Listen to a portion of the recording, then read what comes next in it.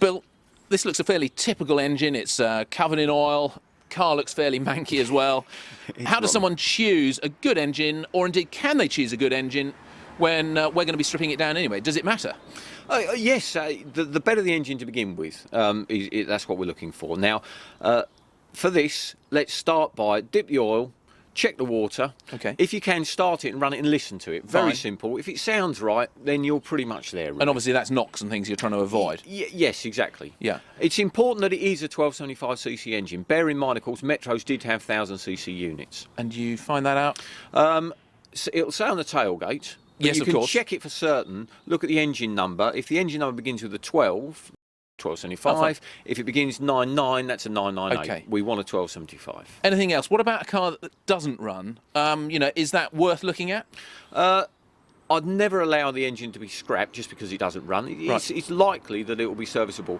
The danger is that it's had a loss of oil pressure, it will have run big end bearings and the crankshaft will be damaged, possibly the conrods won't be serviceable. Okay, so that would be the potential risk. Yes, yeah, exactly. But if it runs and it sounds right, then you know you've got a very good starting point. Fantastic. Well, I think we should remove this engine and get started in the workshop. Let's go for it.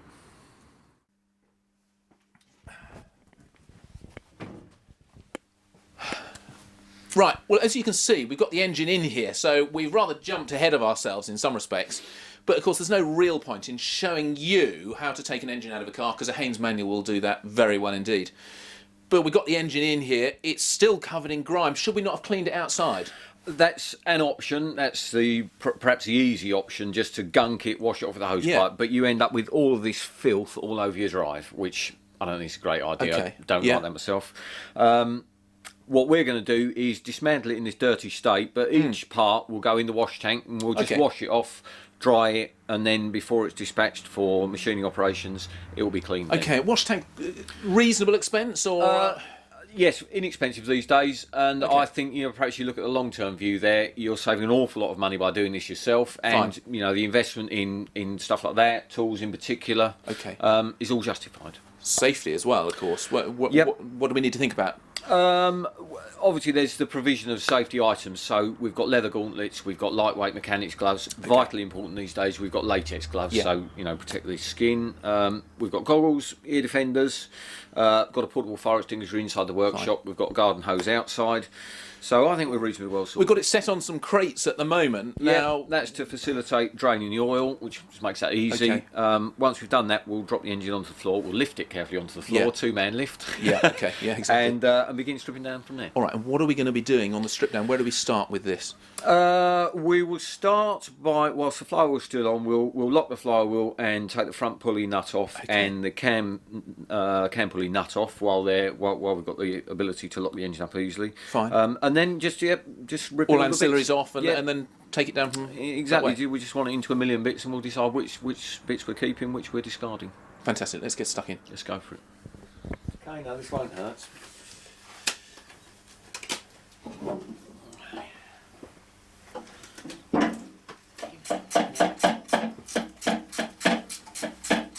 The magnetic tip on the sump plug there, you can see it's carrying the usual kind of muck, but critically, no teeth. I've known, to pull that out and find a gear tooth on there, or a small amount of sort of bits and pieces. That kind of stuff. That's a great trauma. Yeah, if you're really keen, you can wipe that on a bit of paper and have a careful look to see, exactly what is in there. But no, that's completely normal. There's nothing to worry about there. Fine. Okay, you can see that the flow of oil has more or less stopped there, so we'll just put the sump plug back in so that we don't lose it. And we've now got a gallon of oil captured safely in this discarded oil drum can, and we can take that down the tip for recycling. So that's that dealt with. Good. So let's just say, we've got an aluminium tray because there will inevitably be further oil spillage as we take the flywheel casing off, for example, and the filter housing off and that. There's always spillage, so a tray like that is ideal. Yeah. Okay. Right. Straight back. That's it. Sorted, okay. So we can lose those. You could use an air wrench or a nut gun to speed up the dismantling process like this, but the problem with that is you never get to feel what's going on, and by removing things by hand, your attention is drawn to, for example, any threads which aren't good, and you just get a better feel for it. So I prefer for the extra, you know, few minutes that it takes to do all of the dismantling by hand. Fine. Does this just? Oh, there's one more there. There's four. That's right. 4 bolts there.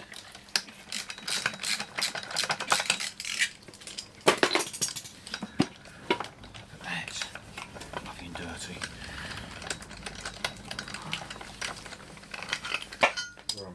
Okay, next step is to remove the front pulley. Now I need to lock the engine because at the moment it all rotates, of course, as it should do. So I have here a discarded shell bearing, which I'm going to just insert in the ring gear, which will nicely lock the engine for me. So you can see I've just slotted that into a tooth there, bring it down so it's nicely in contact.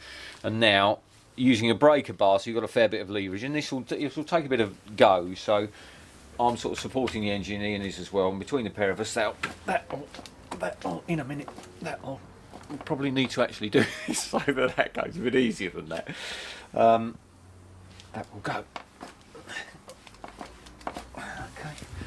Stand by at the moment. Very long lever here, which we'll have up there, and now with this goes with a bit of a snap. So you ready? Here we go. That's it.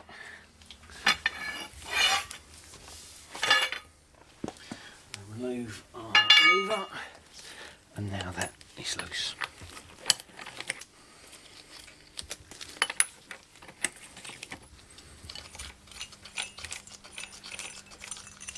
Okay, that can go now. Box of gubbins, the front pulley.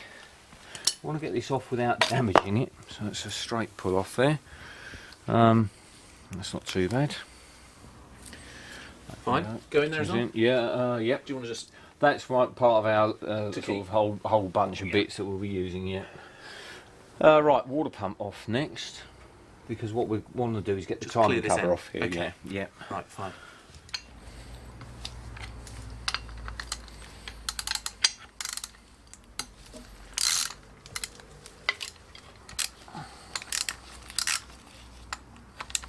Yeah. Even if you drained the block, you very often lose a bit of water at this stage, which is why it's useful to be in this aluminium tray, so you don't end up with it all over the carpet or on your floor. Okay, that should just come off there. There's a little bit of water. And obviously in the sort of hurried removal, you can see we're just sawing the hoses off. Now the water pump, we won't be keeping that, but that can go in the pile there. Now, obviously we've got a much freer view now of the timing cover, which is what we're going for next.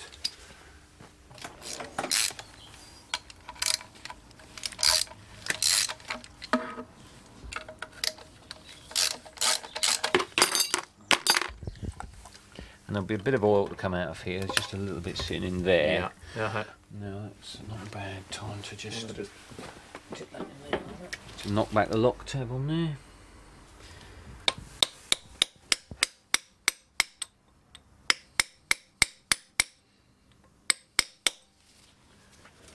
Yeah, the front pulley bolt and the cam sprocket nut, they're both inch and 5/16, and that's a socket that you will need and doesn't usually come in a sort of standard range of sockets. Yes.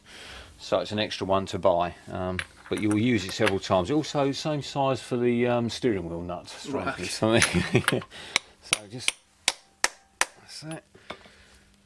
Now we're still locked, flywheel's still locked. This isn't usually quite as tight as the actual front pulley nut itself. So we should be able to undo that now. There it goes.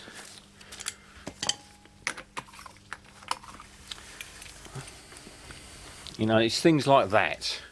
You look at that and go, it's only an old nut. But the stock, the supply of those is exhausted.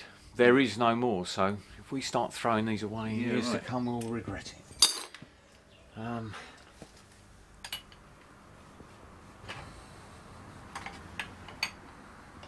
Better than abusing your screwdrivers. Yeah. But it's all coming off quite easily though, isn't it? Yeah, it does do, yeah. I'm quite sort of surprised how easily it's all coming to bits actually. I mean, this engine, as we noted, has done 56,000 miles, you know. Nicely run in. Just that can just sit in the timing cover there.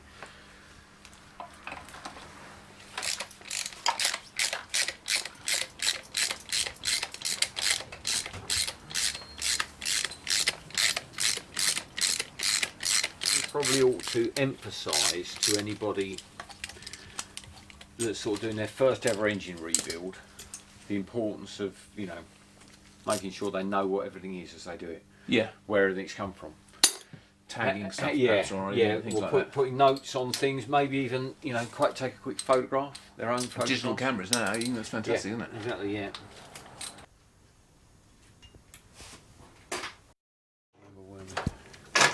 What are you talking about? This bit just in there.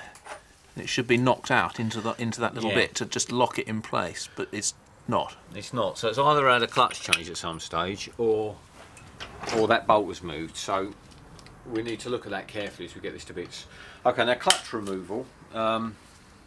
Still got our locking plate in there. Of course, that's got to move up to the top. So on the other end of the engine now. So now we go to undo the main pulley, the main bolt.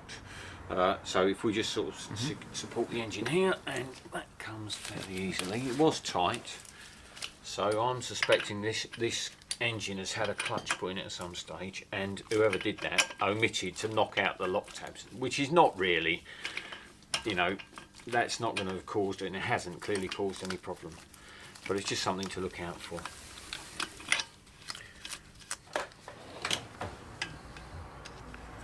That's there. And that just interlocks the flywheel to the crankshaft. Okay. Make sure the flywheel's in exactly the same place. Right. Now this is an interesting phase of the game. The flywheel tool. Yeah. You can buy a flywheel removal tool for about 15 quid, and it will do the job on this kind of thing. For race engines, because of the high RPM usage, it can be quite an epic getting a flywheel off. So I've invested in the very most ultimate there is in terms of flywheel pullers. This is a work of art. But your ordinary domestic flywheel puller for 15 or 20 quid or so, a Sykes Pickerman type thing will do the job quite nicely. Yeah. See, this flywheel puller is made by a bloke who races, or who builds race engines for minis, and it's, you know, he's had to solve the problem. Yeah. And very often the flywheel can actually come off with almost explosive force, but he's got this little debris here which captures it as it comes off. Okay. So you don't get it flying at you. So back on with the puller himself.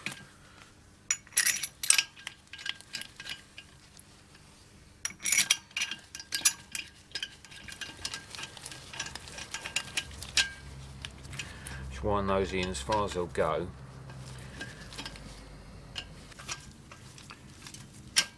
There's Bill very happily on both knees, you know, fit young lad that he is. We can't do it. And both of us completely shot to bits. Didn't you point out to me last time I'm the oldest, Ian? Yeah.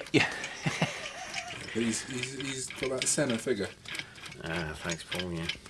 It's taken you a couple of hours to mention my centre genetic appearance. Now this is nice because there shouldn't be any bashing and crashing. But what I think we need to mention is, at this stage, let's let me get this up to the point where we're about to go. Okay, now I'm about to put the load on here. It's hydraulic, so I can get a 2-ton load on the nose of the crank there to pull this off very easily. When you're doing this with your domestic flywheel puller, first thing is be aware that if it needs a great deal of force to pull it off, which is quite likely it will do, it can come off sort of fairly explosively at the moment when it lets go. So just be aware of the fact that this is going to sort of pop off, and it's going to make quite a loud bang potentially, so which you might find alarming if you're of a nervous disposition. And the last thing to say is, the first time I ever tried to pull a mini flywheel off, I just proceeded to keep on winding it up until I completely destroyed the puller. And what you quite often need is a judicious and gentle tap at the right moment. So I'm putting my hydraulic force on here. In fact, I'll put my locking shell bearing back in the tooth there. What I'm going to do is with a steel hammer, I'm going to have a gentle little tap on these bolts here, which will just put a bit of vibration. Yeah. Which you know will very often be enough. Tighten up a little bit. Judiciously, I'm going to give this a tiny nudge through the starter motor hole, just to encourage that on its way.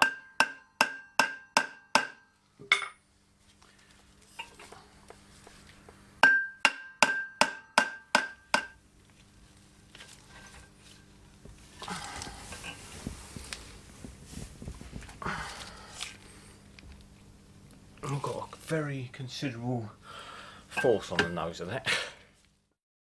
Now obviously remove the puller and then off comes the flywheel, and you can see there that that's in pretty good nick, the tail of that. That's not bad at all. We'll have a careful look at it when we get the rest of the engine to bits. There goes our flywheel and clutch assembly in, thank you.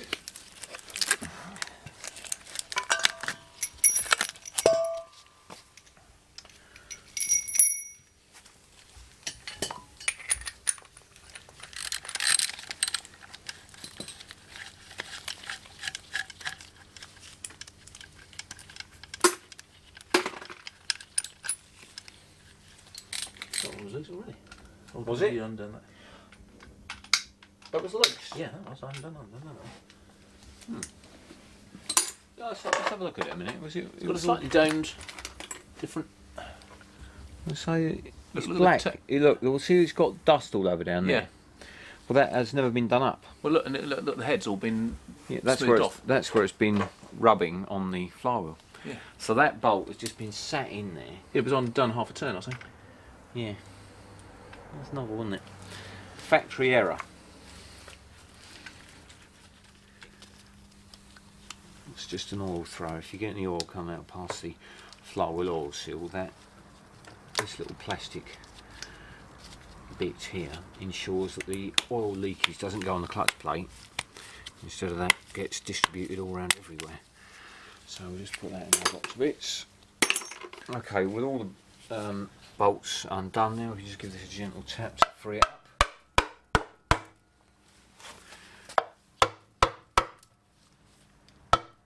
This is actually doweled on, so it needs to come off square. There's a dowel at the bottom there and there. Oh yeah. And now that's crucial because obviously you've got the outer supports for these the two transfer gears. Their outer bearing supports are in the housing, so the housing and the casing are doweled, so there can't be any movement between them. Yeah. Simple. Okay, that can go in our pile of bits. So we've got a little bit of oil leakage out of there, but that's basically looking good. Now something's gone on here because we're going to struggle just to get that's not too bad. That's going to resist the primary gear here. Doesn't quite want to come off because there's been a slight bit of fretting of the sea washer in the slot there. So we just want to dress that out very slightly.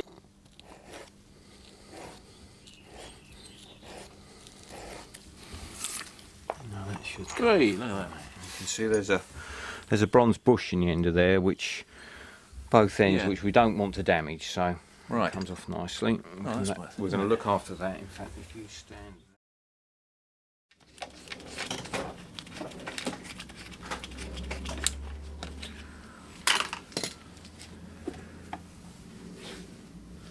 That's it, lovely.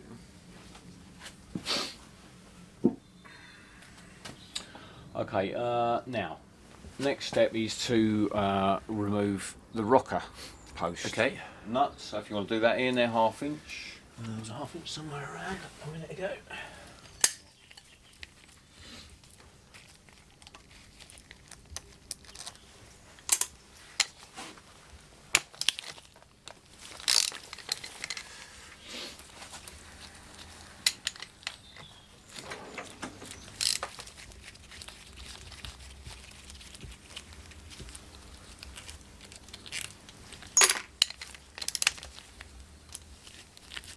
to undo the head bolts, I'm sure it's not important, but I always do this in the tightening sequence. I undo them in the reverse of the tightening sequence. So starting at the middle here, and we just want to go a bit of a turn on each one so that you sort of release it.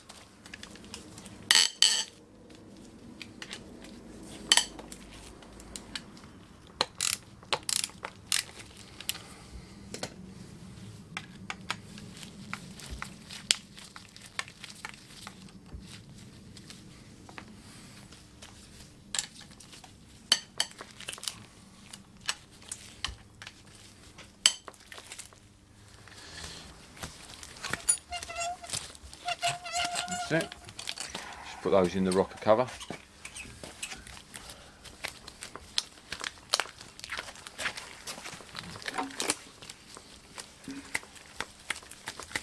That one's brought the stud out with it.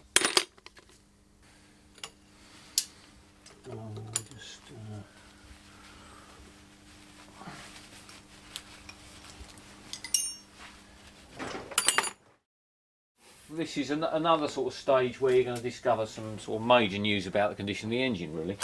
So it's a bit of a sort of snatch to loosen it up, and then just off it comes, keeping it square. That looks pretty good to me. You can see in there you've got the tops of the 4 pistons, no holes, no nasties. That looks fine. Yeah. So that'll do. It's all salvageable. So that's another bit for our scrap pile. Gasket can go.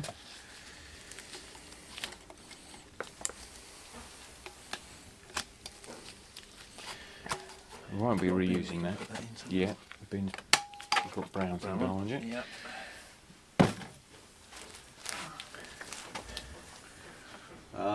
You take the head studs out next, Paul. Ian. You put that socket wrench on there, they'll just all unscrew. Oh, will they? They might even unscrew like that. Okay. If not, you're there.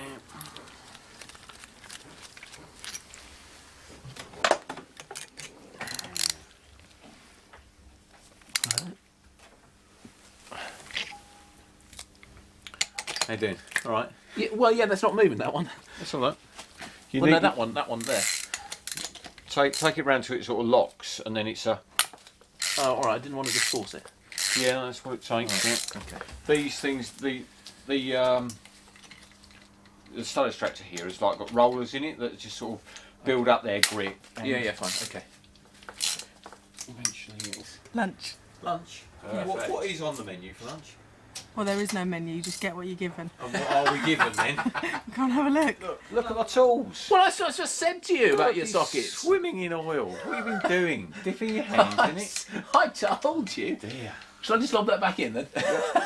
No. That has to be clean up first. Don't try this at home.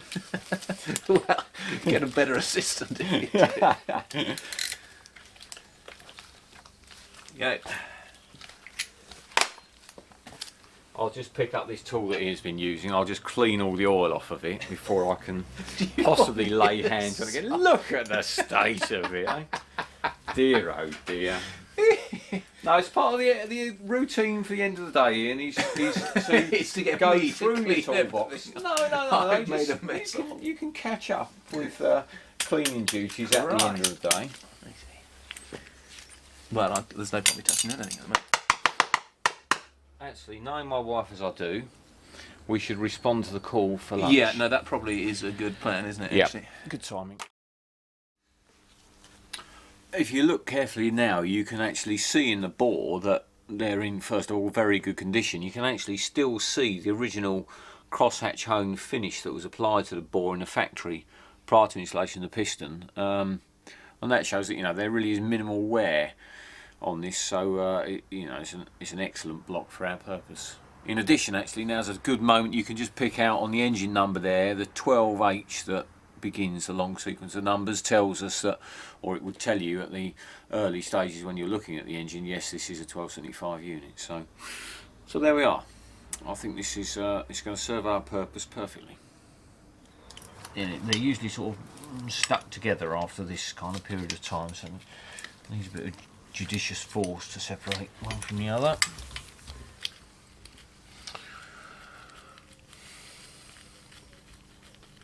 I'll just use that bolt. It's just got in there, and then we'll be able to pull the drive out. Hey, that's clever. Just a gear drive. Oh, that drives off of the camshaft. Okay, and now just to separate, just use a gentle bit of leverage there. And again, this is dowelled, the engine to the gearbox is dowelled on the back end there and there. So we need to we need a bit of a screw just to separate that.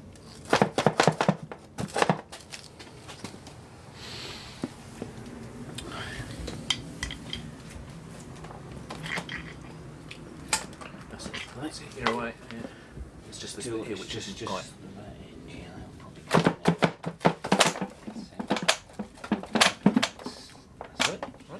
And then lift the engine up and just slot that straight on, and then we're up where we need to be. So once we're bolted on with that, there's a lift.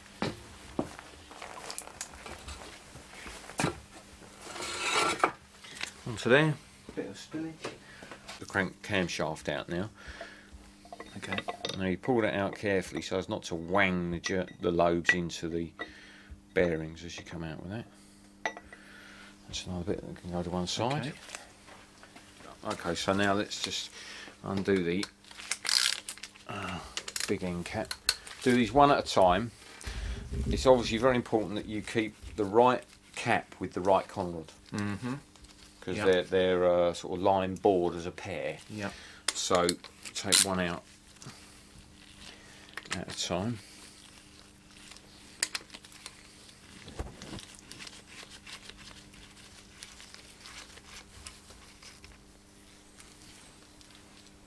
And then give that a little gentle tap, which will just loosen the cap. There you go. And then the cap will come off. Just left the bearing on the crankshaft journal there, but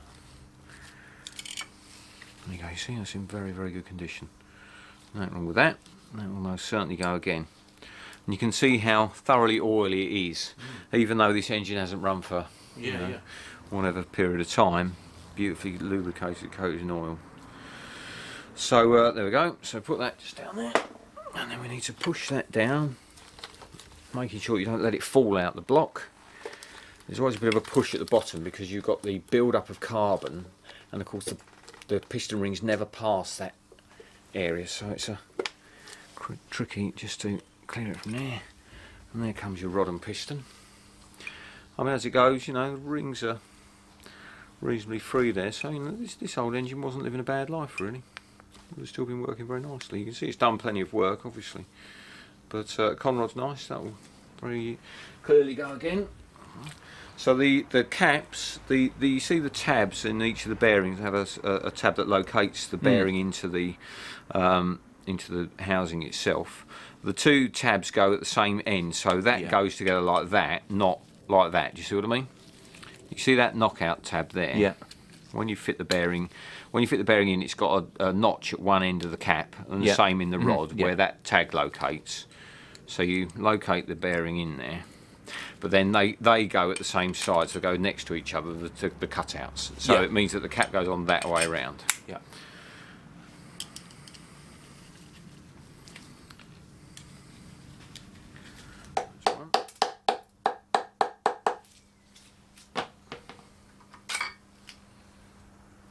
Nice bearing.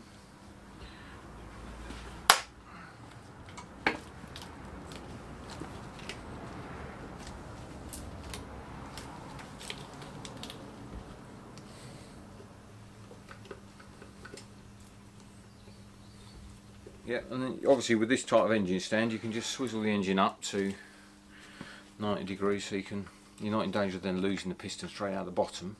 And you can see it's just a matter of getting the rings over that bit of carbon at the top of the piston ball. There you go. Out it comes. What of those are we keeping?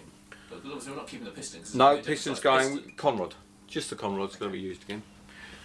As long as there's no, if you'd have had a failure of the of the bearing here, such that the bearing overheated, then if this section of the rod gets heated, it can become ovalized by a sort of hammering process. So you're looking to make sure that the bearings are in good order as you remove them to. Right. So actually, the condition of those bearings is important. Very much so. The condition of the conrod. The condition of the conrod and of course the crankshaft. Yeah. We won't actually reuse the bolts. We've got new and upgrade bolts to go in. They're just stronger. Yeah, better quality material. Yeah. Be careful not to whack your fingers. Come on, off you come.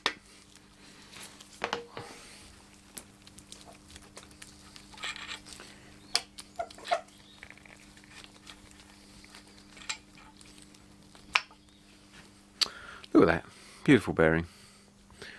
That'll do nicely. Oh, and you can't get the main bearings caps mixed up.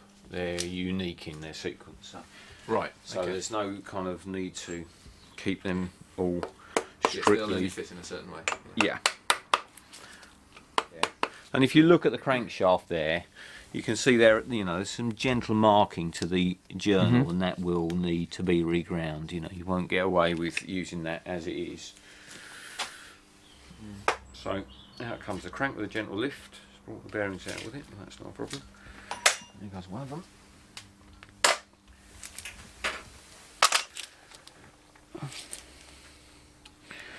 So there's our crankshaft.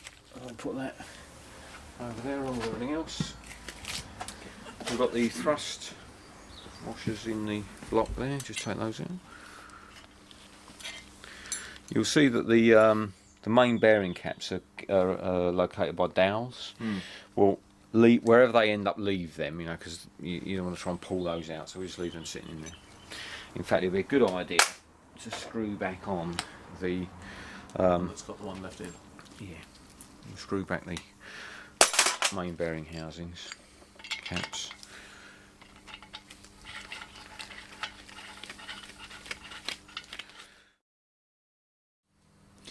Right, well, we've stripped down all the engine and we've separated all the parts into two piles. Essentially, this side are the bits we're going to get rid of, this side, all the things we're going to keep. Now, but why are we getting rid of some of these bits? I think some of them are self-explanatory, but others perhaps not. Well, let's start, obviously, flywheel and clutch assembly here. That's going in its entirety. We will replace that with a steel flywheel and backplate, which is much more able to withstand high revs. It's lighter in weight as well, so better response, and we'll have a new clutch pressure plate and the friction plate as well. That's going completely. Sorry, you don't need that for an exchange or anything? No, that's scrap metal. Okay, fine. The timing gears here, that's a simplex chain. As you can see, just one row of teeth there. We'll replace that with, we've got a Cams duplex kit for that, which means that there's two rows of teeth and a double row chain, so it's much stronger. It's also lighter into the bargain, and it's adjustable. It's a vernier adjustable kit, which means you can optimise the cam timing very easily. Water pump, never a good idea to keep that. They usually spring a leak in their sort of second life, so it's a cheap part to replace. The distributor, we're going to discard that completely and have one with a bespoke timing curve to suit the engine spec that we've chosen. The fuel pump, mechanical fuel pump that bolts into the back of the block, we're going to lose that. We'll use an electric pump that will deliver the required flow rate and pressure for our purpose. A bit of old scrap aluminium there. Fine. That came off the gearbox, and it's one of the only bits on the gearbox which in fact is unique to the Metro and not used in a Mini, so that's going. Camshaft, that's completely scrapped. We've got a replacement Kent cam to go in, which is with a profile to suit. The rockers, they're going. We've got roller tipped 1.5 ratio rockers, which are designed to go with the cam to give us desired cam lift. The rocker cover, that would go again and could be painted, but we've got a rather nice looking alloy one to use in its place. So that lot's going. Right. It leaves an awful lot of bits that we're going to keep. It does, actually, yeah. That's good. So, shall we just sort of start from the front and we can quickly work our way through these? Yeah, okay. Well, peripheral parts, the timing cover, the breather there, the water pump pulley, the front pulley, the flywheel casing and the flywheel cover, they're all okay. Yeah. We come to the real guts of the job, the important parts, and if you like, when we were stripping down the engine, there are certain bits that are critical to the rebuild, and let's talk about those, starting with the block, I think. Okay. Let's talk about the block, because this is the real deal. We've looked very carefully at this. First thing we're looking for is to see that the bores haven't been linered, so Yes. that it was a fresh bored block, which it was. So that basically comes down to luck. Once in a while, you'll get a factory supplied block that had a liner or even a set of liners in it. Yeah. But no, the bores are good here. Okay, good. The main bearing caps, we've looked very carefully at the face of the caps where they sit on the block to ensure that they've mated nicely with the block and there's not been any fretting there. Okay, so this is down here That's where they it, actually go onto the particularly main the part. centre one, where the centre cap sits onto the block there. It's not particularly usual for a road engine, but you can get fretting there, which damages the surface. By fretting, you're just meaning this tiny movement. Yeah, exactly. Yeah, very, very slight movement of the cap against the block causes a sort of distress, which causes localised heating, which picks bits of metal out of one and into the other. So you get a kind of slight welding process going, Right. which is very bad, obviously. So that's okay. And we've looked at all the threads. As we've taken every bolt out of this engine, be careful just to assess the fact that it's coming out nicely and nothing's broken off. All of the threads in this block are in good condition.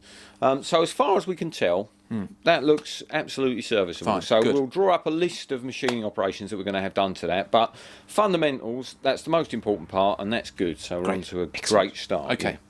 Right, next the crankshaft. As we took out the rods and pistons, as we lifted off the main bearing caps, obviously we looked very carefully at the shell bearings, the big end and the main bearings, and in all cases the bearings, whilst worn to some extent, they were in very good condition. Right. So we've had no bearing failures. So the surfaces of the crankshaft journals is good. That means there's been no localised overheating of either the big ends and particularly the journals of the conrods. So Yes. all of that lot's in good condition. So the crankshaft, that will go again. We can have that serviced, and we'll add that to our list of required machining operations. Conrods, they're, as I said, they're in good condition. Yeah, we'll we've looked put at new those. bolts in those, but yeah, they're fine. The cylinder head. Now the head itself, that wants a lot of work to achieve our 100 horsepower that we're looking for. That will need a great deal of modification, but the indications are that it's in good condition. And that's going to be a casting which we'll offer up for exchange for a ready modified. So head. we're not doing that ourselves. No, I'd actually advise against that. People do try and home modify heads, and if you're hugely persistent and very, very patient, and you've got a few castings to work with, you might eventually get there. But I've tried it myself only for a short period of time. It didn't take me very long to realise that.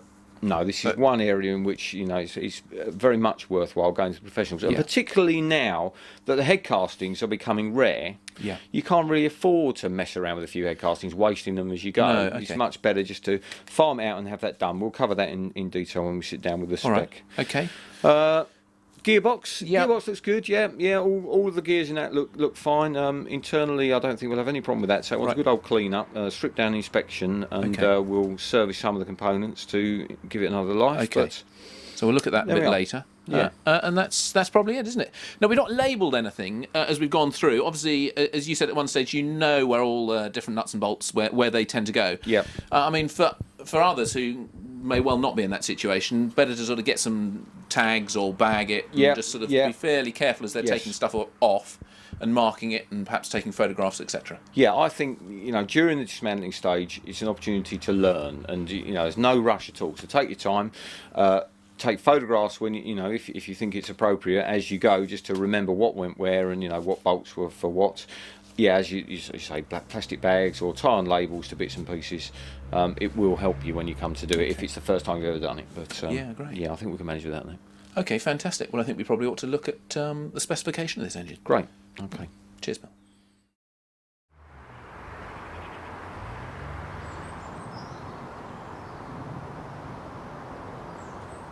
Okay, Bill, we've stripped down our donor engine. We've got two piles, one we're going to chuck, one we're keeping. We've got a set of specification. I imagine you've got that in mind, and obviously this is a 1380 engine, but how have we come to those conclusions in terms of things like cams and what have you? Simple objectives. We want a significant horsepower increase, but we want to retain the sort of tractability, the usability of the engine. So, obviously hike up the capacity. That's the simplest way to gain some horsepower.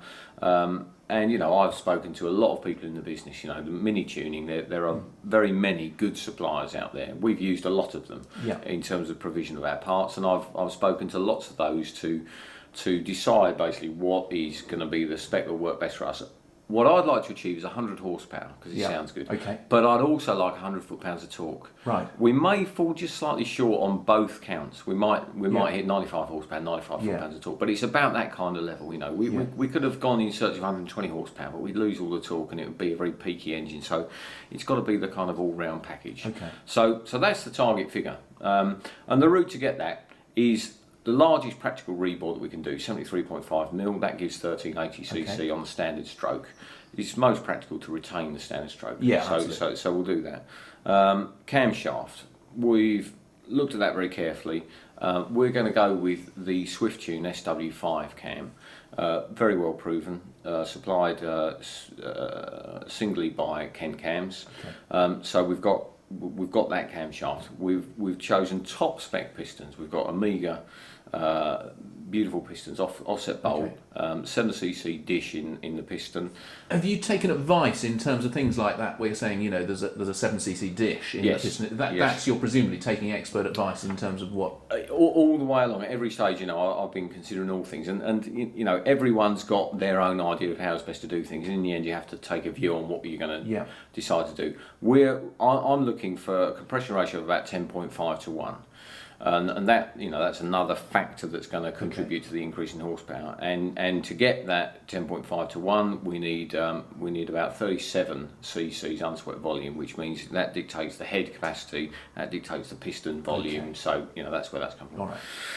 All right. So what we've done is, with all of our bits, I've sent the machining work off to Rob Walker, who's you know, a very good chap. He's done a lot of work for me over the years, and I know that I can give him the components, and he'll do a top job on those things. So he is specifically going to rebore the block for us. 73.5mm. We're going to have the centre main strap fitted to the cab.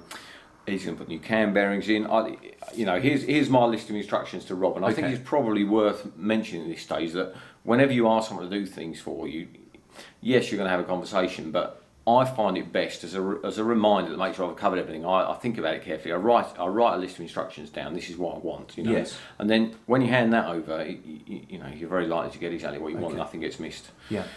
So you know, we've asked Rob to bore the block, replace cam bearings, do the centre main cap, skim the top of the block, 25th out of the top of the block to bring the pistons nearer to the top to contribute to the compression ratio. We also asked him to acid dip the block. To clean it in the best possible fashion. He's reground the crankshaft for us, tough dried it and balanced it. He's removed the old pistons from the rods, balanced those, put new pistons on for us. So that's the job that we had done there on the machining stuff. You'll notice that we've still got the engine number on. That's going to have to come off because we're going to surface the face of the block, and it's also going to be rebored, of course. Got a gallery plug there and there. They're going to be pulled out and threaded, so you can have, you know, basically removable ones for cleaning purposes, really. Removable ones can never ever blow out as well, which that's good. The other two gallery plugs are there and there. It's just exactly the opposite end. Same thing. So same deal. What else? The core plugs at the front. There's 1, 2, 3 core plugs there. Got those, Paul? Yeah. And then there's another 2 core plugs here. Those are pulled out. Took those round towards me. Sorry. Those 2 there, they're pulled out as well. So you've got all 5 core plugs out, and then the whole engine block goes into an acid tank, which cleans it, you know, really thoroughly. And that means that the water jacket's sort of cleaned internally. It doesn't get absolutely everything out, but it's pretty damn good. So, you know, and then out the acid tank, pressure washed off.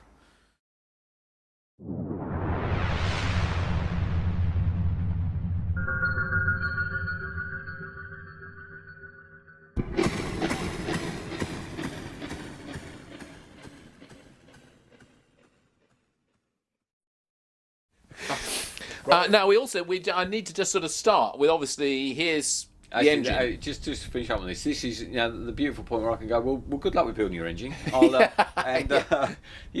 see you later.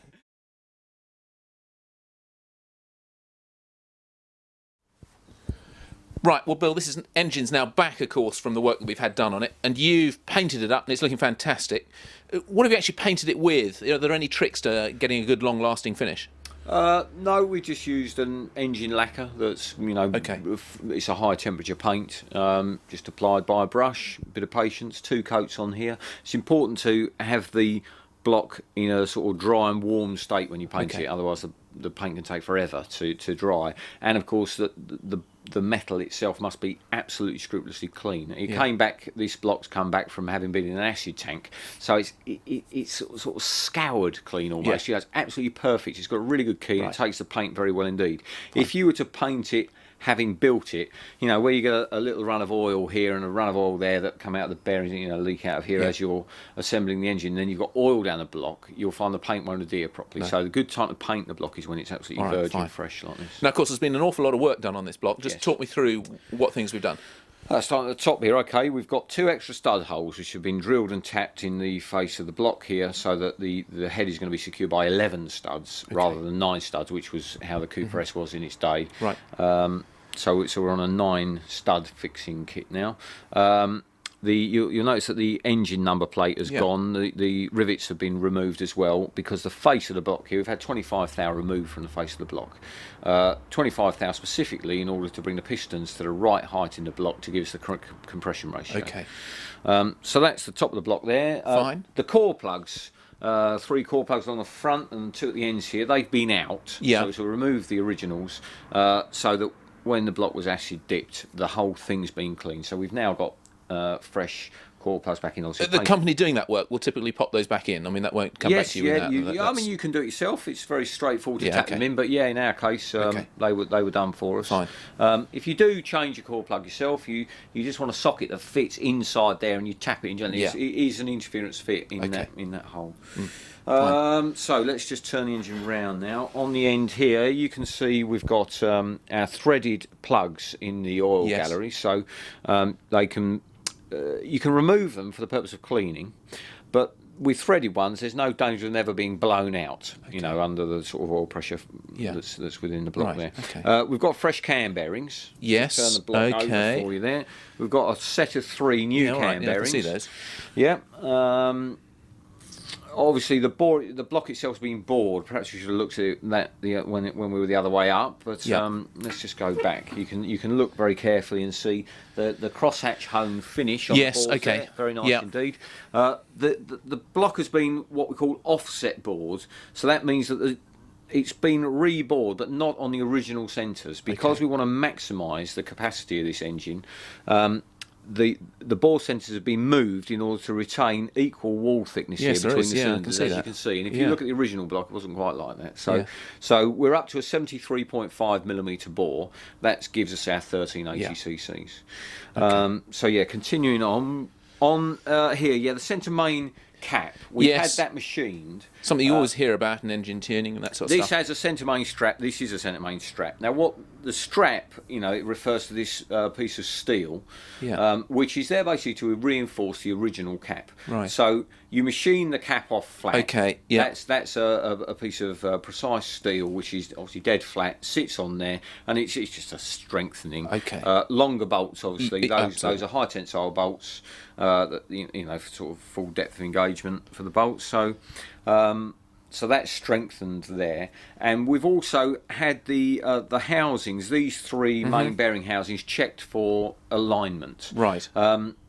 It's not something that usually goes awry in a road engine, but you can end up with those 3 housings not being perfectly in line. So in fact, when you go to turn the crankshaft over, it's not, it has a sort of tight spot. So we've had that checked. There's a mandrel's been in these 3 housings to ensure they're dead in line, and they were. So nothing had to be done to reclaim them. If they are out of line, you need a fairly specialist machine shop then, and Rob Walker could have done it for us. He has the facilities, but it wasn't necessary necessary. And what they would do is take a tiny kiss off the face of each of the caps Yeah. to basically make the hole smaller, and then they rebore those 3 housings in line to Right. give you the original sizing again. Okay. But yeah, we're okay there. So that's that. Other end Anything here, else? we've got another 2 threaded plugs at Okay. the other end.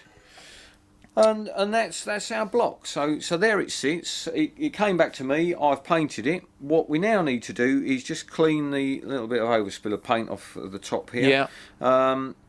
We need to give this a final inspection, a thorough, just a careful second eye over everything Okay. to make sure it's scrupulously clean.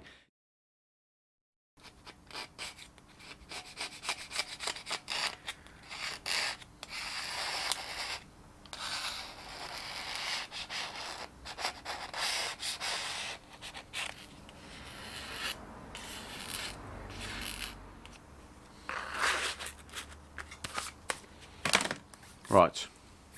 So, I think we just need to sort of say what you're doing and why. okay. Where we've got just at the top of the bore here, it's just a slight edge there. And when you think about it, obviously it's a very square finish. You've got the bore with its finish and the top there. So we're just gonna run that just round there, just take the edge off there. And the reason for that, Bill? Just so that there's not an edge, basically. We don't want a sharp edge as such.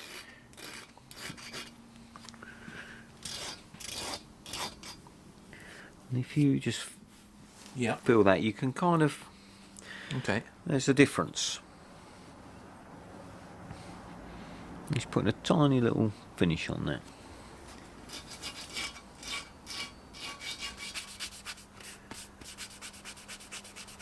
This whole process really is a kind of clean-up. See, there's a little bit of gasket left on there. I've just picked up an old follower here, Paul.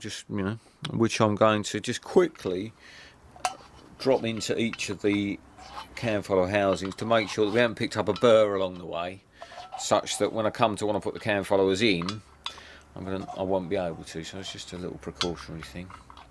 And once I'm happy with these, then I'm going to put the crankshaft rods and pistons in. That's it. So yeah, those are all perfect. Spot on. I know the block's clean here. Okay.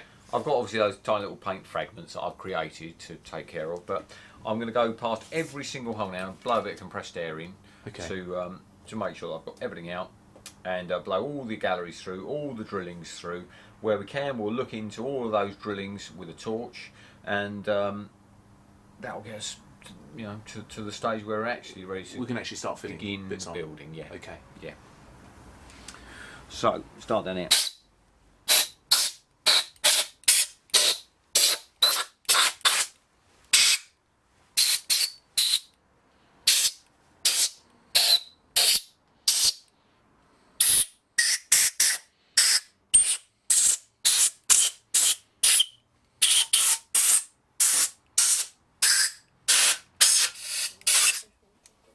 Well, that's a very good idea.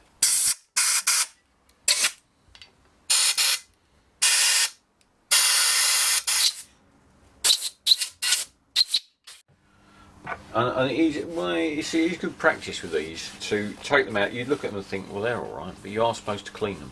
Clean the sort of, and they put a bit of gear on them to preserve them or whatever. So they are supposed to be cleaned prior to use. That's we looked at earlier at bearings, and you saw some sort of well-used ones. Well, there you go. That's what they look like, with this, with the finish.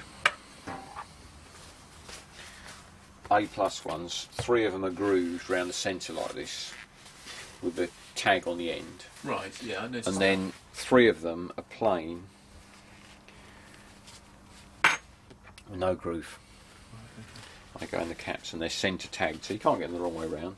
But these are A+ bearings like these earlier A series engines weren't like this. They were all like that.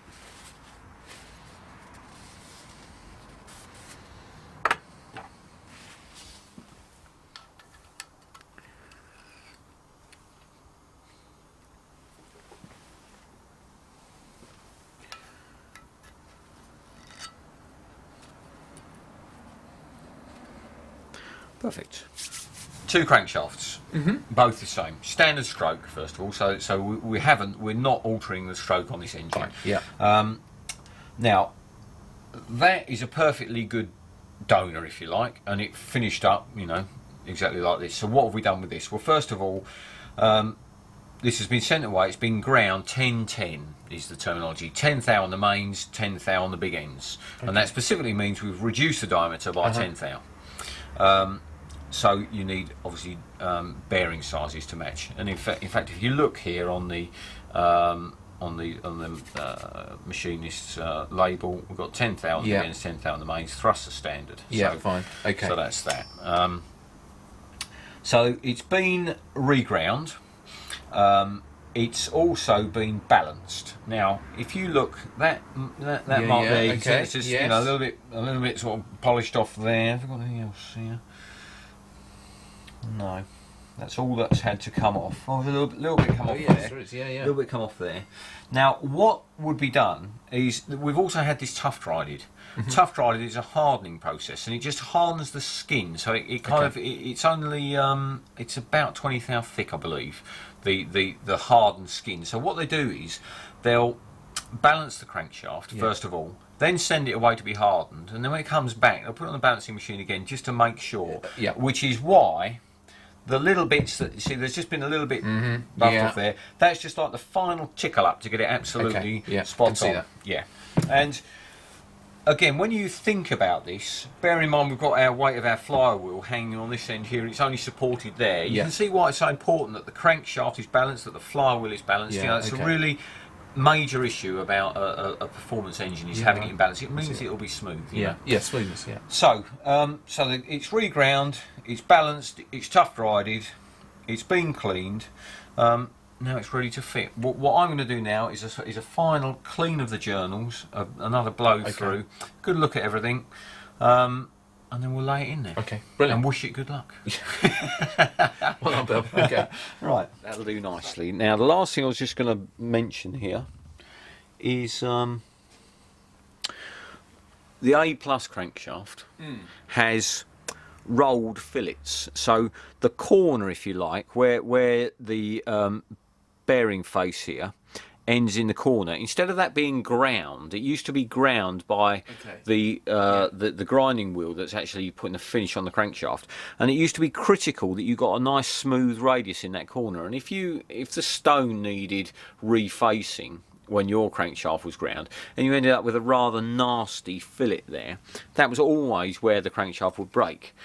So what they did with the A+ crankshaft was they rolled those fillets, so that there isn't touched by the grindstone when it's reground. It still has the rolled fillet, so it's much stronger in that corner, which always made this crankshaft inherently stronger than the earlier 1275 GT versions. So there we are. Right, bit of oil on the journals, a bit of oil on the crank, on the bearings, and we're ready to go. So let's do that. Is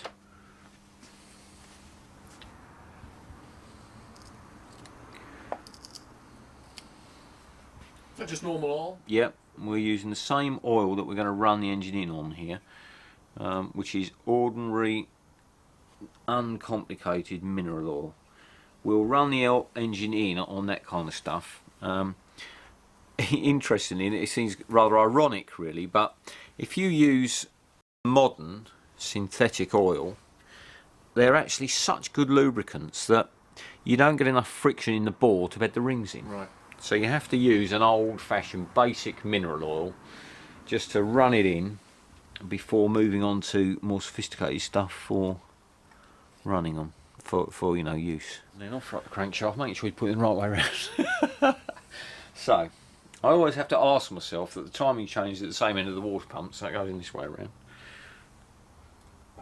And lay that in there. Now it's turning very nicely. Look at that. Now it's slopping from side to side because we need to put thrust bearings in, but we just got a nice run on that. That feels lovely. You see it, you know, it's literally between your fingers. That's great. Okay, right, the thrust washers, thrust bearings, the only time they're ever doing anything is when you've got your foot on the clutch. Because when you think about it, when you put your foot on the clutch, you press on this end of the crankshaft, which pushes on the thrust bearings, which is why it's not a great idea to sit with the clutch down revving the engine, because you just you know friction is working away on those little old thrust washers. So you know, a bit of mechanical sympathy you're going to miss there. So that's the only time they're doing anything. So then you need to make sure you put them in the right way round. There's the side with the cutouts on. That is the bearing side. That's got the bearing surface on it, and there's just, you know, it's steel on the back, or there's a little bit of finish on there. But so they go in so that the bearing face is against the crankshaft. Yes. Makes sense? Yep. You've got a nice finished surface on the crankshaft there. So they just slots in down there. One side, push crank up, and then the other one slots in down there. Bearing surface against crankshaft, and there's just a little bit of end float there, which is exactly what you need, and we'll measure that just in a moment or two when we've got the cap on. Okay, so now we've got our thrust washers and our bearing cap there.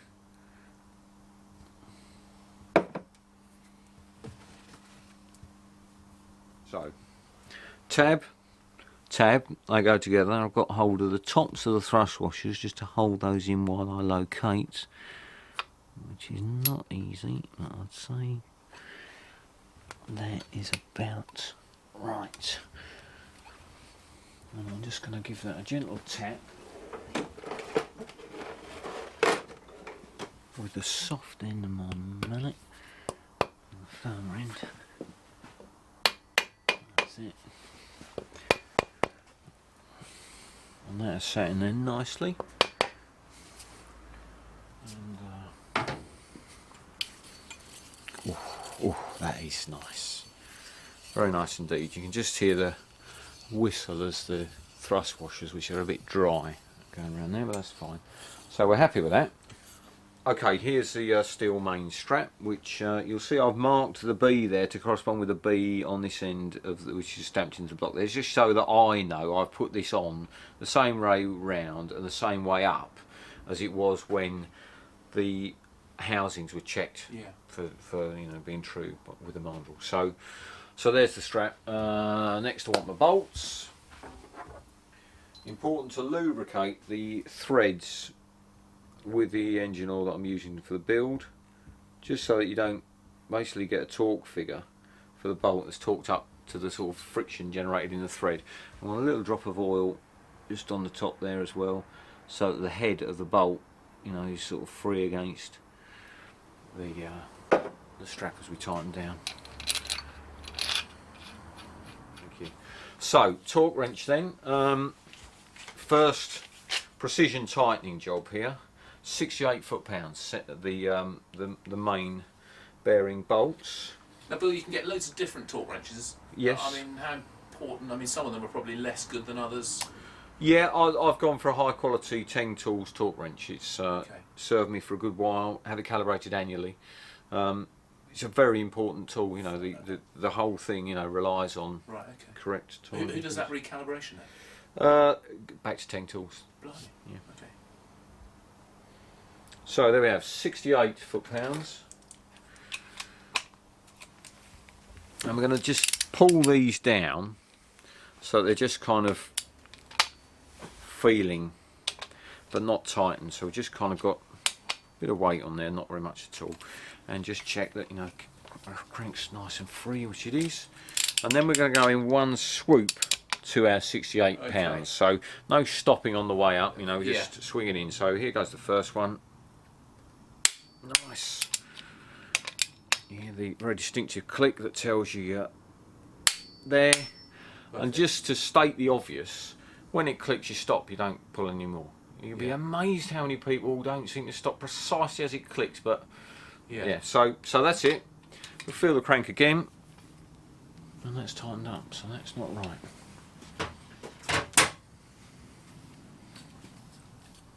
No, that's okay. That's just nice. That's feeling smooth. So we just pick up our torque wrench and check that again. So if you look at the bolts, they don't move at all. That's just up.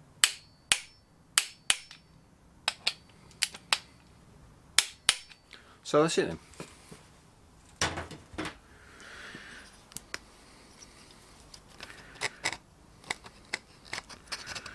bring this up so we've got that on the end there, the reading. Now, if we just give the crank a bit of a move, and then with a bit of judicious lifting of the crankshaft under the web, you can just lift it up and see how much end float there is. Which we'll do, just 0 that.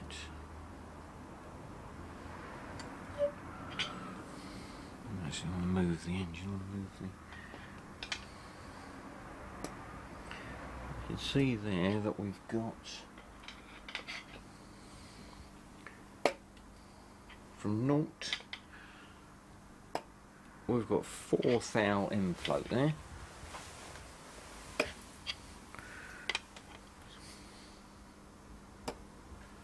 Now, but most people won't have one of these little tools, I imagine. So are they going to rely on essentially the Haynes manual? The feeler gauge method would suffice, yeah. I think it's a good point. The rule of thumb is you need to have some movement there, and 6 thou is just enough. It just sort of nicks backwards and forwards. And what it's basically telling you is it's not going to bind up. Right, okay. So yeah, feeler gauge would suffice. I mean, again, this is another thing you might consider. You might look at this. We're going to use this later on for setting the cam time. Oh, okay. And you can look at this kind of thing, and you know, these days that's maybe 20 quid. So you know, I think it's a reasonable investment. Could just be another good thing to get. Yeah, you know, part of the budget. I think you need to consider these things before you start. Decide what you're going to borrow or hire. You know, as you talked about the wash tank, for example. Yeah. Decide what you're going to buy, and you know, this should be a fair way up. That's all list of considerations. You know, it's got other uses. You know, checking the run out on your brake discs, for example. Yeah. This is it. So it's got uses. Yeah, good. Okay. It won't be a one-off. Okay.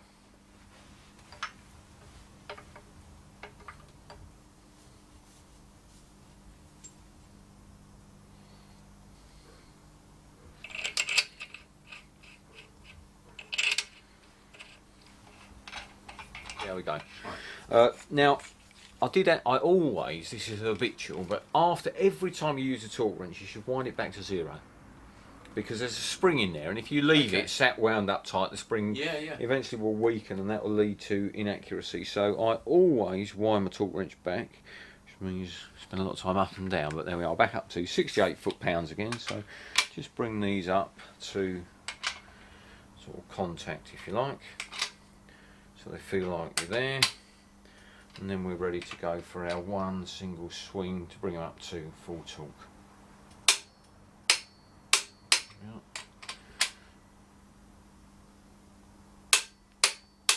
Now, Bill, you're doing those twice, and I thought you were saying before that you shouldn't, you know, just bring them up to the one, do it once, and that's it.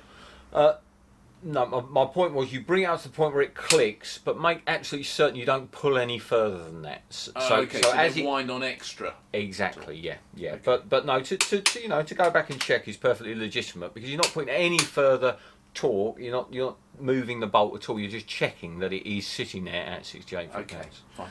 So that's that. We just need to check that we're still free.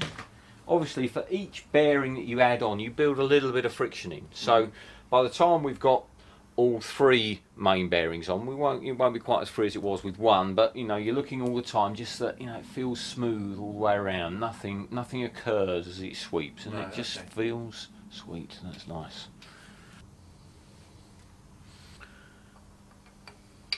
Bit of lubrication again on threads. Oh no, actually that's it, right. Hello. That said paging. Dinner time.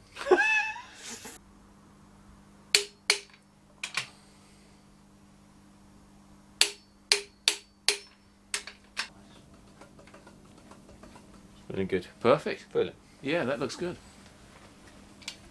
Yes. Yeah, I think you're going to find that little stiction thing is gone. Now we've got all 6 bearings in there.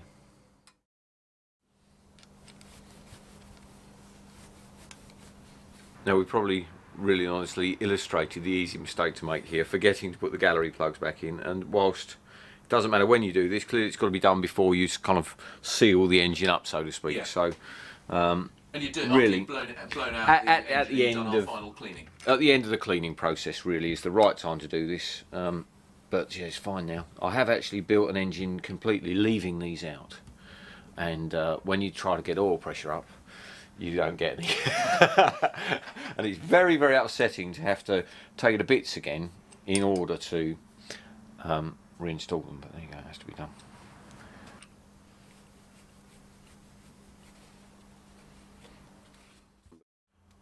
Okay, Ian, what we've got here now is just a quick illustration. Obviously, here's a rod as removed. Yeah. What we did with we just took, you know, our donor engine, 4 con rods. I sent them with the old pistons to Rob Walker. Okay. He has, the thing is, the gudgeon pin is an interference fit in the con rod, so you can't slide them out at home. So I sent him the con rods, set of 4 with the old pistons fitted, and what he has done is he's pressed the gudgeon pins out, discarded the old pistons, don't need those. We have got a brand new set of 73.5mm Omega pistons, top quality piston, absolutely top hole. They came from MED. Right. 7cc dish, offset bowl, you'll notice. Yes. That's to do with flame propagation and burn patterns, Right. so it's quite kind of high level. technical. Yeah, all I know is that this is the way they do them. Yeah. That's the way we use them. But interestingly, obviously that offset bowl is designed to position underneath the spark plug. So there's only, that piston goes in one way round, and you'll notice on the piston crown there's an F. Right. F being for front, Yeah. front of the engine being the water pump Okay. end, yeah? So what Rob has done, he's fitted the pistons to the rods for me. You know, he uses a press to press them in, and you have to match the con rods. Although all 4 con rods are the same, the big end is offset to the shaft, Yeah. and so 2 of them are one way round, 2 of them the other way round. Okay, so if you look, there's this is number 2, and number 3 here. If we hold them both the same way around, so you know that's how they're going to be in the engine, with front there. One con rod is offset one way, and one is offset the other way. Okay. That's just to accommodate the way that the crankshaft is machined and prepared. And where's the identification for the actual numbers then? The numbers have been stamped on the rods actually by Rob Walker in the machine shop. Okay. So he's just numbered them. It's crucial to do something in the way of numbering, because then you can't mix up the caps. Yep. You'll recall that I said you know you must not mix up the caps. No. With a standard rod, there's no marking, so you have to have discipline there. Once they come back from somewhere like Rob Walker's, you know they are marked up, so you can't get mixed up there. Okay, so there we have then con rods, pistons. I've actually taken the rings off here just to sort of show you quickly how to fit the rings. That's very straightforward. If you were re-ringing your engine rather than putting new pistons on, you just quickly show you. But how they've to. come obviously with them. They come with the rings on. Yeah. One of the reasons for removing them is that when you do a dry build prior to commencing the complete build, you know you can just drop the piston in and make sure it comes up to the right height, which we'll mention in due course. The only other thing to do before our assembly is we do need to install new con rod bolts. Now you can use standard spec bolts, and this type of engine would live quite happily on a standard bolt, but as one of our sort of performance upgrades, we've got some ARP. These are high quality race spec bolts supplied by Kent Cams. These really are the business. I've used these in race engines that will stand 8,500, 9,000 RPM. So this is a kind of bomb-proof option, really. So we'll install these in our rods, and then we can get these in, really, which will sort of move us significantly forwards. Good. Okay. That threads in through there, and it threads all the way around, holding it together. And in fact, I think the simpler way to do that is just to open that up like that and loop it over, and that will drop in there. And now you can see that we've got that fully closed up. You can see just there that closed up completely, so that's touching there. And then there's a scraper top and bottom. Those go any way up, as does that. It's not important which way up that goes. Are they different from standard rings or anything, or are they just? Yeah, these are unique to the Omega piston. Yeah. Right.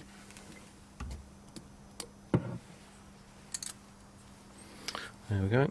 And I'll actually move them round so that the gaps are offset 180 degrees to each other. Okay, then the two compression rings, they're different. You've got a chrome plated ring which goes on the top, and a not chrome plated one which goes the second ring. The second ring, non chrome plated, has got, it's very, very small there. You can just see it's got top on it, so that goes uppermost. Right. So it's important that ring is installed the right way up. So once again, holding this is a bit of an exercise for the fingernails. You need to grasp hold of the two ends and spread that out. Just like lift it down into position, which is about there. And you can still see, your top, so you can check once you've installed it there. So there's second ring and the top ring, which, as I say, isn't marked, and that will go either way up. Same deal again, you just spread that out very gently. Try not to drag it down the piston, because the piston will mark. It's obviously soft alloy. And there we've got the two compression rings on, and again we'll offset those so they're 180 degrees to each other, with the gap being over the gudgeon pin either side. But they are a knockout, and you'd only ever do that while holding on to the rod. You wouldn't like put that in the vise or anything, you know. You've got much better sort of shock absorption if you're holding it, you know you're not going to do any damage to it. And again, I'll emphasise, you know, this is one where I'm holding the rod, I'm just supporting the piston so it's not wanging around, and just gently tapping that. So this is bolt a vice home. job, sort of. Absolutely not a vice job, no. And that shouldn't take any more than a gentle tap like that, and you hear it, the note change when it's home. And you know, when you tighten up the nuts, you're going to pull that in anyway, but you know, you should feel that that's home. Yes, you know, this is, there's no question about it, this is a tighter housing, because I've needed a little bit of tapping just to bring it down to where it gets slightly broader there for the fit. So it's going to need a bit more of a knock, but I'm sure this will go in.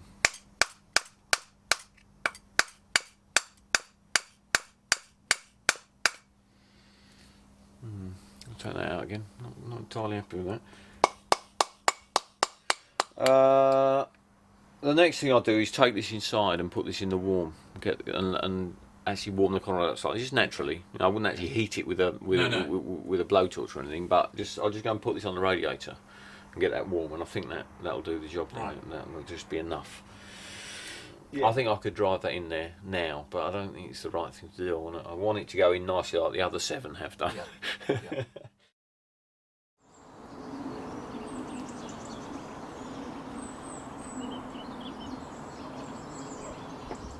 Okay, here we go. I feel this is momentous. Yeah. So, I'm going to put piston number 1 in first of all. So the first thing to make sure is there's number 1 cylinder. I've got the big end absolutely bottom dead centre, so that when I drop that in, the ends of the bolts aren't going to hit the journal, again journal. So turned it down like that. We're going to be, you know, this is a sort of cautious, careful part of the build. So I've scrupulously cleaned, you know, the rod, the bolts are clean, bearings in there, the big end bearing shell is in. And what I'm now going to do is lubricate the rings very well indeed. So we want a good bit of oil round here. This is where you end up getting quite oily yourself, and I want that oil to be in those ring grooves. So I'm just rotating the rings now so that they carry the oil into the ring grooves, because of course when we fire this engine up initially, when we first run it up to bring the oil pressure up, the initial sort of turning over, the engine will be relying on the lubricant that we have put in position by doing precisely this. So, you know, don't rush this phase. It gets a bit messy on the fingers, but you know, you want a little bit of oil just on the gudgeon pin, just down there. We'll put some oil on the cylinder walls, which we'll wipe round by finger as well. Bits dripping out the bottom now as well, that's not a problem. Okay, so now we'll just go back to positioning our rings how we want them. So we've got the scrapers, making sure that they're 180 degrees offset to each other, with the gaps just above the gudgeon pins, and same with the compression rings. One there, one gap around there. Do you get that bit in? You're with me, yeah? Yeah, I am. Okay, and then so, if you just look now, we've got the F to the front with number 1 cylinder, number 1 of course being next to the water pump. So we've got F there, and if you look at the offset on the conrod, you can look down there and see that that is correct. That's going to go in right. So then initially, obviously, as you put this in here, you don't want to sort of, you want to be very careful just to slide that down and allow the piston just to sit on the rings. Now we need the piston ring compression tool. It's a bit of an old friend, this compression tool. I've had it for quite a long time, so it's all a bit old looking, but oil again round here. Just put the tool around the rings there, lift the piston up very slightly, and then get a hold of that and squeeze it up. And that squeezes all of the rings tightly into their grooves. Now the piston is just lifted out slightly. Now I'm going to give it a gentle tap down. I'm certainly not going to hit this into here. No. I'm just going to use this to tap it in, and it's just a kind of feel thing. I've made certain that my compression tool here is sitting flush against the block. Yeah. And so here we go then. It's a gentle tap, tap, tap, tap, tap, tap, tap, tap, tap, tap, and that's in. Perfect. That's it. So that's sitting in there now. Now the big end, nothing's collided with the crankshaft. Yeah. The journal's clear. But now what we've got to do is turn it up the other way, engage the big end shell on the big end of the crankshaft, and then we can put the cap on, tighten it up. And we're going to do the complete installation and assembly of one piston and conrod at a time. Okay, yeah, so you complete the whole process on one. How we're looking? Perfect, that looks really good. Yeah. Okay. Okay, so we just spin it up now. There we go. And you can see there, obviously, the end of the rod. You can see that the rod bolts have not come anywhere near striking the journal of the crank, which we obviously were seeking to avoid. That's why we positioned the crank journal down. So what we need now is a drop of oil for the bearing.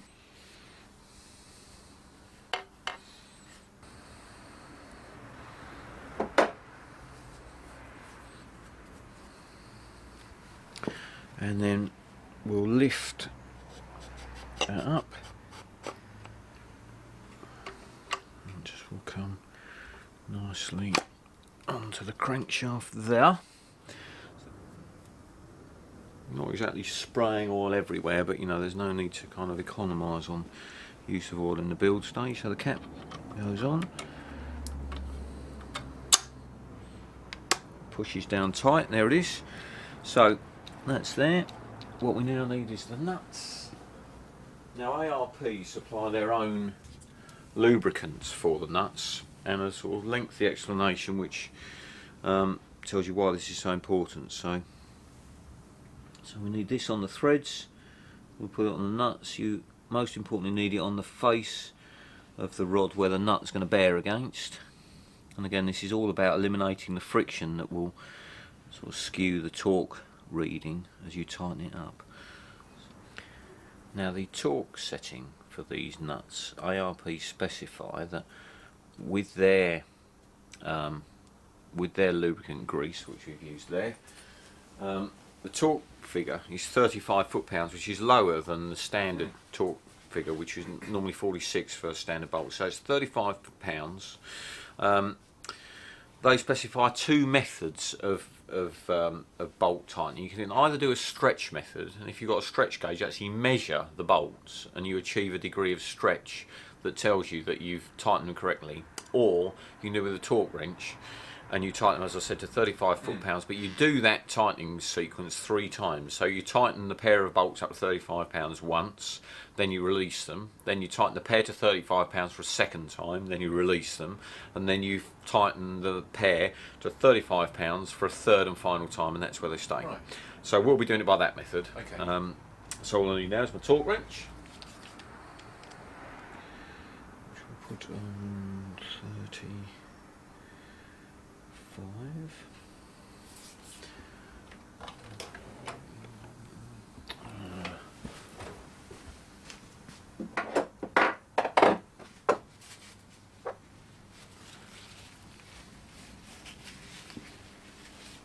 actually smaller.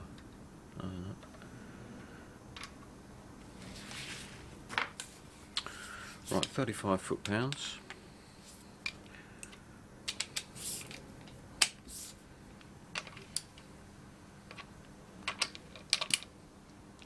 So we do the old procedure where you just kind of bring them home, if you like, into contact, and then one swing for 35 on that one, one swing for 35 on that one. That's nice. And if you just turn that round, you see you've got a nice, you can hear the rings. You can hear the rings running up and down. That's the rings that you're hearing, yeah. You can hear the rings on our crosshatch home bore. Yeah. Lovely, you know, and that's just such a nice smooth turn, you know. So that's it. That's tightened up once. So then we release them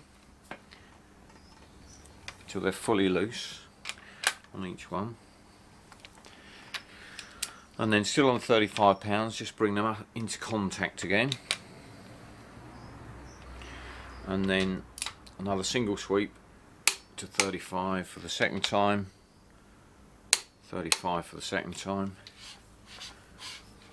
Yep.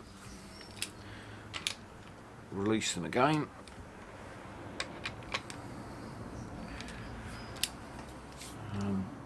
And then for the final time, third and final time, just bring them into contact. There we are. And then sweep to 35, 35, 35, job done. So that's number one piston, rod and piston installed. Looking good. Yeah, nice. That's just beautiful. That's really Fantastic. pleased with that.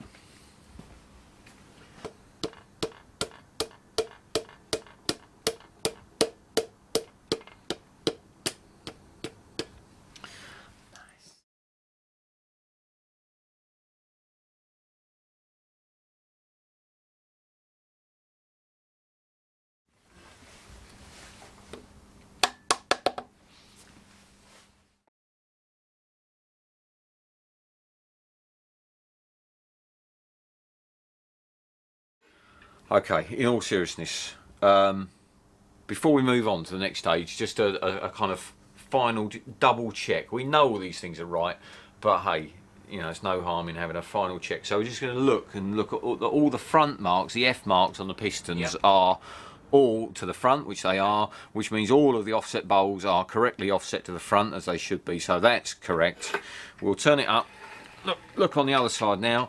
And we know they are right because we've been super careful throughout, but we'll just have a check on the caps and the rods to see that number 3 is with number 3, number 2 is with number 2, as we can see there. Whiz it over and check that number 4 is with number 4 and number 1 is with number 1. So we've assembled all of that correctly. We'll pick up the torque wrench for a final time and we will check that we've got... I'm not going to loosen them again, but I'm just going to click each of the big end nuts just as a final check. Turn it over again.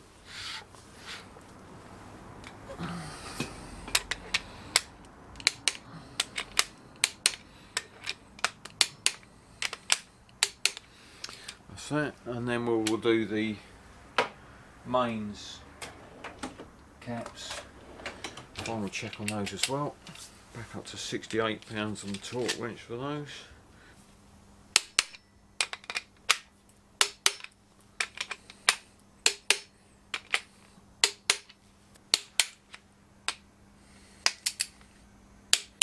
Great.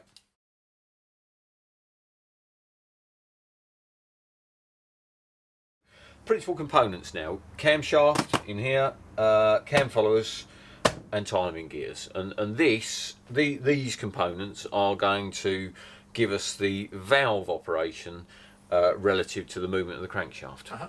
So we'll start off with the cam followers.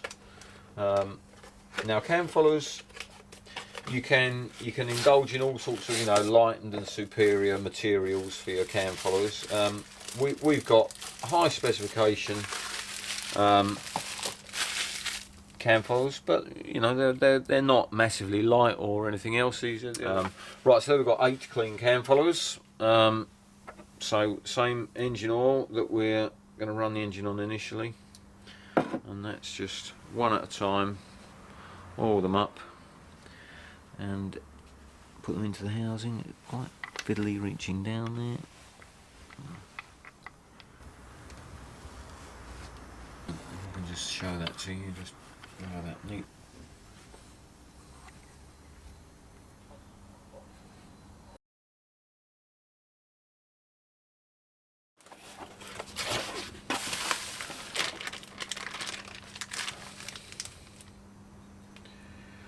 Now the camshaft is marked SW5 on the end, which is the profile number. Okay. That's a Swift Tune design, unique to them, supplied only by Kent Cams.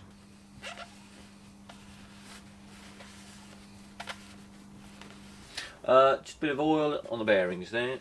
We're going to slide the cam in a moment, so just make sure they're nicely lubricated.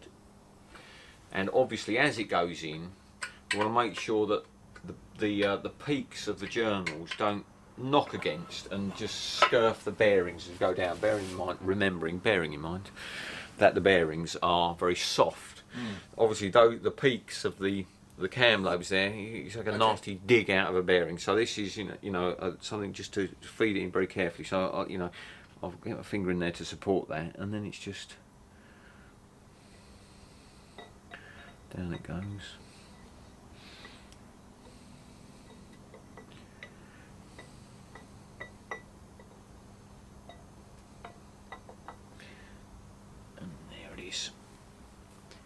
And there, that turns beautifully. Very nice. And then we can just let that sit in, and in fact when that sits down, what happens is the end exhaust lobe is actually sitting on the edge of the bearing. Okay. There, that's just sat there nicely. And then okay, next thing in, Kent Cam's vernier timing gears. Race proven. This is one of those things which is absolutely bomb-proof, bulletproof bit of kit. Use it on all my race engines, and it gives us reliability and adjustability, so we can get perfect cam timing. Now, a bit of preparatory work here. So you just take the sprockets from the chain first of all, and if we look across at the block here, we'll drop the cam sprocket onto the cam, and that just goes on there very nicely. I've actually slid a shim on here, but if I just take the shim off first of all, and we drop the crankshaft sprocket on, there you go. Now, it's really important that these two sprockets are dead in line, so that the chain is running straight, not with a sort of skew on it. So you offer them up like that. You want a straight edge across the top of the cam sprocket and just to the top of the crankshaft sprocket, and you can see that in fact the camshaft sprocket is very, very slightly lower. So in fact we do want a shim underneath the crankshaft sprocket. So does that come in the kit that you get from? No, it doesn't come in the kit. That's a Rover part. You buy that from Mini Spares along with everything else. So we'll just put one shim on, put that back on, and have another look with our straight edge once again. And you can see that that's absolutely perfect now. So that's dead in line. Right. So sprockets off again. Back over here. We now need to take the keyway for the crankshaft, which of course we had to tap out in order to be able to slide the shim on and off. So we now need to put the crankshaft keyway back in. Now the crankshaft keyway, of course, and the camshaft keyway, they both have they're doing a very, very important job, because they are aligning this correctly and preventing it from slipping around. Now I'm just going to check that the keyway itself is actually a sort of a tight fit in the slot in the sprocket, which it is, which means that will go in nicely, and it'll be quite tight. We'll have to tap this on. Because the key's quite tight, but that's exactly what we want. So that can go back in, which is just a matter of putting that in there, and that will need to be tapped in.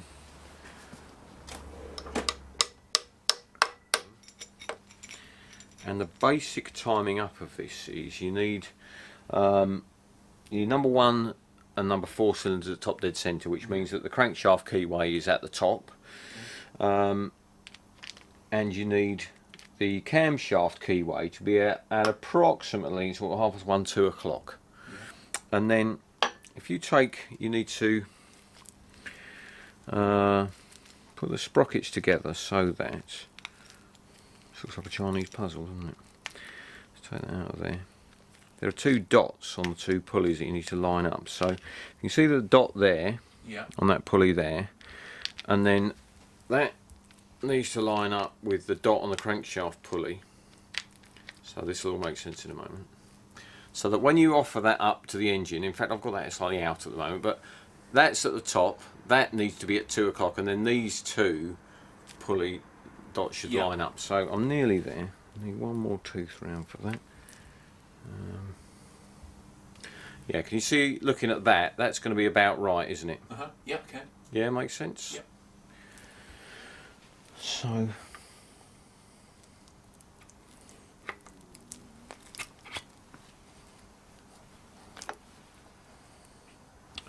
no, that's actually not right. You can see that because if you put a straight edge through those centre of there to the centre of the crank to centre of cam, those 2 dots should be on it. So I'm actually still 1 tooth out. Okay. So with that in position, if I just loop that round one more like that, you'll then see that now that's right. If you come around and look now, straight line through the centre of the crankshaft, through the centre of the camshaft, and where the 2 dots are on that line. Yep. And that means that we've got the cam timing roughly correct. The fine tuning of the cam timing we'll do on the vernier adjustment, but that's your basic cam timing. Okay.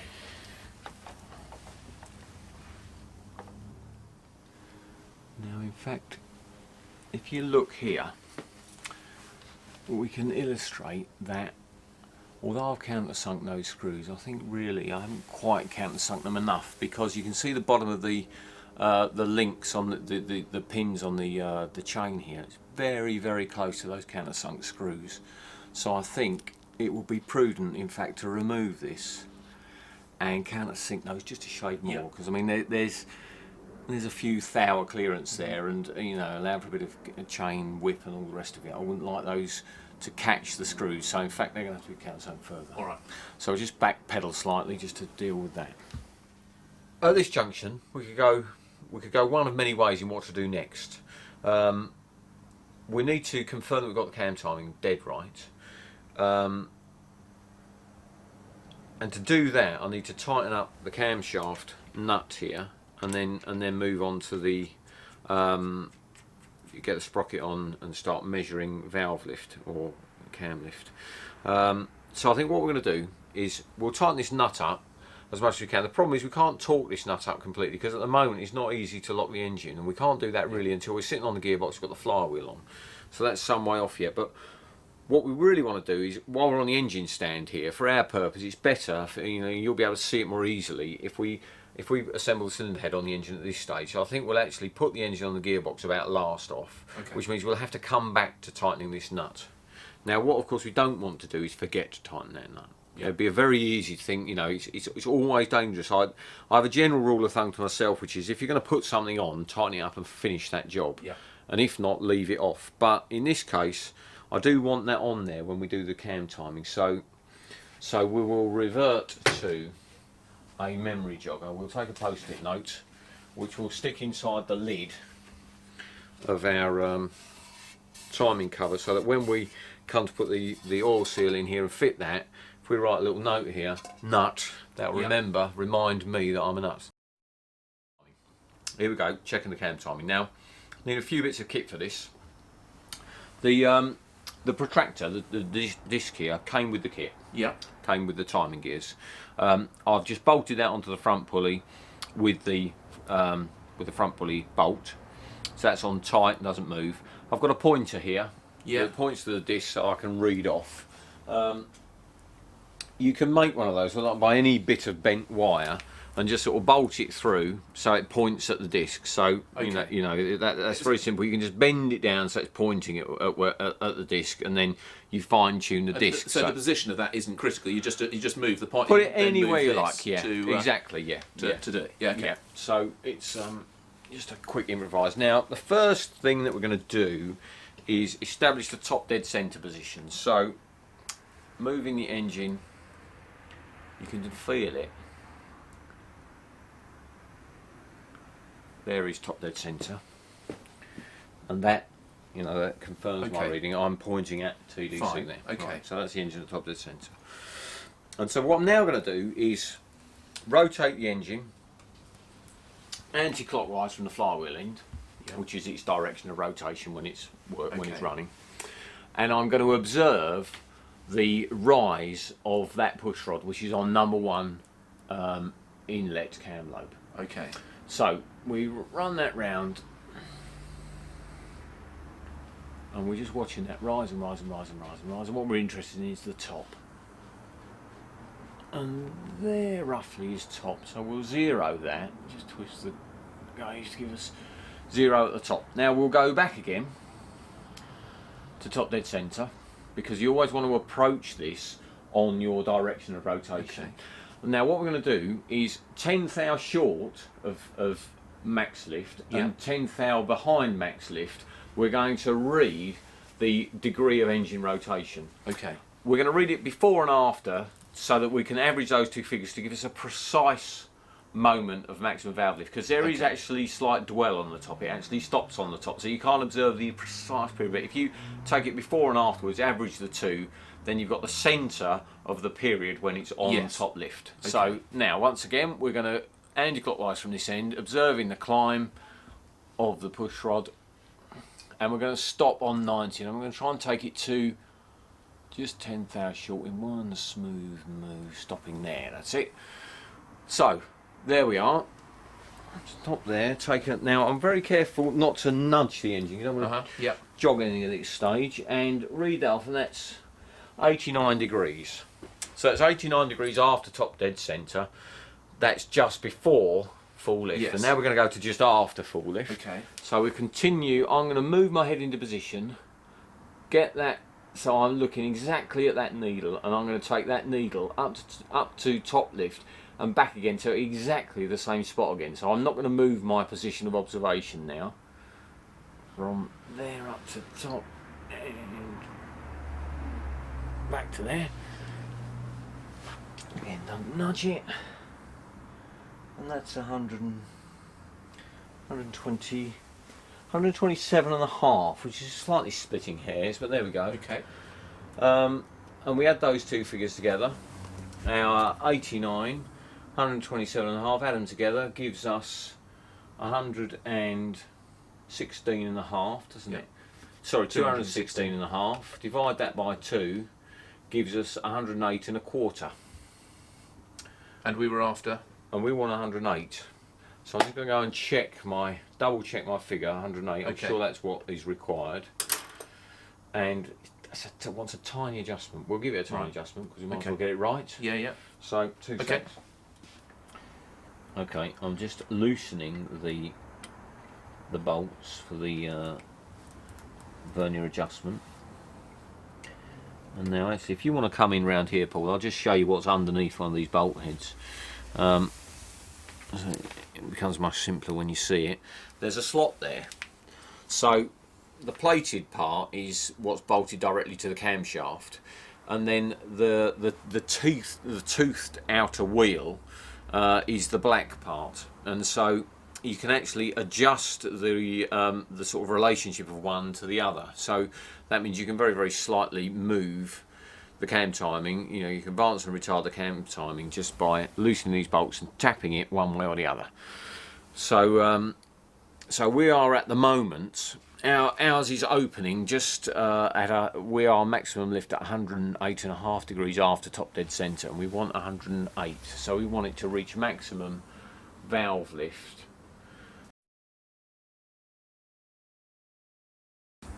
on maximum lift, and we want that to happen at 108. So we want that to happen sooner So it's 100, add 108 and a quarter. To the quarter after top dead centre, Yeah. it's maximum.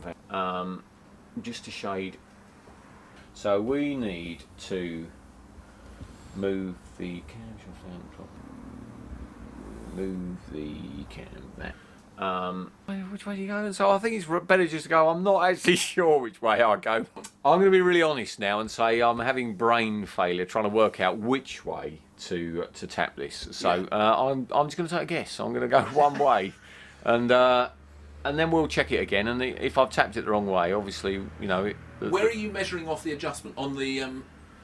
Well, the adjustment here, that really is just a matter of a guess. Oh, literally, okay. yeah. It's a little tap. There's no graduations. It's trial and error. Okay. What you should be able to do if you have the brain capacity is to work out which way to go, but it's too long. So I won't trouble myself with that. I'm going to give this a tiny tap. So I've got a punch here on the plated part that is just attached to the cam, and I'm going to give that a tiny tap. And that move, just a tiny little move there. So it's important to remember that I've adjusted that anti-clockwise as I look at it, because if I have gone the wrong way, next time I will go clockwise. So back in with the bolts. I will of course have everyone ridiculing me for years to come now for not being too thick to work out which way to go. It's back to top dead centre. That's right. So there's our TDC, and now we're going to come on towards. We're going to stop 10 thou short of top valve lift, which is there, and we'll measure that at 90 degrees. Okay. And then we'll continue to top valve lift and come back to 10 thou past it, which is 128 degrees, which is 218 degrees. So that's actually 109 then, divided by 209, so I've gone the wrong way. Fine. So I've gone from 108 and a quarter Yeah. to 109. So I need about the same amount the other way. Yep. Fine. So now back to it, clockwise this time. One tap, and so that takes me back to where I was, and then another tiny tap. That's it. I'm confident that that's about right.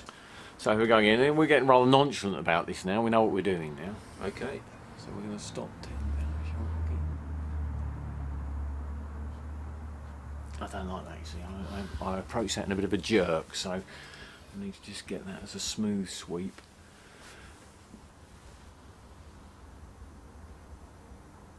That's it. 100, no, sorry, that's 80, that's 88 and a half.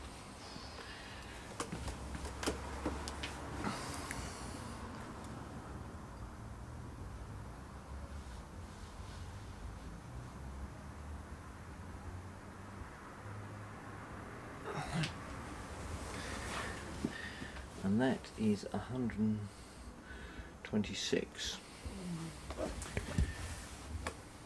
which is 214 and a quarter. Half. And a half. So 214 and a half, which is 107 and a quarter.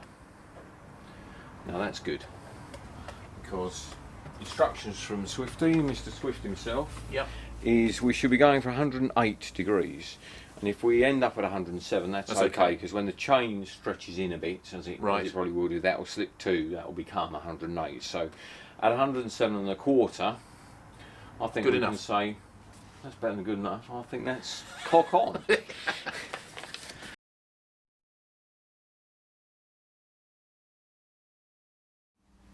Courtesy of Kent Cams, we've got a very nice set of ARP competition head studs here, which are, you know, the Rolls Royce. To be frank, on a budget build, you could very easily retain the cylinder head studs that have come from our Dyno engine. A bit of ARP's own lubricant, just to screw them into the block there. And so the studs have to be screwed in before the head goes on, obviously.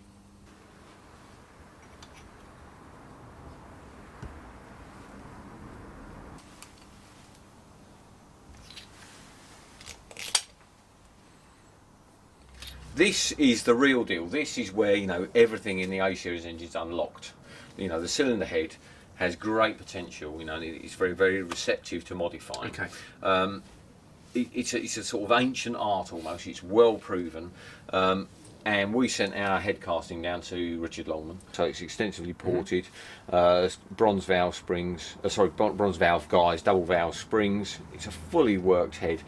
25cc combustion chamber. Yep. That's to give us the compression ratio which I referred to earlier. Yeah. And if you just tip the head up, you can look down the ports there. You know, this is where the sort of so it's an area, again, you pay your money, takes your choice, but I would recommend having a professionally modified head. There are other players in the marketplace, you know? Yeah, of course. But I'm extremely pleased with that, and I think that's a significant factor of our package. Fantastic. Good. All right, cheers, Bill. Let's we get it on the car. Yeah. Okay, great. You don't put anything on this. No, nothing goes on the face of the block or the head. Let's offer it up. Drop it on there. It should go on nicely. That's very good.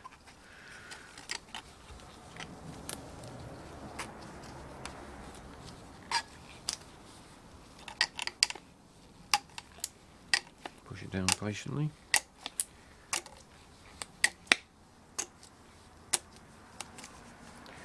There it is, and you can see now that you can see quite how accurately bored we are. Really, there's no overhang there at all. You know, the gasket fits the bores perfectly.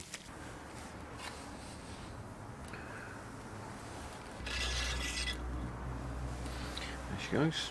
Simple as that. So just put those on there for now. That's all we can do for the minute.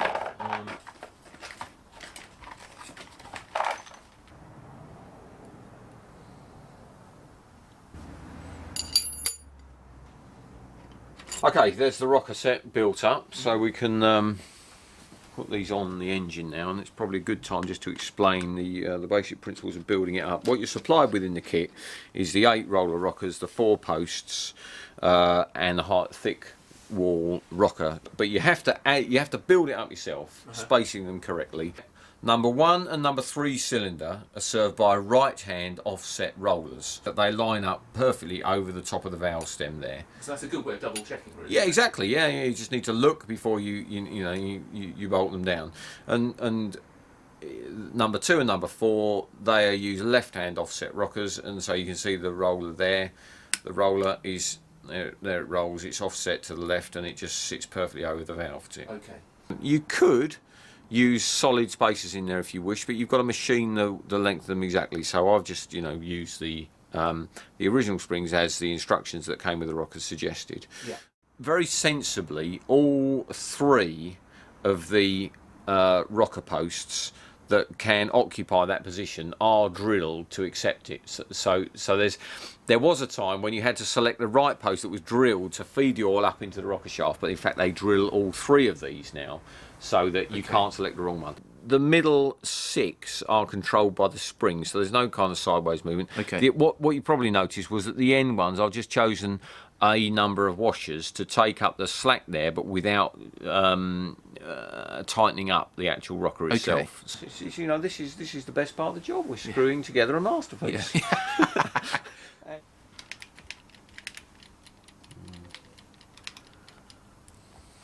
They're screwed so far out, I don't think that's very good.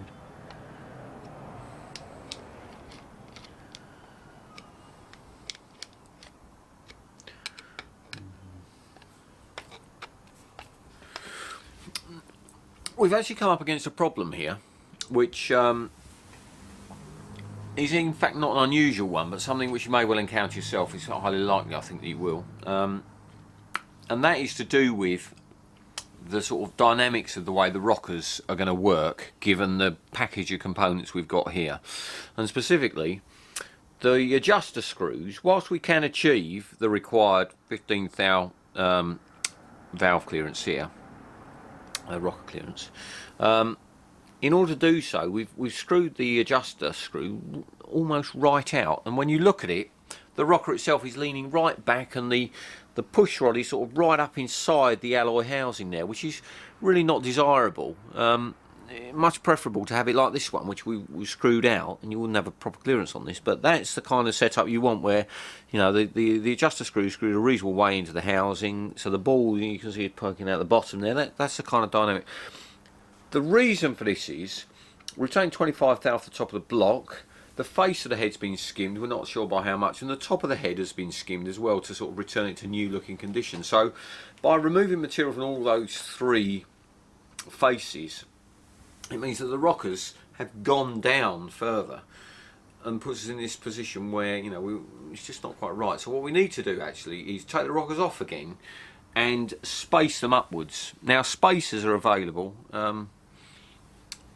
from, you know, Swift Tune, for example. We're going to use a set of theirs because we've got them.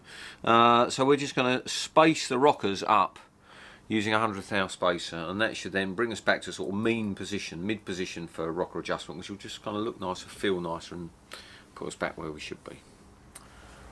Okay, we've now inserted the spacers, one under each of the rocker posts that you can see just there. So that's brought the whole assembly up, and as a consequence, you know, just checking the gap here. So there's the right sort of clearance under the rocker, and you can see that the adjuster screw, it's in the mean position, it's about halfway. Yeah. So you know the balls are sort of nicely at the bottom of the rocker, which means that the top of the push rod is not right up inside the rocker as it was. Yeah, that's just kind of right, you know, it looks right, feels right, that's good. You'll notice also we've left off the washers that are intended to go underneath the head nuts here. The washers are wider than the nuts themselves, so they overhang slightly and they get rather close to the rocker, so we just left those out. It's quite normal, and there's no problem with that. So we just need the rocker shaft nuts on themselves, and we're ready then to tighten the head down. Now the tightening sequence is detailed in your Haynes manual, but you start on number 1 and you grow in a circle basically, so it's not challenging to remember. And what I'm doing is I've set the torque wrench to 50 foot-pounds, and I'm just pulling them all into contact first, and then I'm going to go for one sweep straight up to 50. So here we go, starting in the centre then. 50. 50.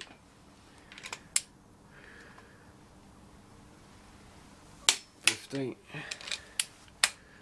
Shall I stop saying 50 now? I think you got that message. 50.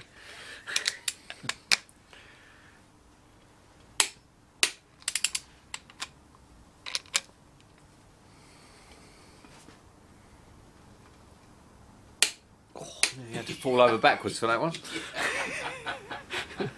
Let's start a bit further around. There we go. Yeah, what's the torque setting on it now? 50. 50 what though, Ian?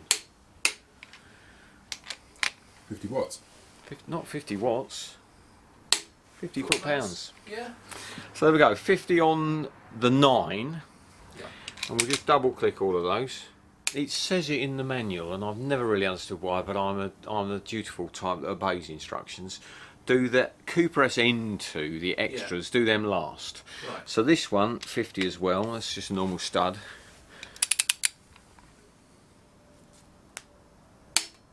50. And a second time, 50. And now the last one at this end is a bolt. Right.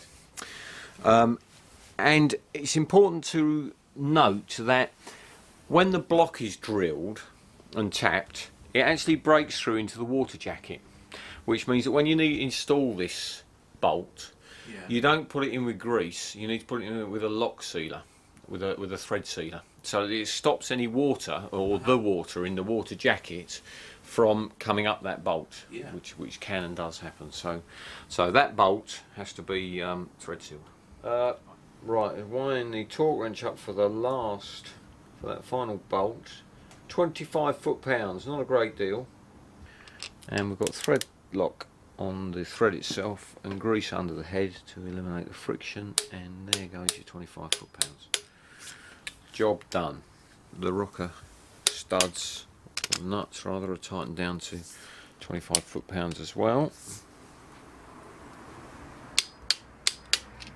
Right, we've just slide the flywheel back on so that we can rotate the engine around now and gap the tappets, the rocker clearances.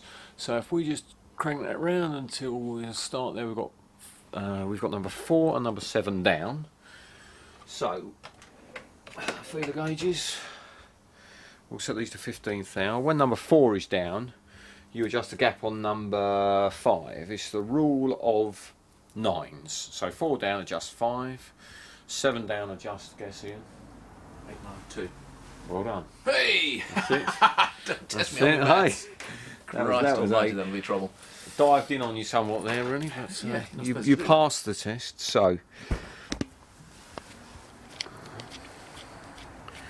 4 down, adjusting 5. That's our rule of 9. And the way to use the feeler gauge on a roller rocker is you don't push it forwards and backwards, because the roller of course can roll and give you a sort of misleading reading. What you want to do is you want the feel to be when you're sliding side to side. So there it is. So if we park that there. And you're just after a drag there, Bill, just a sort of a feeling Yeah, of just yeah, drag. yes. You want, you're feeling contact. You want contact on both faces. It's a feel issue. Now this, at this stage, isn't massively critical because it needs to be about right, but one of the first things we'll do once we run the engine up is we'll get it warm and then tighten the head down. Okay. And when the head is tightened down, then we need to get Then you do the final adjustment. Okay. You know, don't break your neck over half a thou at this stage. So that was 4 down, we've got 7 down, so we do number 2.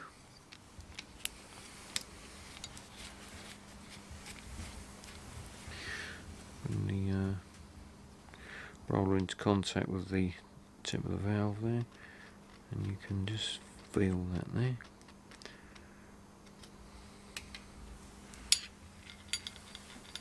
We'll crank the engine over for the next pair, and you can see we've got number 1 and number 3 down because they're not adjusted yet. They don't move down very far, but 1 and 3 have gone down. So with 1 down, we'll do number 8.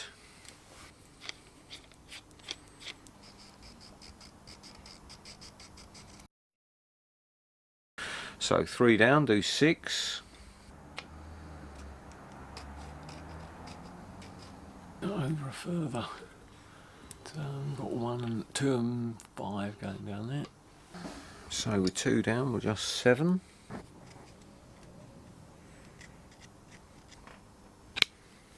5 down, do 4.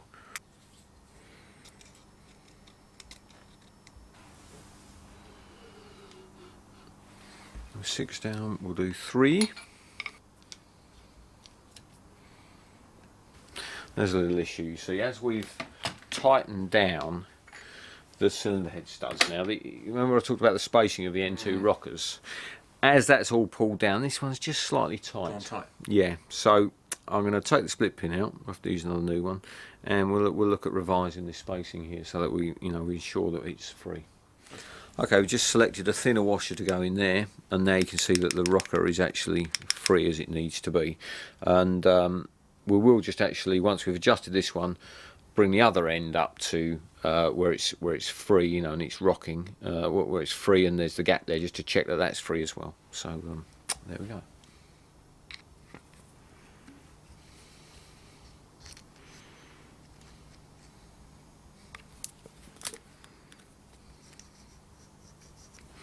Yeah, so I'll just pop down number 1, so number 8's loose, you know, got it showing its clearance, and you can feel that's free, so that's not binding, as that we had that small problem at the other end.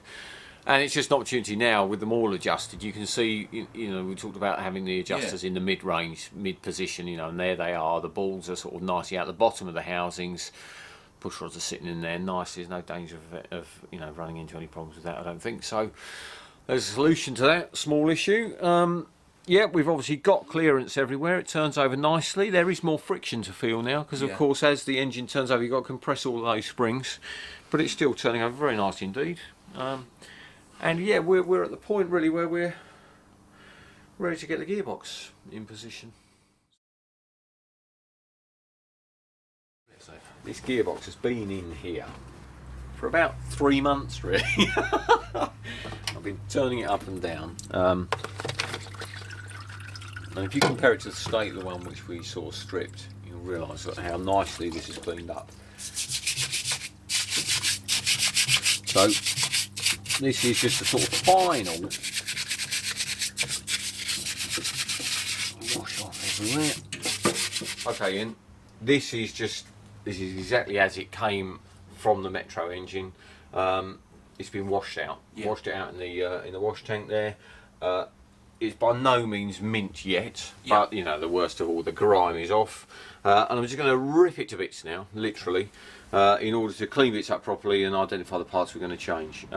First thing to do is remove the diff, because then we can get rid of the interlock mechanism too, because in order to do the principal dismantling of the main gear assembly, we need to lock the gearbox up. At the moment everything rotates, so we won't be able to undo the tight nuts on here, and there's 2 of them in particular. So in order to facilitate undoing those nuts, we engage 2 gears at once, and then of course the gearbox won't rotate.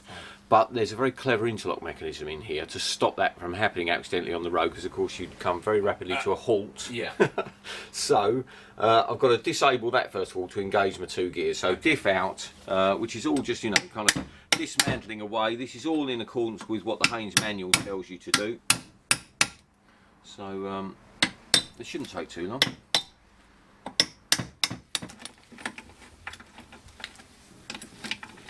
That's an interesting thing. These bolts here, see the blue gear on the thread? Yeah. That's like a locking compound. Yeah. And that's indicating to me that this gearbox hasn't been to bits since it was factory assembled. Oh, really? Yeah, which is how we like it. That's ideal. This is held on by there are dowels on here. All the bolts are undone. So it's just a case of a gentle bit of a tap, which you can just get in about. I don't want to sort of try and get in between the mating faces and lever it there. So I use a cold chisel, which kind of takes a bit of a dig into the casing, but that's just enough to separate it there. Same the other side. So that's separated that off. There it is, doweled top and bottom, you see.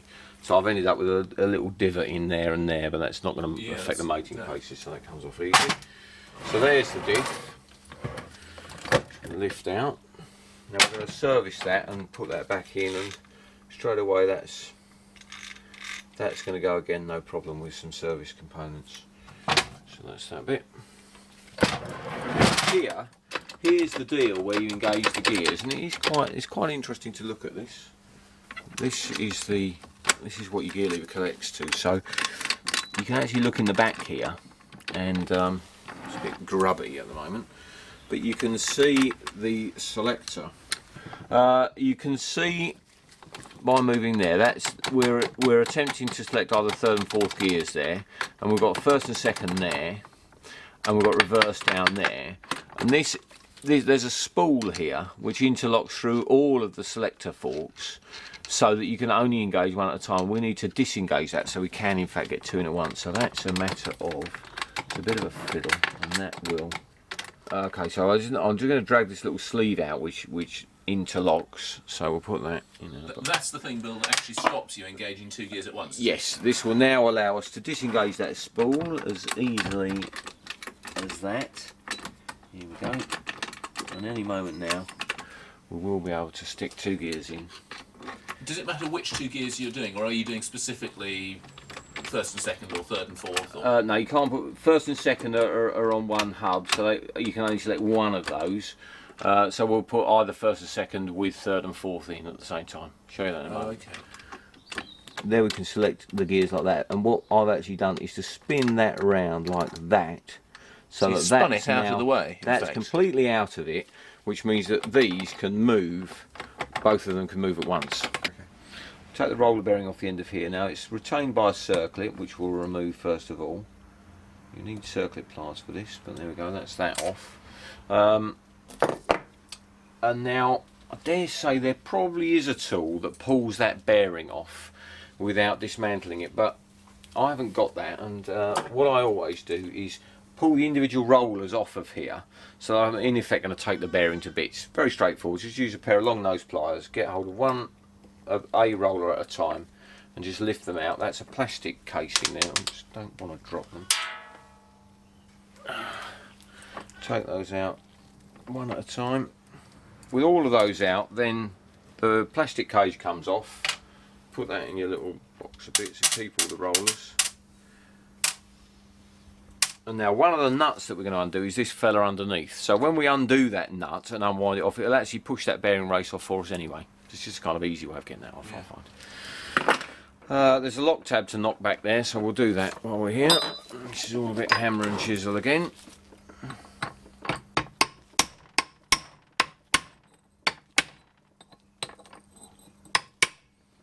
And we're reusing those roller bearings, Bill, that you just popped out? Yeah, they'll be fine. Yeah, we can inspect them carefully, and I think we'll do all of the inspecting when we've got the whole lot laid out. But yeah, I think it's almost certain we'll reuse those. Yeah, so they're there to keep. Yeah. Take the speedo housing off the other end to get at the other end of the game.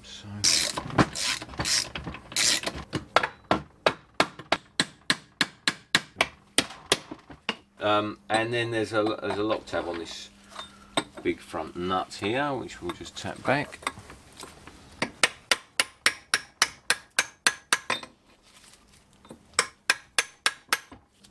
Now with the lock tabs, you sort of drive them halfway back. Once you come with the socket, you can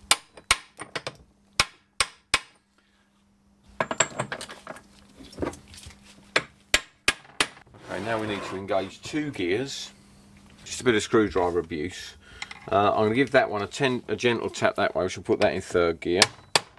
There it goes. That's engaged 3rd gear there. So we're now driving in 3rd gear, and if we tap another one, we'll put sorry, that's actually 2nd gear. We'll put top gear in here. Doesn't matter which. And that's now in top gear as well, and that's completely locked up. Now what typically happens here is you'll undo that nut there, the gearbox is locked up, and you kind of think, right, I'll get my foot on there and I'll try and hold that there, and we may very well, there we go, we have been able to undo that one, that's no problem. But you'll find that the big nut holding the pinion on will be more of a challenge. Now this nut, as we wind this off, there's a bit of weight behind that because we're pushing that bearing casing back, but of course the nut pushes it back nice and square. So there, and when you reach the point that the nut is off, you wind the nut back on. That leaves you plenty of room to get an ordinary puller in there just to whip that bearing casing off. The bearing casing, you'll notice, has got a second sort of ring around the outer edge of that race there, which tells you which way round it goes. So just make a mental note of that before you pull it off. And you can see here, this puller doesn't have the jaws here wouldn't have fitted in behind the race, which is why I couldn't do it and pull it off by this method right at the beginning. But once the nuts push the race back, then the puller can fit in there. There it goes. You can see what I mean there about that second ring. So now that nut will come off. There it is, and the lock tab and the bottom transfer gear itself. Now most Mini owners will almost certainly have a socket of this type, because this is precisely made to remove mini ball joints, to undo the big dome nut on a mini ball joint, and it's just perfect for doing the pinion nut there because it's long enough to reach in. Okay, so there we are. Now we're locked off, and what you're going to find is here with a foot on top, this is all a bit dodgy really, because you're trying to undo that, and what's happening of course is you're all the time doing this, so it's not held down very well, and I can't actually undo that. Now if you had a very high capacity compressor and a great big air gun, you'd put your air gun there on and it would fire straight off. Now I haven't got that resource, but I've got an improvised means which will enable us to get this off without any drama, so I'll just show you how we do that, or how I do that. You're not filming all that, Paul. I am. Right, this is an old-fashioned diff housing and the old original sort of Coupe-press style gear shift. And it wasn't only on Coupe-presses, it was on Mark 1 and Mark 2 Minis up to about 73 or so. So many people will have this, or perhaps buy one off eBay. And what you can do is just loosely bolt that onto the back of here, and then it gives you something to stand on to stop the whole casing from moving. Right. And that's it. So you're not even bolting them in? No, I'm just going to put my foot on that, and that's going to keep hold of this whole thing, and then I'll be able to undo that nut with relative ease. Now, of course, if people can't get, if they haven't got hold of that, Bill, they can, I imagine, just sort of zip round to a garage and use their air gun sort of thing. I would have thought, a quick fit or something like that. If you take the right socket along and say, would you fire that off for me? I'm sure they would do. Yeah. Got a little mathematical job for you now, Ian. No, don't do that. We can count up the number of teeth on the crown wheel, divide that by the number of teeth on the pinion, that tells us our diff ratio. And that will tell us whether this diff is suitable for our engine. Bill, should people be sort of meticulous about, you know, the gears as they're taking them off and that sort of thing? Meticulous in what sense? Well, in terms of noting which goes where, or in fact, sort of... I'll draw your attention to things which you can put on the wrong way around, like that bearing, for example, there. I'll mention that. Okay. But the actual guts of the gearbox, if you put them together wrong, you won't be able to get it in there. So there's not too much to worry about. Okay. It's the same old thing of observation when you're dismantling. You know, and if you think, oh, I'm going to take a quick Polaroid of that now, do it. I was going to say, quick digital. Yeah, exactly. Or something, With your phone, perhaps, just a quick photograph. But it's observation, and it's laying it out in the right order and being very sort of disciplined with your dismantling. And then, I don't think there's anything difficult about that at all. It's just self-discipline. Fine. When you look at the steel bearing retainer here, you can see it's got 4 bolt holes, and in fact there's only 3 bolts in that. And that's a factory revision, because when I think it was when the Metro Turbo came out with this extra power, what was happening is it was cracking the gearbox casings through where that bolt hole was. So Rover took the very inspired step of deleting that bolt. They didn't drill the casing, didn't drill and tap the casing, thereby sort of introducing the weakening into it, and that solved the problem. So a late gearbox casing like this, sometimes you'll open them up and find that is actually drilled and tapped. I've never had a problem with it myself, even with Miglia sort of horsepower going through them, but this is one of the sort of slightly later boxes, which is of the preferred design. We're getting there. This is nearly in bits now. I need to release the oil pickup pipe. There is the pipe, so you can see that's picking up in that corner. So that's that.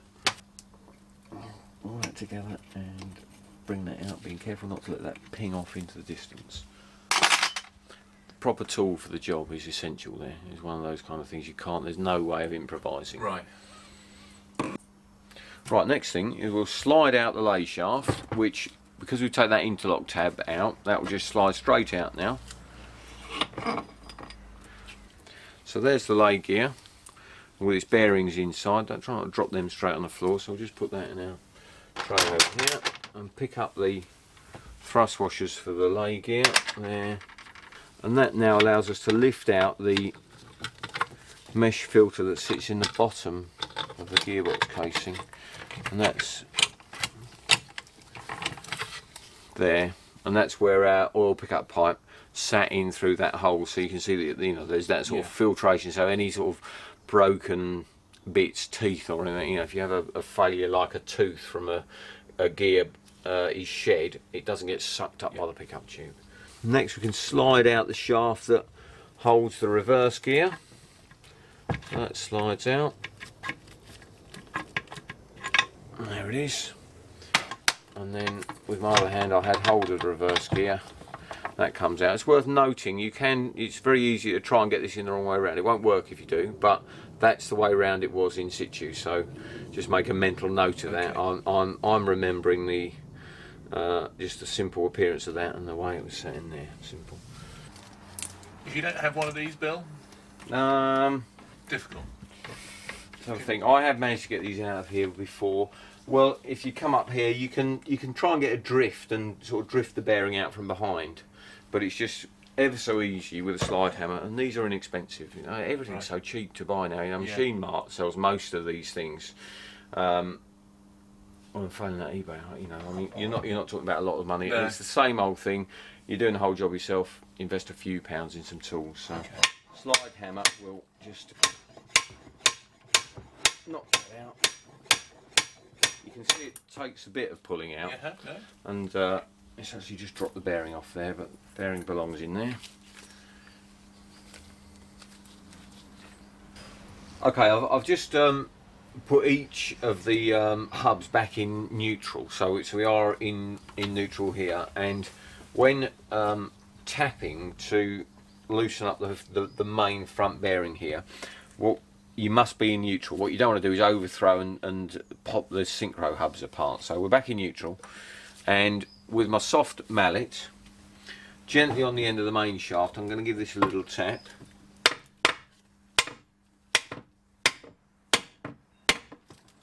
Quite a firm tap. And then I'm going to give it a tap from the other end, because what I need to do is get a gap between first gear and the bearing, which is there. You can see now I've got this gap down here, and into there I'm going to insert an improvised tool, which I'll show you in a moment, so that I can then, by striking the end of the main shaft, actually push the bearing out. Okay. Right, so now we've moved the main shaft back and we've got the gap between first gear here and the main bearing. What I've used is, you'll recognise that perhaps as the sort of sea washer that retains the primary gear. And I've just taped 3 of them together, and so you can just slot that in down there and it will sit on the main shaft. And then when I now tap again from this end, once the main shaft moves up, first gear will then bear against the main bearing and pop it out the other end. So stand by, here we go. So now we're in contact, so we've got to strike it a little harder. And that's the main bearing on its way out.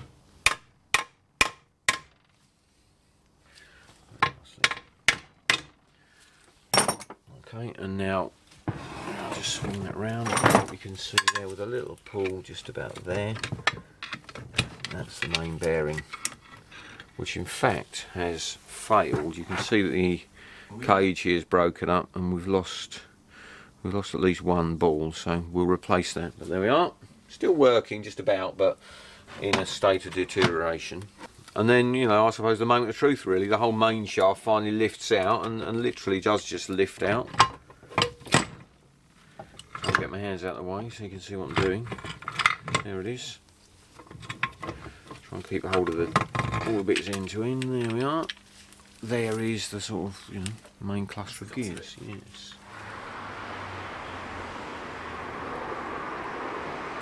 No, listen, I'm holding it quite tightly. One. Put those back in the store. She's on best behaviour.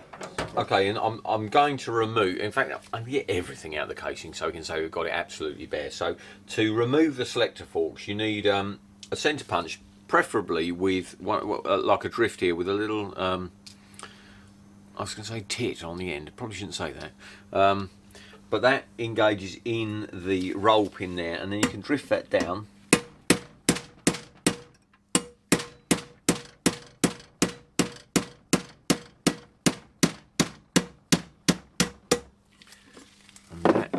Will enable us to slide out the selector shaft.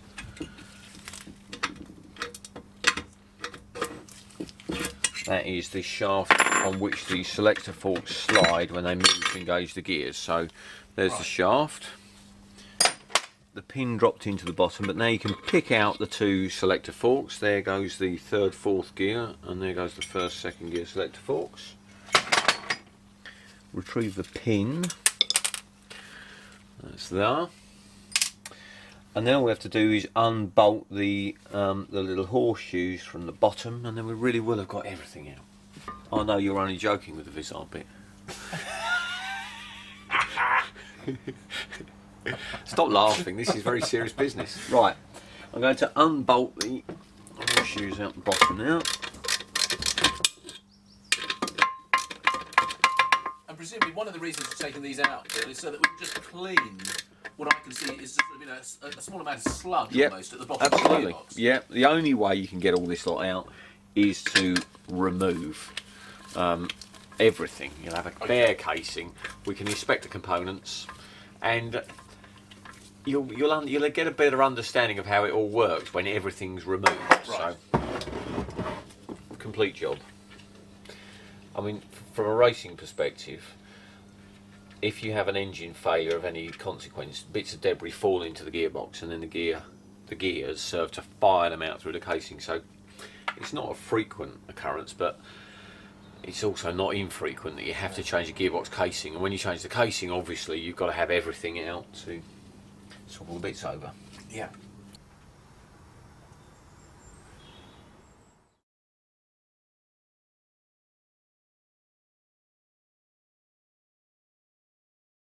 Okay, Ian. Yeah. The casing's cleaned. Give that a good wash out, scrupulously so. And now we're going to begin rebuilding. Now, with the gearbox, I think you could say, well, all these parts have been moving, so there's a degree of wear and everything. So what are we going to do? Replace every single component, and that would be extremely prohibitive on cost. Yeah. Some of the parts aren't available anyway. So at each step, I think we need to talk through why we're continuing to use this part, okay, what we're looking for in certain bits as we go. So interlock spool and selector shaft, that the little bit on the end of there, that's liable to failure in extreme sort of racing scenario. So you know, I always have a look at that. I haven't had one go myself, and I think this usually, if you crash, that's one of the things that's affected. Right. So you know, it looks fine in this case. So the shaft slides inside the spool, and the pair are inserted inside into position there. You're not sort of lubricating it at this stage or anything? No, this whole thing's going to swim in oil before anything happens, so Okay. I'm not going to lubricate it. No. So that goes in, sits there out of the way. Next we have the bell crank levers. Now you'll remember that I highlighted the point that we'd remove these and remember the order. So what goes on first, on the bottom, that piece sits on over the spigot there. Then we've got the reverse gear bell crank lever, that goes next. Then there's a shim that goes, that's not a particularly size shim, just a shim that goes over. And then the bell crank, next bell crank lever, another shim, another lever, retaining washer, and then we'll push the boat out and use a brand new nylock nut to retain all of that. Okay. That being torqued up to 25 foot-pounds. Okay. Okay, new nylock then.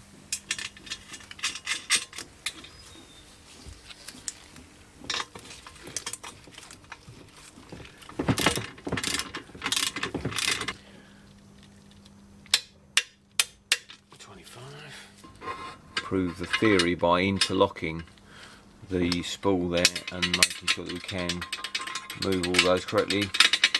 So that's it, we've got that in.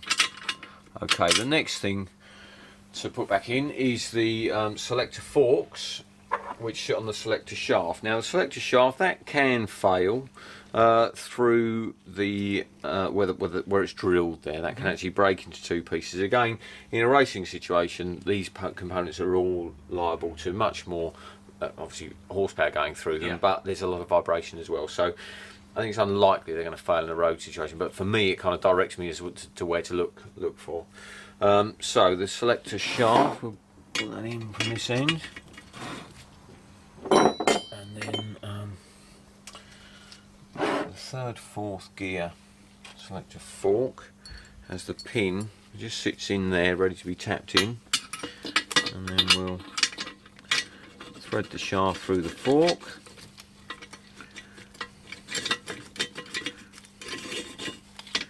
And the next fork, which we're going to thread through as well. Obviously positioning the fork so that they're sitting over the bell crank levers, so they're going to be operated by them. Just looking over a quick look here, make sure I know what I'm doing. That's that.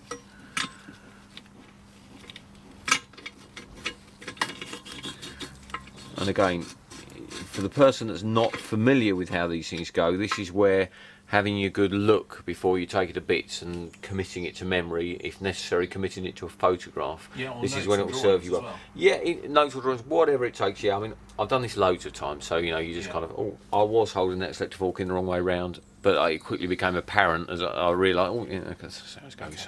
So you know, it's your memory. You're going to need your memory. You're going to need, you know, notes if your memory doesn't serve you particularly well. and the Haynes manual as well as a backup. Okay, and now the roll pin, ready to drift that into position. So I need my the suitable punch. There's the hammer, and on the top of the roll pin there, tapping that gently into position. This shouldn't need to be, make sure we're lined up correctly, which we are. There it goes. You stop when the top of the roll pin is just short of going right inside the selector fork itself, so it's just a bit of the roll pin showing out the top. I'll give that a tiny bit more, and you should be able to get in position and see that that's there. So we've now got, we can just check again that the selector will engage all of the gears and move the, so you can see that there goes the first, second selector fork, there goes the third, fourth, and there down the bottom goes the reverse one. So that's it, and we'll just disengage the spool and selector shaft again so that we can engage the 2 gears necessary to tighten it all up. But that's all working great, good stuff. Okay, I've dismantled completely now the main shaft, and the simplest way for me to show you this whole process is by building it all back up again. But here I've got the components laid out. So there is first gear, there is the first, second gear synchro hub, there's second gear, third, fourth synchro hub, and the first motor shaft or fourth gear, that's there. So one thing that's worth saying at this stage is, fear not, because you won't possibly be able to put these bits on in the wrong order and get the gearbox back together again. Okay. So as long as you use all the bits putting it back together, you will get it right. Right, okay. And now I'm going to put the main shaft in the vise here and begin by refitting second and third gears. We've inspected closely the main shaft. There you can see that it's been used, but it's in very good condition. Fine. And it's going to go again, okay, all day long. Yeah. So let's begin by putting third gear back on the main shaft, and I've got soft jaws on my vise here. I'm afraid to admit they're fairly well used soft jaws, but I can grip that tightly without marking the shaft itself. Okay, so my third gear is going to sit on here. So here is third gear. The bearing itself, the rollers are retained in this cage, and they are in perfect condition. If you look inside the gear as well, that's a perfect ground finish, good as the day it was made. So that whole lot, serviceable, that can go again. So on with the bearing, lay the gear on itself. If it wasn't built, would that be in a service kit? It wouldn't be in a service kit, no. You quite frankly, if these parts weren't serviceable, rather than go seeking to buy new bits, get yourself another scrap gearbox. Okay. Because you know, parts of the cost is very quickly going to become astronomical for these parts. Okay, and then we've got the tooth retaining ring, and you'll see here that you can't mix up. The third gear retaining ring is there. The second gear retaining ring is there. You can't mix them up. No. So keep a clear head on what you're doing. And it'll all go on okay. So that obviously slides down over there, and there's a plunger, a little detent plunger, which goes in spring loaded. I probably should have put that on before I put the gear in, so I'll just lift the gear off again, and that goes in the side there, and that is going to keep the retaining ring in place. So the gear's back on, slip the retaining ring down. Now I'm going to use here a little bit of welding wire, bent the end over, and I can just reach in and push the plunger. Can you see in there? Mm-hmm. Push the plunger in just enough that I can slip the collar down and go on. That's it. So that's now clicked down, and it pushes round. And it will click in place. There you go, and the plunger you can see has jumped out there in between the teeth, so that's locked on, going nowhere. Did I make that look really difficult? No, that's fine. Trust me, that's, you fiddle around a bit, but you get there in the end. But you certainly never get the hammer out. No, brilliant. That's fine. Okay, so that's third gear back on. turn the main shaft upside down. Now we'll put second gear on. So there's 2 plungers on this one, a plunger at each end. So I'll feed those in with a spring in the middle, and they're sticking out there. Now, because of these raised teeth, just have a look at the gear actually. You can see that the machine finish on the shaft there is in good order.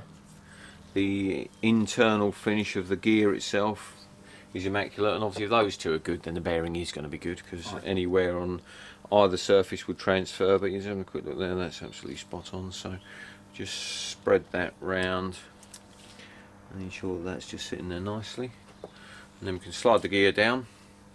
The sort of cone face that receives the bulk ring, that's outwards of course, so that's going to slide on.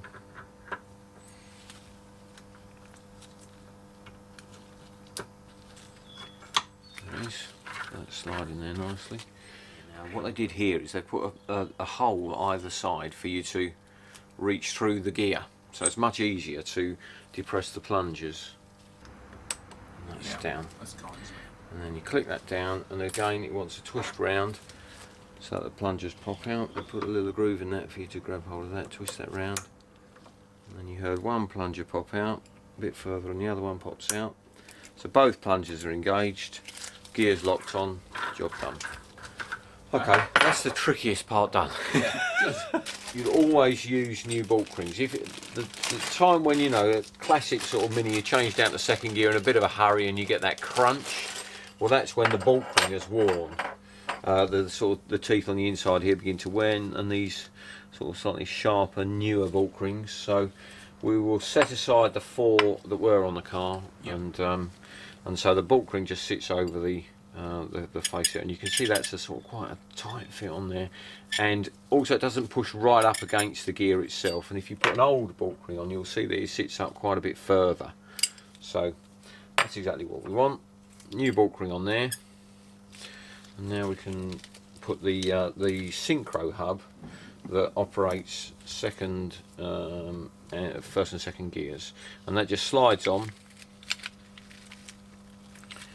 to the main shaft. Line that up correctly, and that goes on. That's it, simple as that.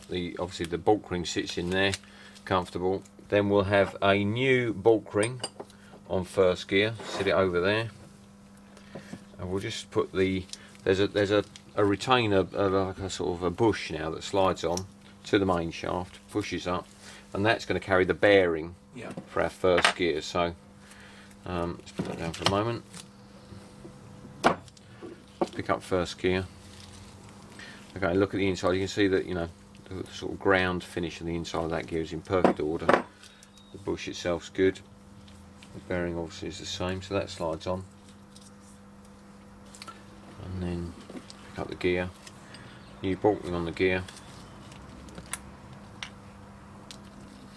And that slides on.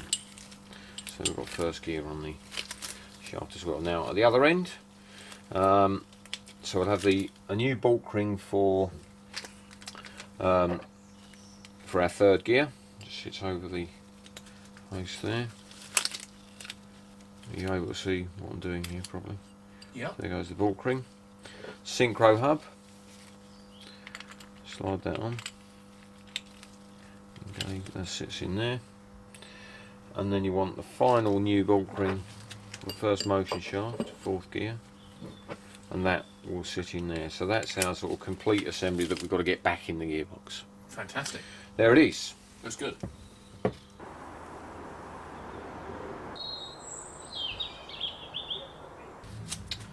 Right, so now we have our main shaft assembly complete, so we can start putting stuff back in the box. First thing to go in is the reverse gear on its shaft. I left that in there reminding me which way around it goes, and quick look inside, you can see that the bronze bush that it runs on is nice, and the reverse gear shaft itself, again, not brand new, but it's just running nicely. So that's serviceable, so we can slot those back in the bottom of the gearbox there. You just see how the selector at the bottom there moves as you can pick the main shaft up. and so you offer that in through the casing there, sort of pausing part way to swap your hand onto the front here, but not letting the gear fall off, keeping it all together there, and then you can just sit the whole assembly into the selector forks there. You can see that we sat into the selector fork there and there, so that's very nice. That's as it should be. Next thing we want is our main front double roller bearing, and this, if you recall, was actually damaged when we looked carefully. That's not survived very well, so we'll fit a new double roller bearing there. So you can see that although we've got the bearing groove there, sorry, the circlip groove, they don't actually have a circlip in it, so I'll have to take that from the old bearing. If we slide that over the main shaft, and that's going to need to be drifted on.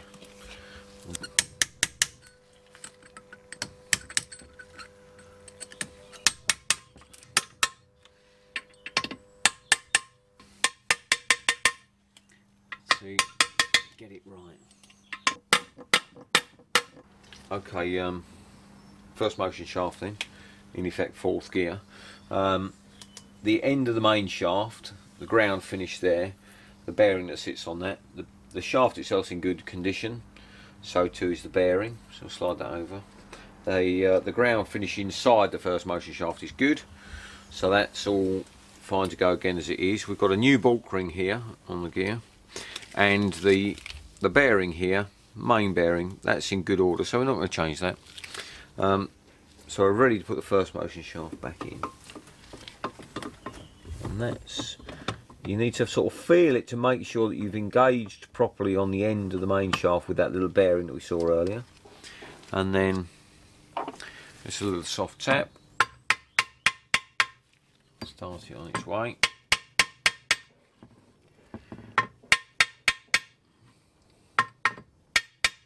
Just keeping that feel that we're going all right, which we are.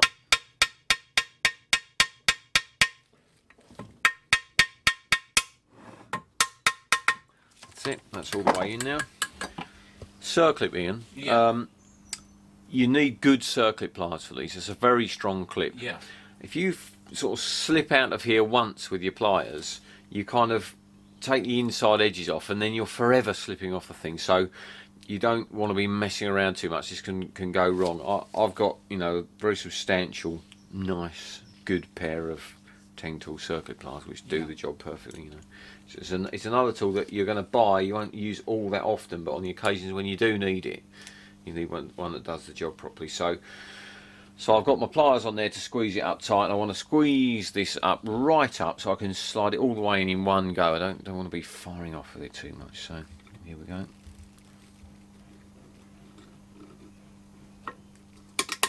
Perfect. So here is the centre oil pickup pipe, which you can see obviously there. You know, it takes us across to the centre, in contrast to the original, which picked up from the end. Yes. Yeah. I can see simple. that. Yeah. So that is going to sit in there like that, which is easy to put in On its original mounts, obviously. on the original fixings. It's easy to achieve until you realise that you've also got to get the lay gear in at the same time. So once you know that that's going to go in and where that's going to sit, bring this out again. The lay gear itself, we should just pop the bearings out and have a look at the ground surface inside the lay gear there. That's very good indeed, and the bearing's fine, so that can go back. Do you think we're being fortunate with our gearbox that everything does appear to be in good condition? Generally speaking, that's what you'd expect to find. Right. Yeah, I mean, in race conditions, bear in mind how arduous those conditions are. Yeah. You know, the things that I'm highlighting are the areas that I look at in my race car, and once in a while you'll find these things are struggling, but most times don't matter, they're okay. Right. It's yet another reason why never skimp on oil. You never want economy oil, and you never want to over lengthen the intervals between changes, Right. because, you know, the oil that's lubricating the engine is also looking after all these bearings. Yeah. So it's, you know, it's just such a sound investment to buy proper quality oil. Okay. Okay, so So the lay gear itself is in good order. The bearing surfaces are good. The bearings themselves are okay. So if we now orientate that correctly, and that's going to fit in down there. And I always start with that. I'll rest it up there, rest it on the top there. The thrust washers and the shaft obviously you're going to go in later, but what we're doing for now, it's the sort of this tricky little shuffle to get the pickup tube and the lay gear in together. So rest the lay gear up there, get the pickup tube so it's just poked through the hole in the bottom of the casing, and then it's a sort of slide it, push a bit of a push together, and you're getting one to go in over the other. There we are, that's it. And so there, so now the lay gear is laying in its place, the pickup tube, so you can't get that out now, you won't be able to get that out. It's a you know, those two components go in there together and they come out together. So, and I just of course recalled that I should have put the large thrust washer in before I dropped the lay gear down, so I'm just going to have to backtrack slightly, which is to reverse that process. That's it. So I've got my lay gear up top again, and of course I remember that one of the problems with this is you can very easily knock that off with the end of the pickup tube. So I've got that big thrust washer sitting in its position. I've now got the pickup tube ready to go, and receive the lay gear, roll that down, a bit of a shuffle, double shuffle, there we go. That's it. That's it, it's in, so no worries.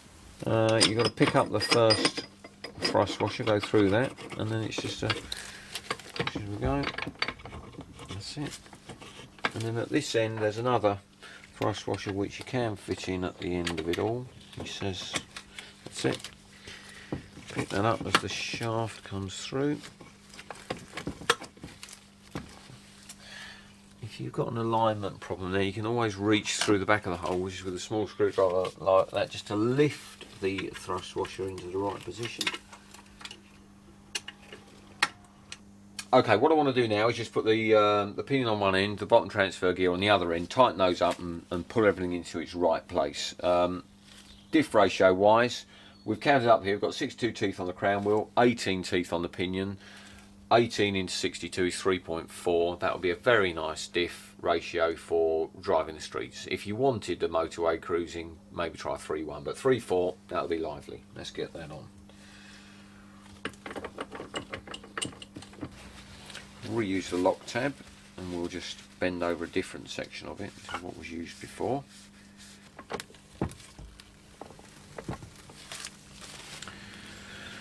Okay, bottom transfer gear is in immaculate condition, so that can go straight back on there, which is on there like that.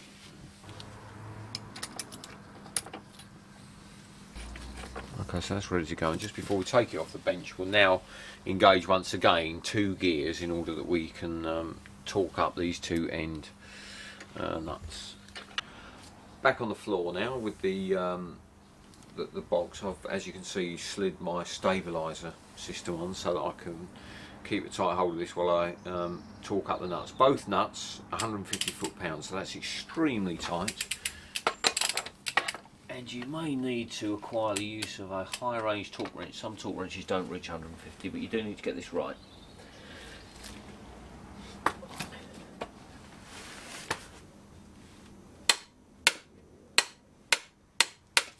There's 150 foot-pounds on there.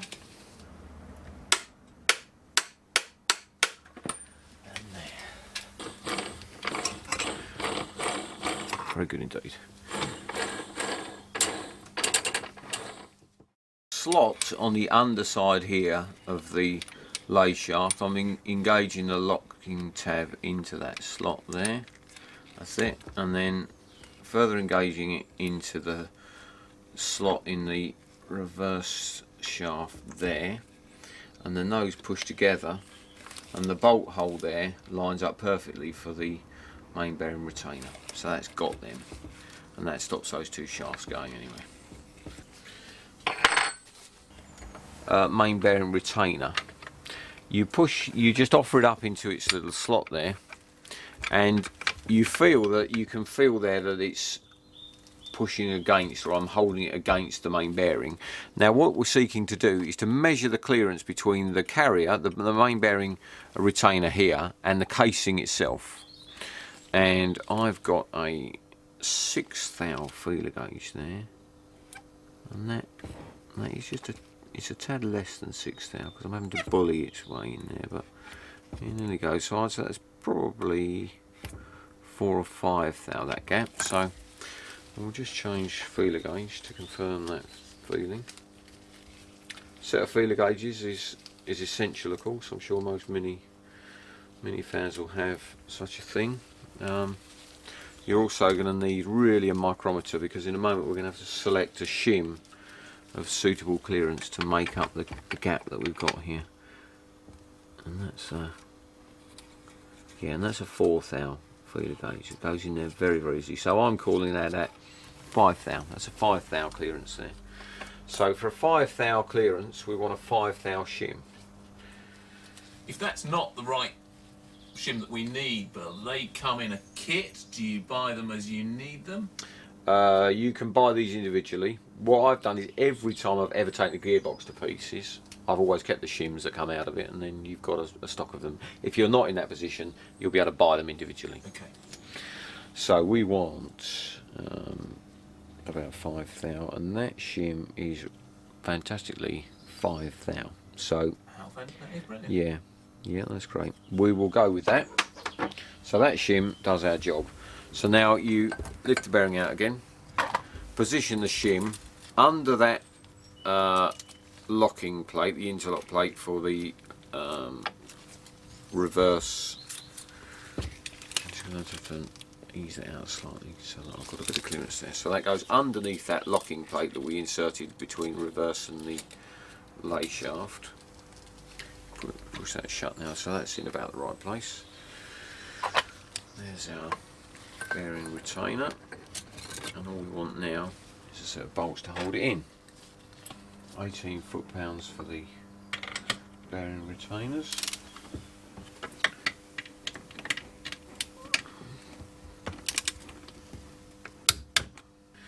With all these lock tabs, bend them over so that they actually do their job. Okay, I'm just going to bend down that lock tab so that it's tight against the bolt head, meaning the bolt can't come undone. There we go.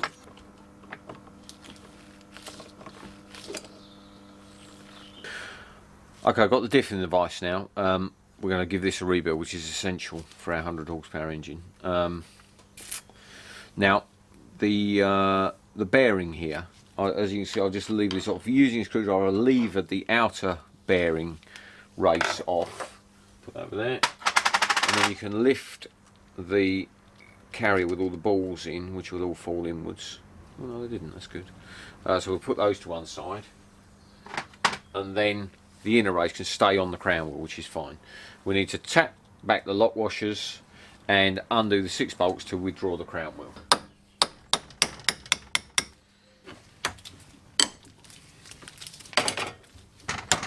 Tell that's right because it's enjoying coming out of there. There's a roll pin, don't want to lose that. And drift out the diff pin.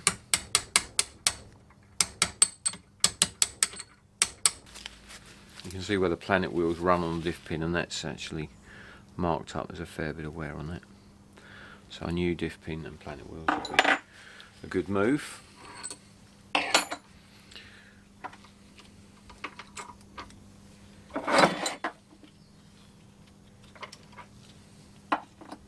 And the other output shaft comes out. And that's the diff cage there. A quick clean up on that. Output shaft, we'll put new fibre washers on those. So there's the old one, there's a new one. New fibre washer. Okay, so there's a new fibre washer on the output shaft, which drops in there. Now we've got 2 new planet wheels with the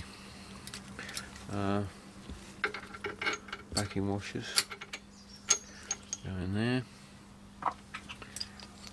And in there. They're spaced by a distance piece which sits in the middle. Let's just get our pin. Now the pin's got a cut out at one end, as you can see there, and that's the roll pin which will drive back in, slides down there, so obviously you have to orientate that correctly. when you drift the pin in, and we'll knock it in from this side so that we can twist that if necessary, as that just pops inside the casing. Okay, so we're in with our new fibre washers under the output shafts. We've got new planet wheels, new diff pin, and just tap the diff pin home to align the slot there in the diff pin with the hole in the diff casing. I'm actually looking down the diff casing hole and I can see that's perfectly in line now. There we go. And that is of course going to sit in there.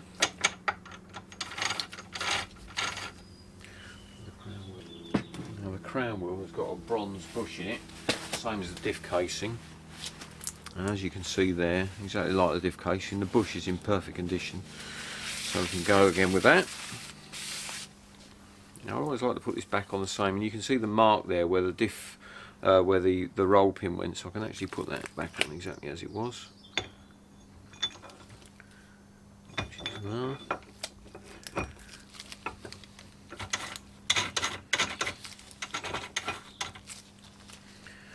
Yep, there we go. We need.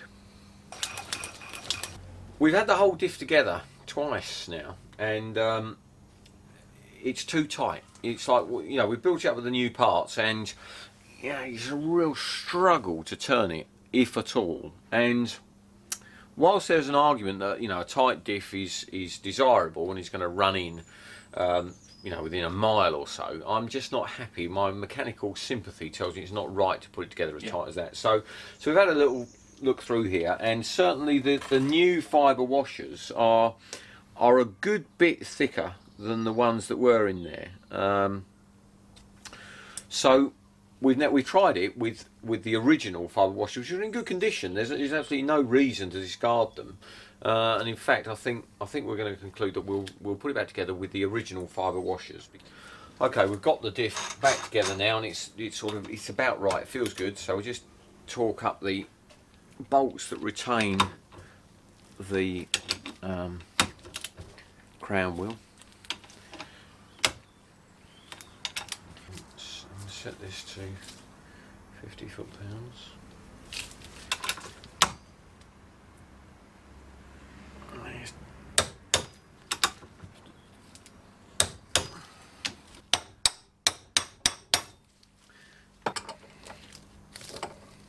Okay, and there's the diff, and you can see, you know, that's turns nicely, that's free, but there's no play in this. That's, you know, that's just how it wants to be. I didn't like it how it was tight when we first started with this, but that'll do us nicely. Job done.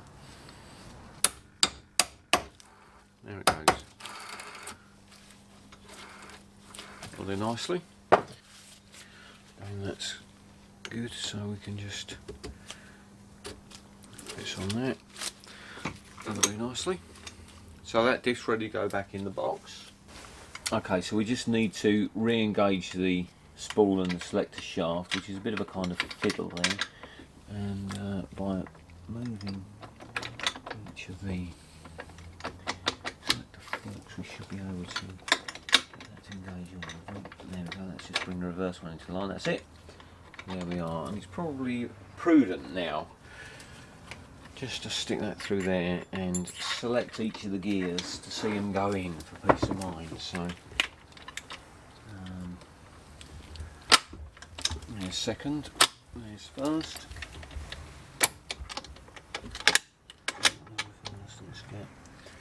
There's fourth, there's third, and there's reverse. So yeah, there, and that's in. We can now press ahead with reinstalling the diff. So if I just up the gearbox, take the diff, lay that in, offsetting it towards the flywheel end of the engine. That's nicely engaged there. We want gaskets.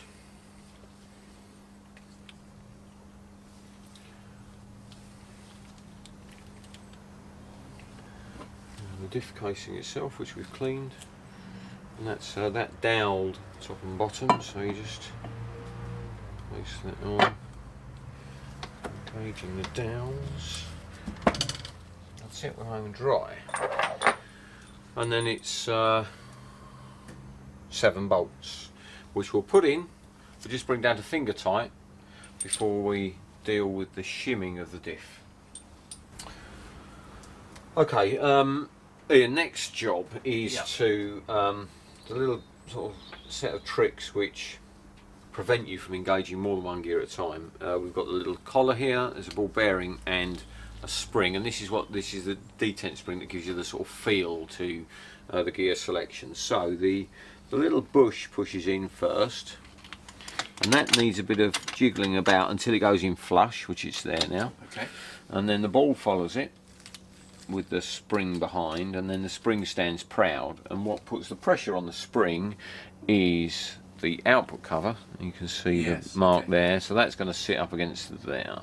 Now if you recall, when I put the diff in, I said that we offset it towards the flywheel side of the engine, and so we put the flywheel side of the engine cover on first, and we'll put a fresh gasket on there, and then we'll offer this up, put it on there, we'll bring all of the bolts up evenly, and then by hand, very gently, tighten all those up, bring them into contact, which will push the whole diff assembly across to the other side, and then we'll shim the other side to put the correct preload on the diff bearings. Okay.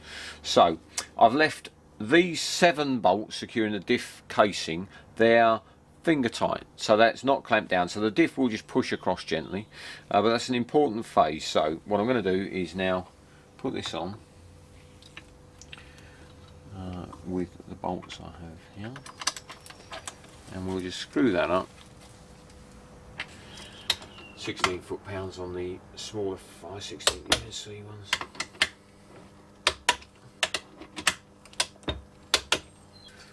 Okay, so now what we do, with no gasket, offer up the plain clean output cover for this side, and we're looking to measure that gap. Now I've got a 1/6 thou feeler gauge there, and it's definitely a smaller gap than 1/6 thou, just a little smaller than 6.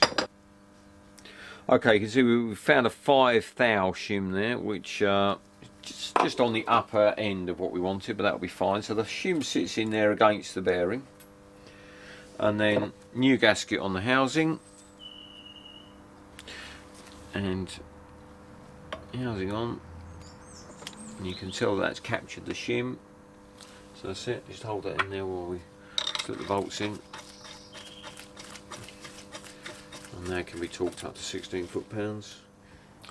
Okay, and the speedo housing, I had a quick look inside there. The gears are working and are going to drive the speedo correctly, and then you've just got to engage the end of that into the main shaft as you slot that on. That's that goes on to dowels.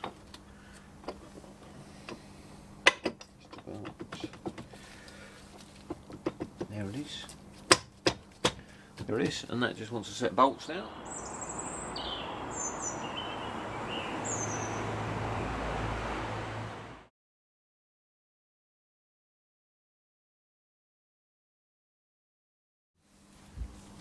Ian, what do you think that's called? A rubber gaskety type thing. Yeah, it's a fair description. It's called a half moon seal. Oh, fantastic. Why do you think that is? Because it's half? Half moon shape, yeah, exactly. Brilliant. Yeah. So that fits in here. Do you win a prize? Yeah. No prizes, no. Points mean prizes. Yeah, that fits in there. And when the engine sits down, it pressurises, it sits on that, and that's the seal. Now we just want the gaskets on here, and then we can introduce the gearbox to the engine. That wouldn't be blue Hylamar, would it? It will be blue Hylamar. Now Ian, I didn't ask you what that was called because I knew you might know the answer. I'm not going to give you an opportunity to shine, don't be silly. For years that this is preferred method, use this stuff. In addition. Yeah, Pretty obviously. yeah, in addition to the gasket. This is what it comes down to. What are these called? Not jelly babies, they're fruity babes. Fruity babies. Mm.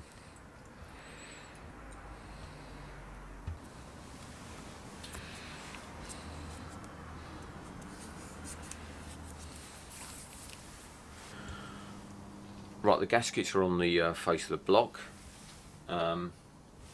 This O-ring, new one, goes in there.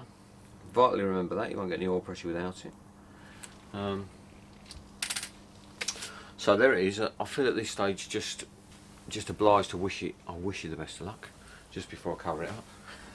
Is that a racing tradition, Bill? Or It is. It is. In fact, I'll go on. Well, it's late, so I will confess that I have, even before, on vital moments, I've given the crankshaft a kiss. Before the gearbox on. Now, that just shows you what kind of an emotional state you're getting about these things. But there we are, you know. Anyway, that's just between us, of course. Right, okay, yeah.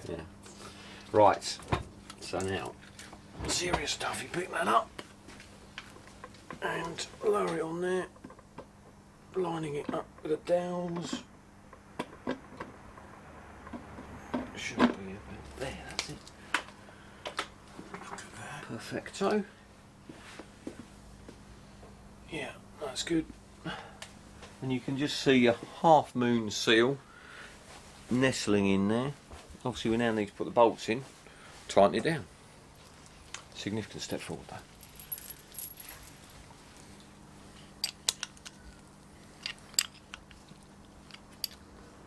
That's it.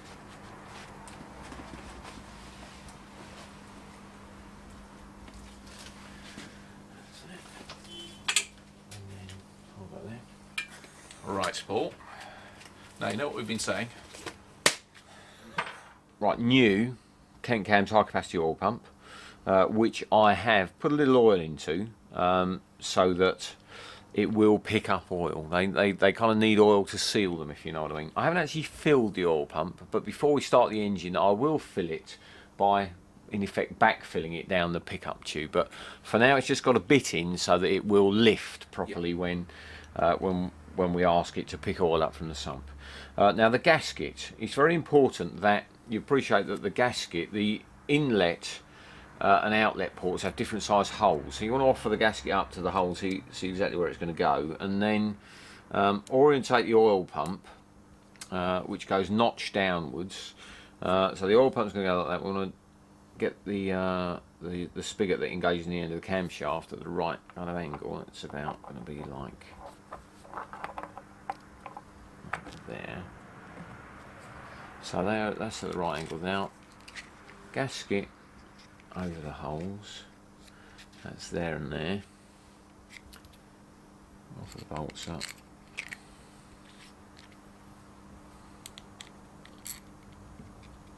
We put the bolts through and put the gasket on the pump as opposed to in the block, so that we've got control of the gasket and there's no danger of it now slipping, because if that slips and you end up bolting on and forcing it on and the holes aren't in the right place, you won't get the right flow of oil. So the gasket goes on the pump like that.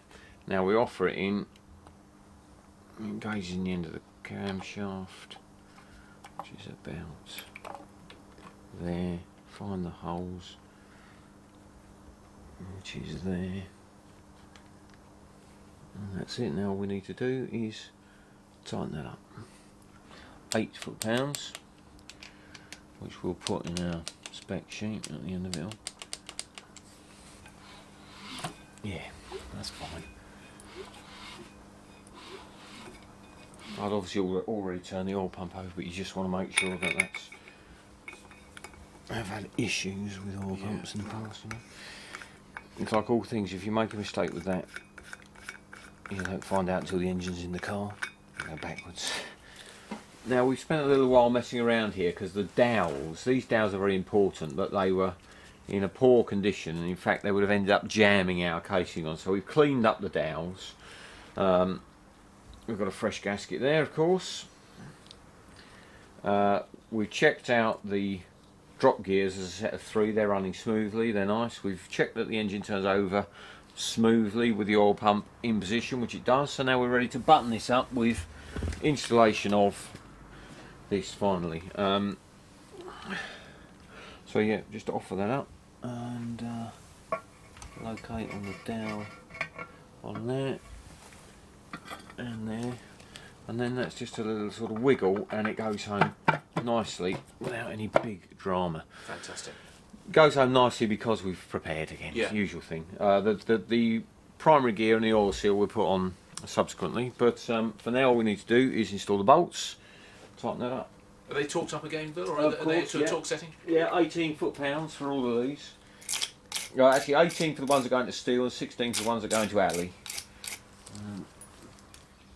The thing just to check with this before we actually install it is just to slide it on the tail of the crank and ensure that it's running, you know, the primary gear set is running nicely, which it is. So we'll remove that. Now, we need the oil seal. Now, I'll just run a bit of oil around the lip of the oil seal so that it's nicely lubricated, and we'll slide that straight on here, and that's quite a nice way of doing the installation of the oil seal. So put the seal on the gear, so that's sitting there nicely. Now there's a thrust washer that goes on the tail of the crank first, so I just cleaned up the old one, and that's perfectly serviceable. So that goes on with the chamfer to the inside. See that chamfered edge there, that goes on the inside. So we'll just over the tail of the crank, and we'll use the primary gear itself to push that all the way home. And now the outside edge of the seal itself needs a little drop of oil on, not too much, just to ease it in there. Otherwise, on a sort of freshly cleaned up housing like this, it will sort of jam up. So slide that on up to the point that the seal just sits up against its housing, and then I'm going to use the special tool to push that home. This is a Sykes pick event thing, which really does work very nicely indeed. So that slides over the primary gear itself, and then you use the flywheel bolt to engage in the thread in the end of the crankshaft, and then literally you just wind that on, and that's going to push the primary gear oil seal in square all the way in.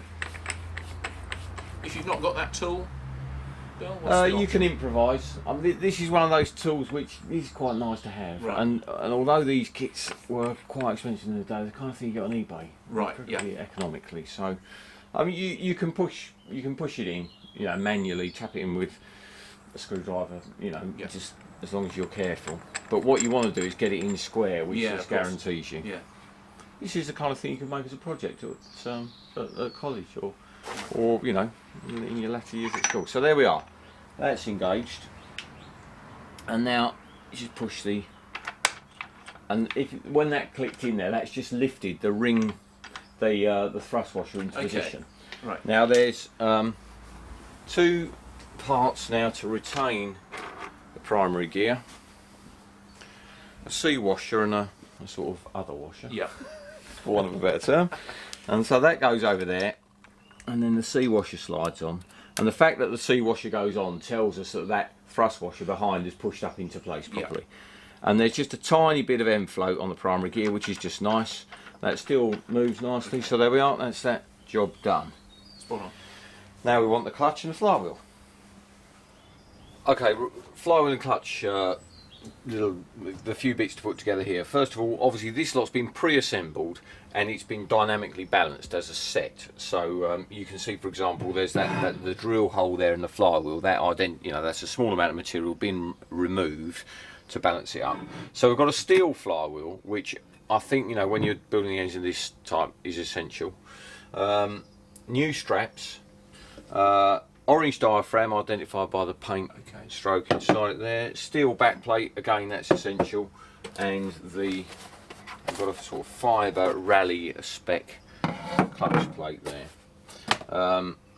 So we need to begin by, we'll put this little disc on that goes onto the primary gear, and that's just it's a kind of safety device really. If we get any leakage of oil past the flywheel oil seal, this stops it going straight onto the clutch. Right. So it's worth putting that on. So we go with that first of all, back plate and the clutch plates. Slide that on, most of all. Now there's the paint mark. We've got paint marks on everything to align it correctly for the balancing. So back plate on first. It's sort of offset inwards, the clutch plate there, so that slides on as well. and then that's just need to get that's it. So that sits back like that, and then we need to offer the flywheel up itself. Yeah, well the flywheel definitely does go on, so it's just a case of a little jiggle there. I think what's happening is the back plate's just jamming us up slightly, and there you go, that's on now. The flywheel is going to push up, not quite flush with the tail of the crank, but it nearly is, so that's about right there. What we need now is the lock tab, which is locked there. This is offset, so it only goes one way around. Now that sits in interlocking the tail of the crank to the flywheel. There we are. That's good. And we need some copper grease for the bolt. Now we're going to put copper grease on the threads and the face of the bolt, just so that it tightens up without any friction to sort of fool the torque wrench. Lock tab, there it is. Typically we don't use these for racing, but then again the flywheels are on off fairly regularly, but since this is road use and this will be going together just the once and staying like it for many years, of course, we'll just wind the bolts out and put the lock tab washer underneath. It's just a means of locking this once it's been tightened. Bolt, we can lock the flywheel up using our shell bearing as before, and that's quite a lot of torque, 150 foot-pounds. Shell bearing just sits in there just to lock this up, and you can, now the shell bearing's locked in now. Need to hold. We're going to need to, yeah, between us. Not a good thing to throw the engine on the floor at this stage. Actually, the lock tab washer is standing out and stopping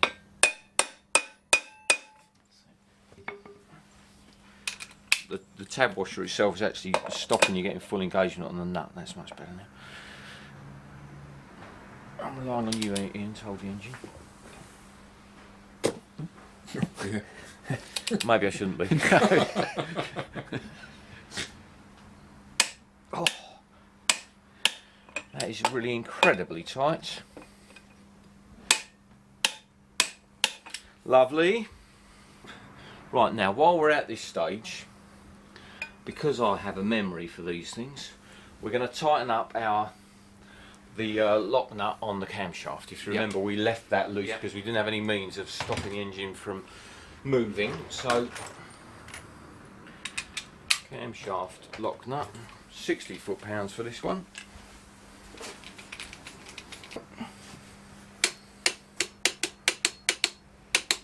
That's it. 60 foot-pounds doesn't seem very tight, does it, after you've just done 150? That's it, lovely.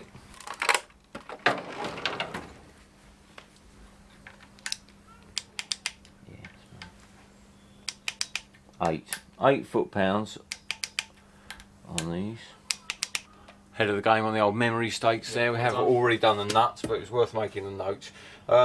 Because we've got a duplex kit, so we've got the double row chain, you can see that the standard cover incorporates that little ring there, which we've removed from here for clearance. So that's just something that you'll have to do yourself. Get that off with an angle grinder. Yep. With a bit of sort of patience. Yep. So oil thrower. That goes on the tail of the crank there, like that. And then we want the gasket, which is prone to leakage. So I'm going to seal this gasket on with a little drop of Hylamar.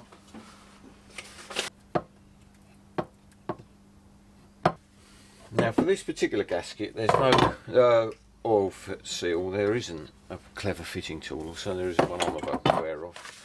So it's brute force and ignorance. Now I don't lubricate the outside of this seal because it makes it too easy for it to pop out again, having popped in. So it needs to be struck in using a mallet.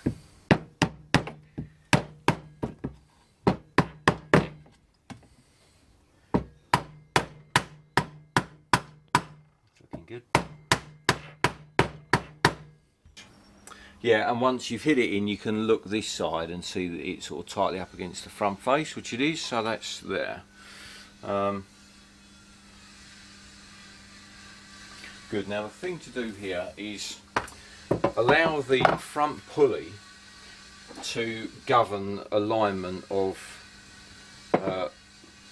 the front cover there. So a bit of oil where it's going to bear against the oil seal there, and then offer this up here like that, and then slide on the front pulley so that it centres the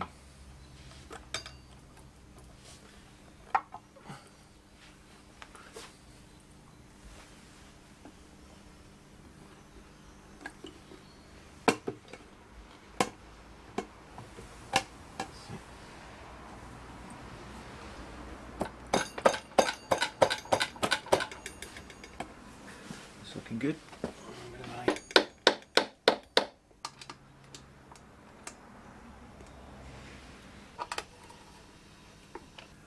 Okay, right, crankshaft, pulley, bolt here, and lock tab. Setting on that bit. 75.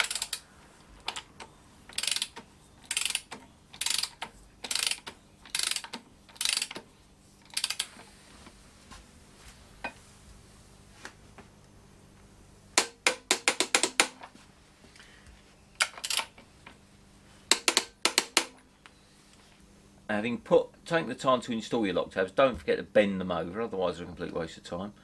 And you just bend it over against one face of the bolt, tap it down. Okay, next thing then is diaphragm. You need to search out the white paint mark which the balancer has put on. Traditionally the A mark is stamped with an A there, that's the same thing, so we need to find that. The white paint marks are up here. Just because I'll just turn the engine over, I've locked the back plate, that's it. Push the back plate through. One bolt.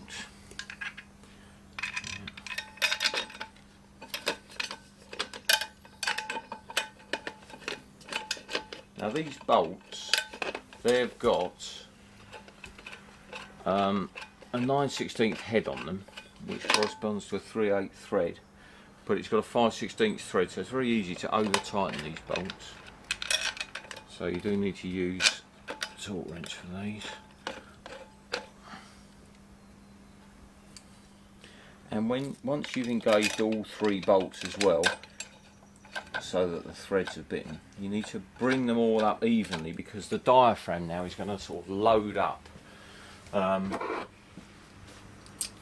pull the clutch plate up tight. So you want to bring that force in evenly, so you don't just wind them up, first one up tight, then move on to the next one. You need to bring them all up a bit at a time so that you bring the force together nice and evenly.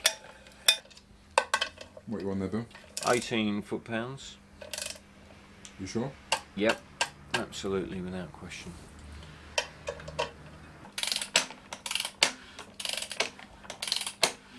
Sounds very pleasing. Okay, I'm just going to press a new release bearing onto the onto its carrier here, using the vise on one end and the sockets that I'm only pushing against the inner race of the release bearing, so that it itself doesn't suffer any stress.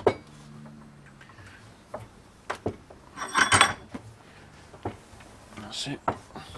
So there we have our clutch release bearing. Okay, copper slip on there.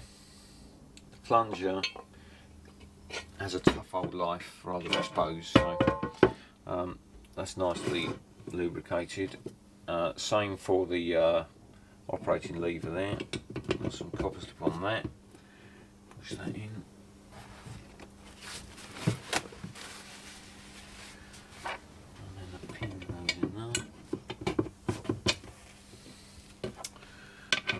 The lock nut, there's two nuts here. The first one,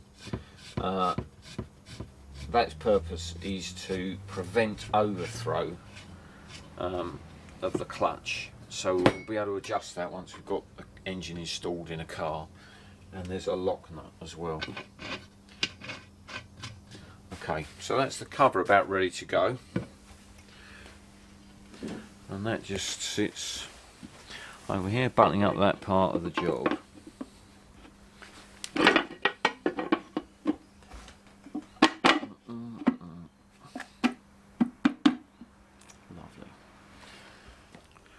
filter housing.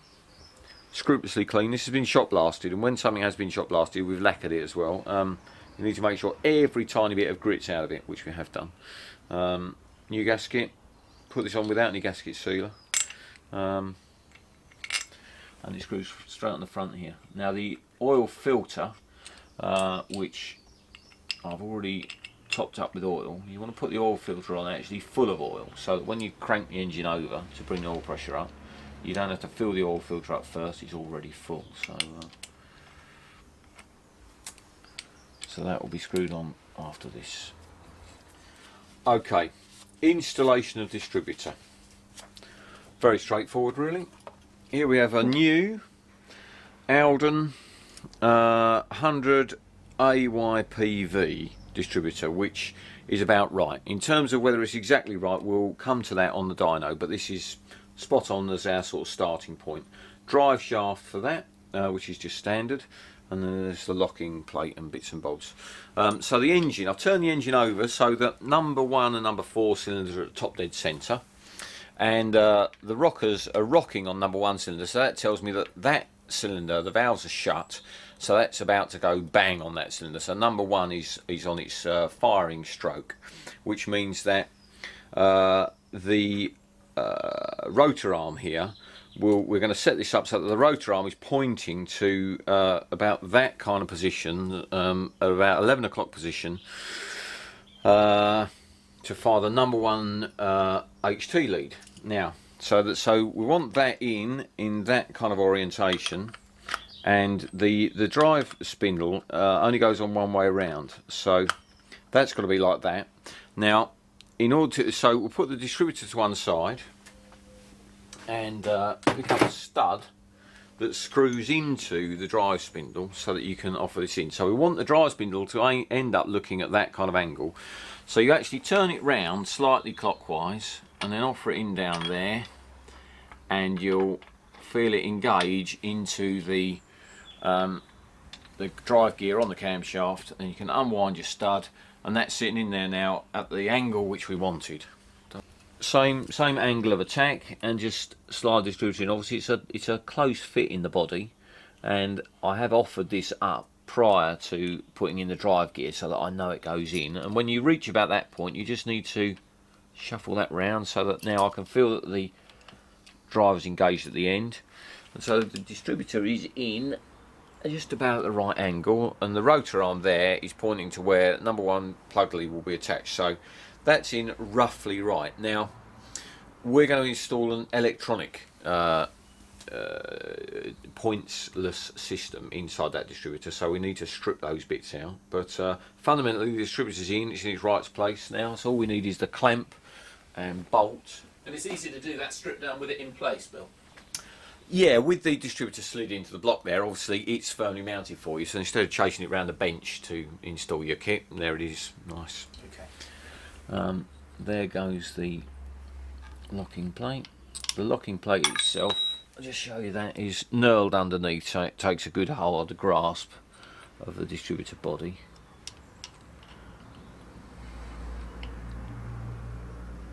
We've removed from the distributor the rotor arm, the set of points, the condenser, the little wire that loops from the body to the condenser. We're going, and of course the screws. Now we're going to reuse the rotor arm, we're going to reuse the screw which holds down the points, but the rest of it we cast to one side. And with our, we've got an electronic igniter kit just over here. Pretty simple to follow really, there's a set of instructions included. And all we need to do here is now install this base plate. So the 2 wires are fed through the hole in the body, which is standard of course. Put those through that. Then the grommet here, that needs to fit into that hole, and that's going to want a little tiny drop of silicone lube on there just to help us get that into position. With a bit of a stretch, here she goes. That's it. And then the wires, a little bit more silicone on the wires themselves, I don't want them to move. I'll do this very judiciously, obviously. Being careful not to stress the wires themselves. And the base plate fits in there, so you want those wires, just a bit of slack in them. That's just about right, I think. That looks fine to me. Okay, so there's a little locating peg. There's the original screw that retained the points, so that goes back in there.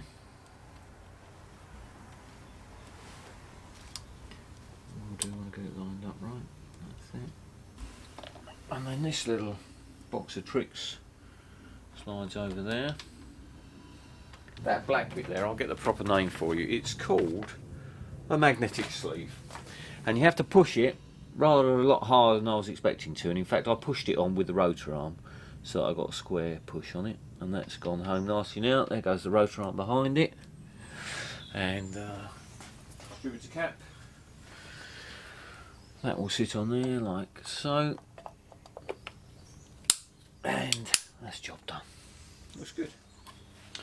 Okay, the next thing is the oil pressure release valve. Now the standard component is this known as a bullet, because it looks a bit like a bullet, I suppose. And that sort of fits into the block there. Not favoured because it can jam up. Right. If you get any tiny particles of whatever in the oil, dirt, it will jam this up. So the preferred option is to replace the bullet with a ball, which obviously sits against the relief valve, and that's not going to jam. So we've gone for a ball, which will pop in the hole there. You just opt for one or other, do you? When you One or the other, yeah. If you do put a ball in like this, you have a spring that's weighted to go with the ball. So the spring goes in behind it, and then there's the just the nut there, the cap that retains it. So that just pushes up. And okay, now I'm going to just bolt on the oil pipe. Basically, takes the oil from the front of the block there and feeds it down into the filter housing. But the first thing I need to do is I'm going to backfill the oil pump. Now, we made reference to this earlier. Although we put some oil in the oil pump, it's not actually full up. So I'm squirting oil in down here. We can be sure that the oil pump has got a good measure of oil in it. That's up to the top there. Now if we just turn the engine over backwards, that will just suck that bit of oil down, and we'll know that we are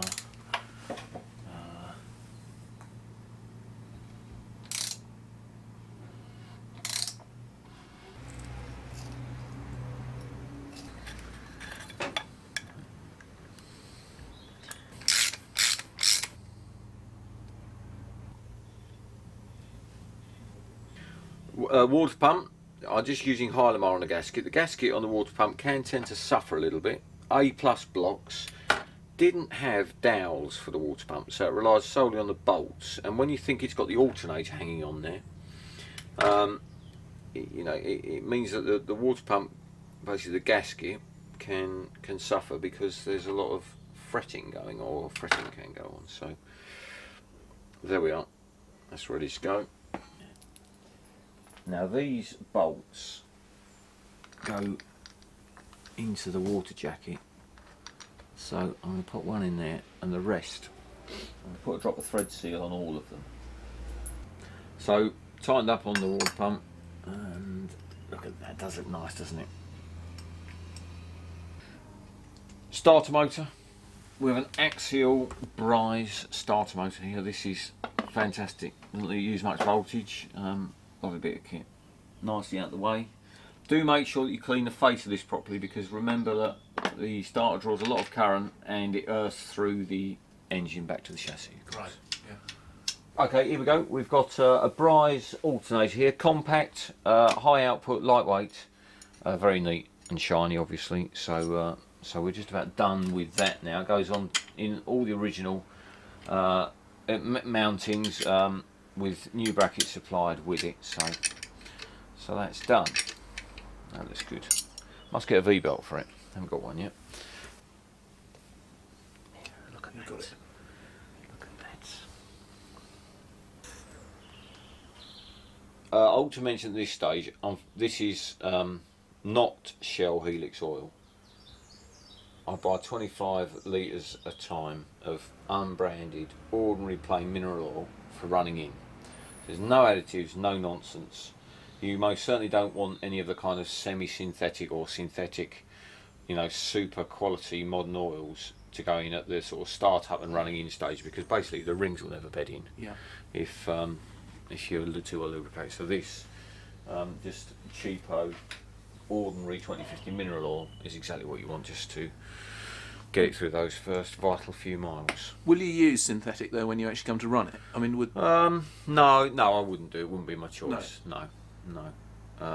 But certainly for racing, that's, you know, people do use synthetic oils because you want to cut friction obviously to a minimum. Okay.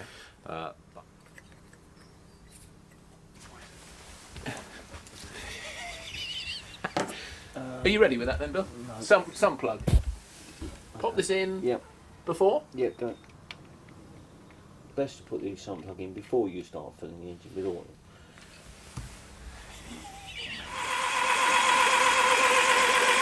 Wait for action on the oil pressure though. There we go. Here she comes. Look at that. Fantastic. What a So, result. By bringing up the oil pressure, we know now that everywhere is you know, fully lubricated. All the galleries are full of oil. It's all throughout, all the bearings everywhere. It's all over the floor where we left the sun plug out. So everything is nicely lubricated. We're ready for a fire up. Fantastic. We'll get it to the dyno, Yeah. and then we'll see how good it is. Great. Excellent, Bill.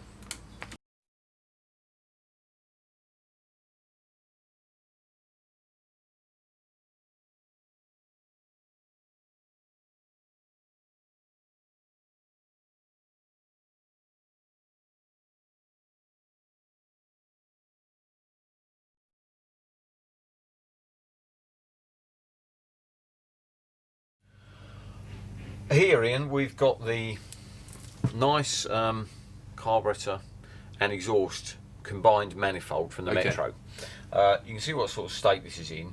We took the carburetor off, unbolted it from there, and it obviously didn't look as beautiful as this. No. We sent this one to Southern Carburetors and Injection, who do restoration of carburetors and supply of all the components you need to do that yourself. We've taken the sort of the nice option of having it completely restored, which means that the body looks absolutely beautiful. Yeah. It's been completely to bits. Every moving and wearing part has been replaced, and so that's now ready to go. We've also got a replacement alloy in that manifold, which is going to do obviously a proper job for us. So that's going to go on. For somebody wishing to do the rebuild of the carburetor themselves, they can do that. Southern Carburetors and Injection can also supply a carburetor rebuild kit, and you can strip it all to bits, and you know, you're cleaning out with a toothbrush. You won't get this sort of appearance, but you will be able to replace all the moving parts if you're just, you know, prepared to be patient and follow the instructions. So what you mean is we've taken the easy option? We have taken the easy option, absolutely. We've gone for to give us appearance and give us a bit of guarantee as well. You know, you get what you pay for, and you can see that's going to be lovely, isn't it? So so we're ready to go. We'll install these at the dyno. Okay, fine. They can bolt on with the exhaust manifold at the dyno. So that's that.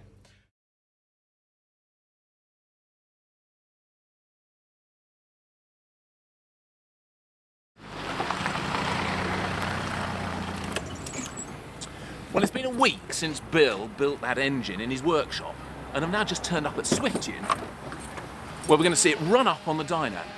Now, Bill's already been here an hour or two, and I think he's been running it in and getting it all set up. So let's go in and see how he's getting on.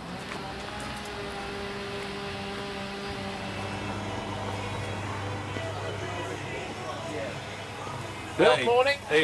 Ian, this is Nick Swift. Nick, hello. Here. Hi. Thanks for doing this all for us. Oh, we have been having a great time down here. This looks fantastic. So yeah. you've got it all set up by the looks of it. Yeah, it's on. It runs. Wait, that's the first Exactly. done. It's the first thing. Yeah.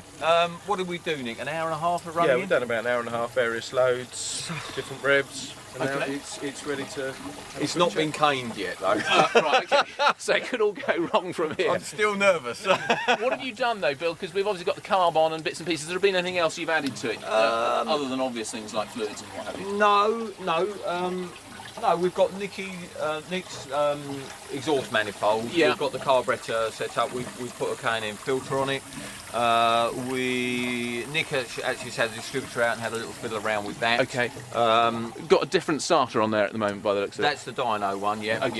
Yeah. Yeah, I mean it's all plumbed in. It's attached to the test bed. It's just it's done its bit. Now really is the sort of moment of truth. We're ready to torque the head down. We'll get the tappets. Yeah. And then hey presto. Now, I can hear loads of liquid going around here. What's all that? Nick. Yeah, basically the Superflow 902 dyno is controlled by water. Outside we have a large tank, 1,000 gallons of water outside, and then the water is pumped in by the pumps on the wall, Okay. and comes into the system, fills it up. The water controls the dyno, or the computers control the dyno with the water or the load, and then it's pumped back out again, back into the tank. Right, okay, fine. Cool. Okay, all we're doing now is, obviously the engine's nice and warm, so remove the rocker cover, and we're going to just tighten the head down again. So it's just back down to 50 foot-pounds. It will move a bit because it's hot, everything's hot now. So we'll retorque the head in the correct sequence as before, the 50 foot-pounds again, and then we'll get the tappets to 15 thou on the tappets, and then then it's its moment of truth.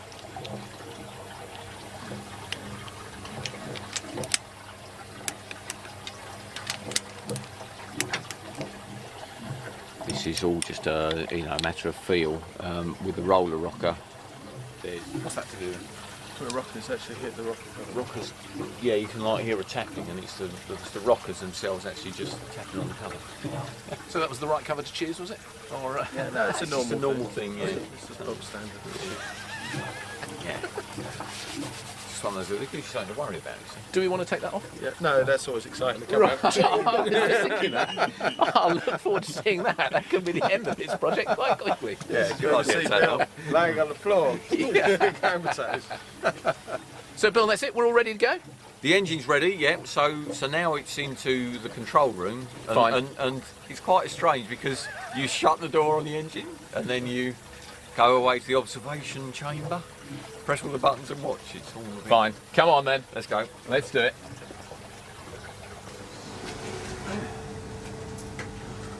Now in here, I generally find it's best to not say very much. Keep all your fingers crossed and just watch.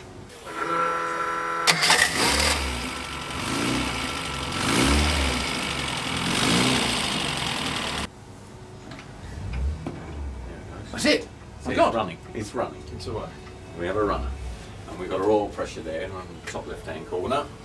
So that looks healthy. And obviously you can see the engine speed there, just idling. And Nick's controlling it with this Yeah. lever here. That's the Yeah, throttle, this is essentially. the throttle. And just at the moment it's just on free load. So revs there, and obviously as I increase the... it's all So controlled. we're waiting to just get the water temperature up a little bit, Yeah, aren't it? yeah, the water temperature here, we've Yeah. got water in and water out. So as you can see, it's only on 45 degrees, so it needs a bit of temperature in there, so Yeah. we'll get it warmed up again.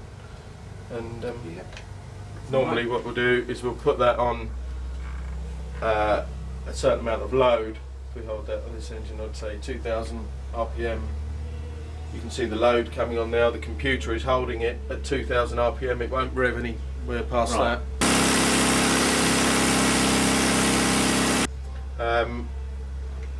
And then we can watch the fuel on the carburetor. This is our lambda reading up here, which is actually giving us the fueling. So, and as we increase the throttle angle, we're changing the fueling. So we would hold it there, not too rich, we don't want too much fuel going in. Yeah, yeah. Great. The load, of course, is the resistance. Yeah. You know. Yeah. So yeah, so the engine's actually working there Yes. rather than just idling. Yeah. It's fine. We'll leave it like that for a few minutes.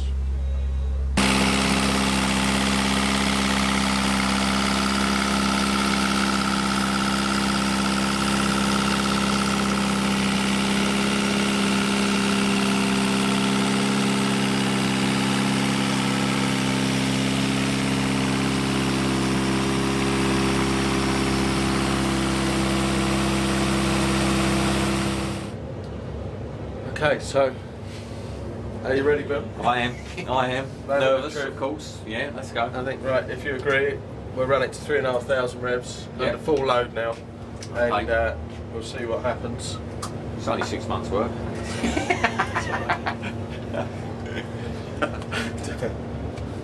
I'm just going to have a listen.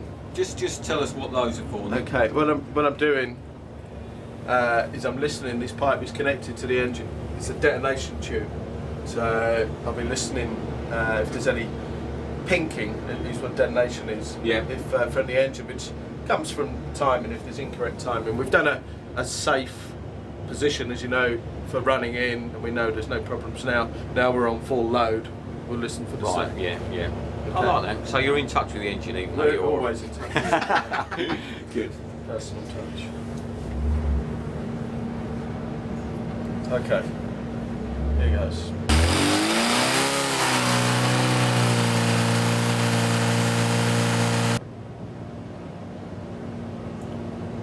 Looks good. Wow. That's impressive, Bill. 3,500 revs. Yeah. What was that, 95, 96? 96. Yeah. Pounds feet of torque Yeah. at 3,500 revs. Yeah. On the first pull. That's Yeah. good. That's Now, bang Bill- on the button. That is ace. Bill! That'll be not bad. Hey! No, I'm pleased with that. I'm pleased with that. That's going to go like a rocket, mate. That'll be fun. Yeah, I'll be right away from the lights then. Woohoo! I'm actually chuffed with that. Yeah. Oh, that is good, isn't it? Yeah. We'll try 4,000 and just see.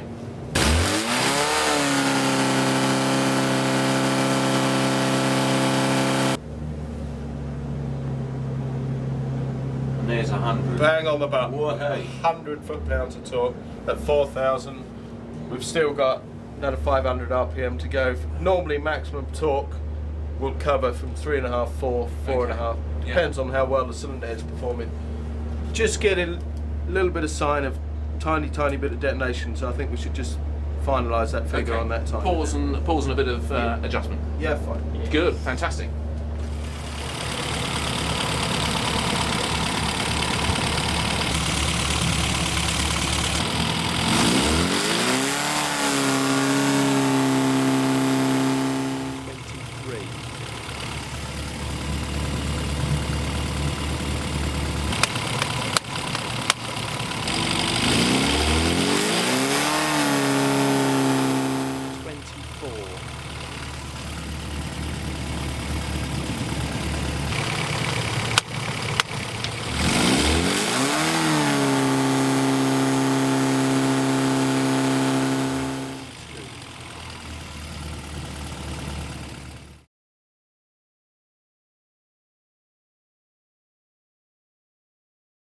I went up a little bit just to confirm that we was on that point of Okay. detonation, and there was a slightly more there then, so I've come back a degree and a half, a couple of degrees, so we're back around We're safe. about 3,500 revs, 22.5, that's fine. That's So safe. is this the moment of truth then? I think this is the moment of truth. What we're Bill? looking for? What are we looking for? Well, Tell me we've what- got our. I think we've seen 100 foot-pounds of torque. So if we could see That- 100 yeah. horsepower now, please, that would be great. And then I'll go home. Just like that. Yeah, go home quickly. Of course, yes. We'll take that. We'll take that to 5,500, and we'll see what. Okay.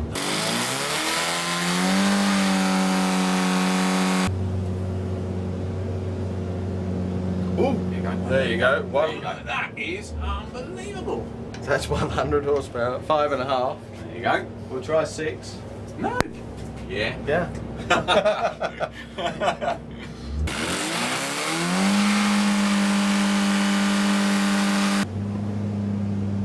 Listen to that. Sounds good. Sounds It's good. still on there. 99. Still 99 horsepower. Yeah. That'll do. That's it. That's close enough. That's right on it. We could probably have What will this engine rev to? I mean, not that I'm Well, suggesting we go there, but what will it? 6,000 is sort of 5.5 to 6,000 would be what we would expect for a maximum power for a good, sensible Yeah. road engine. Yeah, for a road engine. Yeah. That's right. Obviously, Yeah. I mean, your race engine, Bill, I imagine goes on up Yeah, well, eight and a half Yeah. thousand. So that's where we'd be looking at maximum power on braces. So The thing is, this has got so much torque that you won't need You're to never rev gonna it, get rev it. it. No, that's right, because you'd never you need it. Give it another Yeah, gear and of it'll tear course. off again. Yeah. Nonetheless, are we going to go to 6.5, Nicky? well, let's just see what happens 6.5 and just see You're whether. now pushing your luck, aren't you? There you go. What we'll see is we'll see the power start dropping off slightly. As you see now, 97, 98. It's still just hanging on in there. So 5.5, So- 6 is where it's all happening. 5.5, 6,000. That's where the we'll look power at is. 5,000 as a figure here, and we should be again pretty close to it.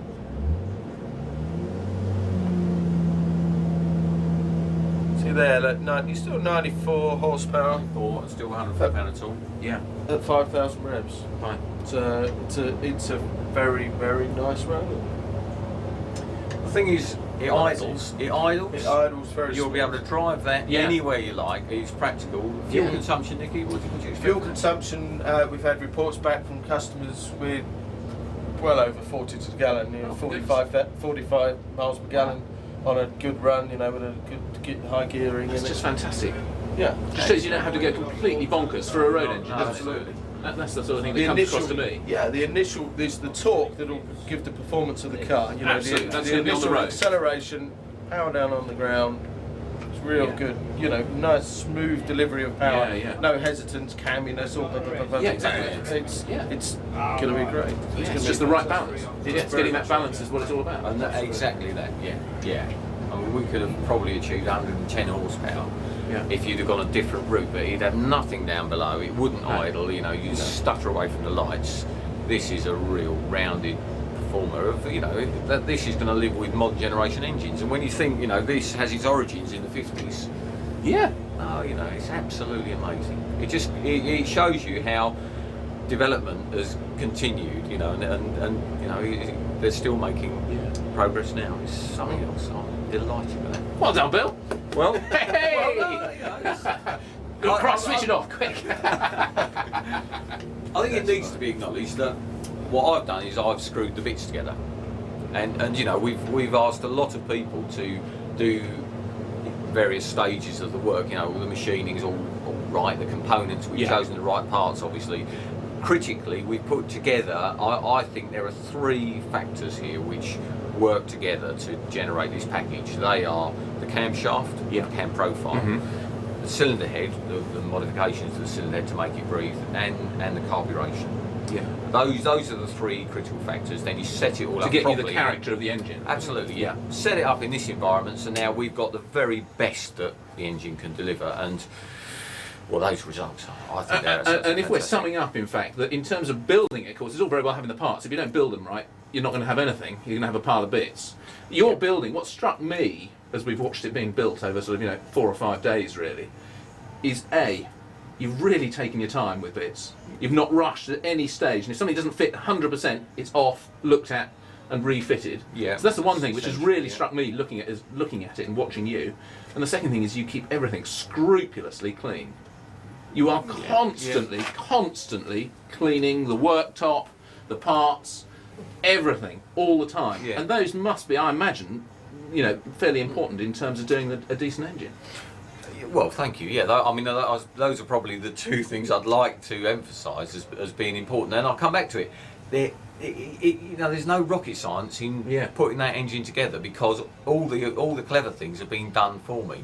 Really. And so what I have is the right collection of parts, the sort of methodical approach. I mean, I'm not ashamed to say I got the Haynes manual out a couple of times because I want to check torque figures and stuff like that. And it's. I've been methodical. Take your time. Took 4 days to build the engine. Okay, well, no problem, is it? Yeah. And there it is. It's 100 brake horsepower engine. yeah. I think Built at home. The proof of the pudding Yeah, is that's there. it. That's Yeah. it. Fantastic. Well done, Bill. I think that's us done. Brilliant. Thank you. Cheers, mate.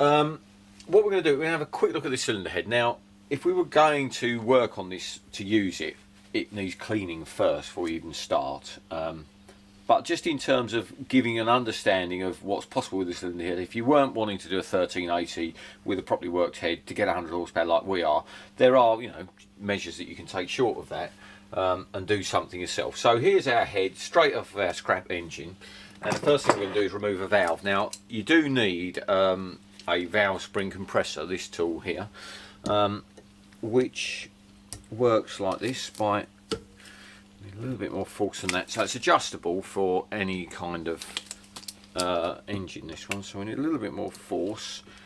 Push that closed, and that just pushes the top cap in enough to release the collets, and then I use a pair of tweezers like that to reach in and fetch out the collets. I'll actually wind a little bit more on there to make the collets a bit easier to get at. Tricky little wrigglers.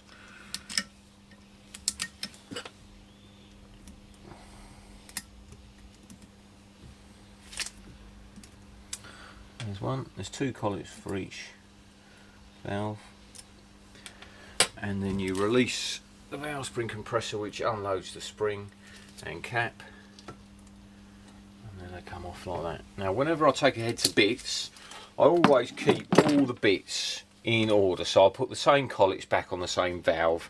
I don't know that that's entirely necessary, it just seems to be a logical thing to do, so I always do that. Now this is just a fairly basic Metro head, so it's only got single valve springs.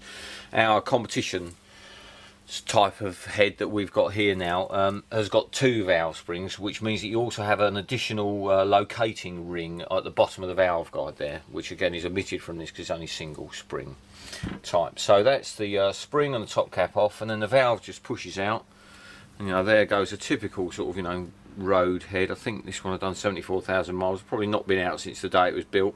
If you look very carefully, you can see, you know, there is a finished seat area there, which is still, you know, serving this engine well and sealing up. It won't be sealing it 100%, but it won't be too far off it, so that's in reasonably good condition. Now we'll take out the inlet. That's the exhaust valve. The exhaust valves are the smaller ones. We'll take the inlet valve out as well, and then we've got one chamber to have a look at, so just wind a couple of turns off of that. You don't want to try and compress the spring straight away to the fullest extent, it's far too much effort, so you just want enough to sort of crack the collets. So this should go now.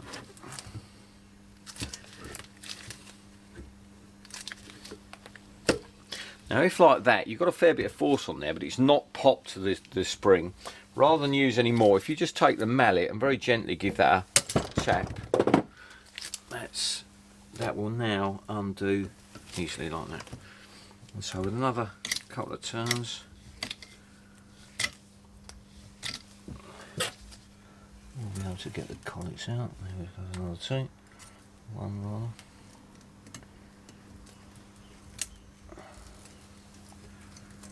There's the other. See, spring and top cap, valve. And the inlet valves are always cleaner, and that's actually in pretty good order. Yeah, that would have been working fine. There's a valve. I'm just puzzled by the fact there aren't valve stem oil seals on the exhaust valves. Novel, right? I'm not quite sure why that's the case, but you can see the rubber here that sits on top of the valve guide. I'll just get something to prize that off with.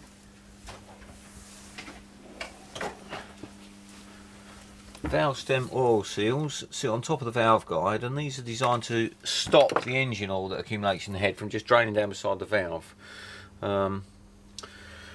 There are, so that, you know, whenever you do a head, you'll always replace those. So there we go. There's, if you look at the top here, not a great deal to see here. That's all in good condition. The top of the valve guide. The valve guide itself that the guide runs up and down in. That's an item that's, you know, when you're doing a complete head refurbishment, you're always going to have new guides. If we just, in fact, let's just have a little feel of condition of the guide. If you basically put the valve in, and there's a bit of sort of side to side movement on that, but that's not really too bad at all. Those guides are not bad. No, it's pretty good really.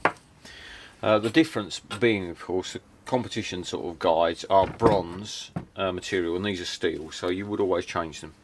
Now, if you look at the seats in the head, you can see that they're not in too bad a condition at all really, and if you were going to use this as your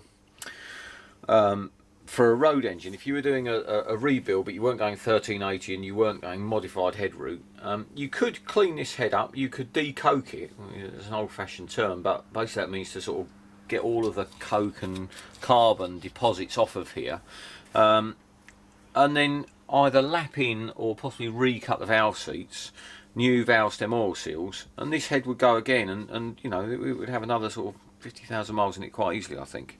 On the other hand, if you want to go for the horsepower modifications, then you know, porting and polishing is where it's at, which means, you know, you need, as I say, I don't really think this is realistic for the sort of home modifier. It has been done in the past, but the problem is the heads are getting scarcer, and you don't want to waste a head by making mistakes. But it comes down to, you know, a sort of carbide stone in through the ports here, removing material to open the port up and allow it to flow more. The limiting factor, of course, is that the water that flows all around this, you know, inside the cylinder head to keep it cool, you're in danger, if you don't know where the water jacket goes, of breaking through, and as soon as you've done that, the head's scrapped. So. Bill, what about unleaded and unleaded heads? Because obviously early heads. Very good point, yes. Now this head, I have to be honest, I don't know, I can't actually see. It's quite difficult when it's all coked up to see whether there's an insert in there. Basically, an unleaded head has a high quality steel insert that's pressed into the casting, and then the valve seat is cut into that new material, and that's just very resilient, and that's it, that's all it takes. Now, at a certain period, somewhere about 86, I think, they started putting the inserts into standard Metro and Mini engines at that time. So later cars should have it? Later cars should have it. Now there is a way of telling. Funny enough, it's very high tech. On the cylinder head itself, there's a green blob of paint. Right. Which this far down the line is unlikely to be distinguishable. But I'm pretty sure if you look at the engine number, there's identification within all the characters there. If you reference it to the Haynes manual, it tells you whether it's an unleaded head or not. Right. I suspect that this isn't.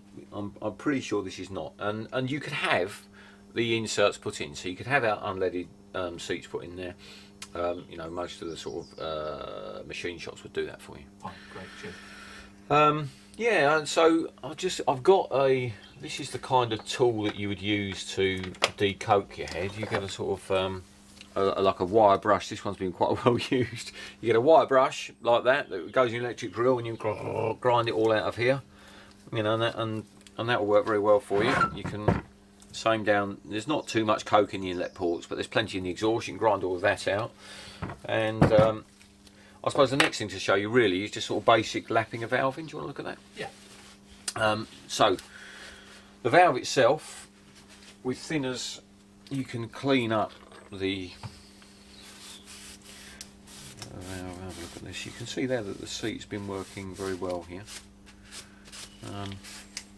Now, if you had a wire wheel on a bench grinder, for example, you could grind all of that off very easily. But anyway, that will do us. What we now need is some grinding paste and a swizzle stick. I don't know if swizzle stick's the proper technical term for it, but you'll get to understand what I mean. Now, grinding paste usually comes fine and coarse, and it's a sort of double-ended tin. But the state of this, in fact, no, it's not that bad.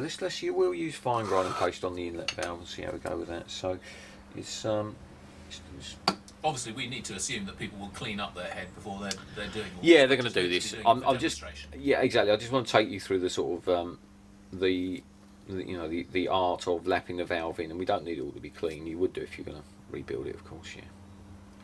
So there's a fair bit of grinding paste there on the valve. You just put it on the valve, drop the valve back into the guide, we now need is a swizzle stick, which is over here, I think. Right. Double-ended for different sizes of valve. Now we're actually going to need to get the coke off the face of that valve. Yeah. So just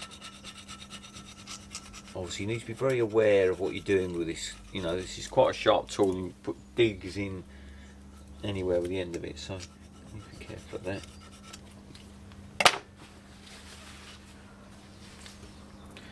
I think we should double emphasise that, you know, you would ordinarily, at the stage you're doing this, when you get to doing this, the whole head will be clean and nice. Let me use a large end here. Clean on that as well. It just sticks on. It's a very simple tool, this.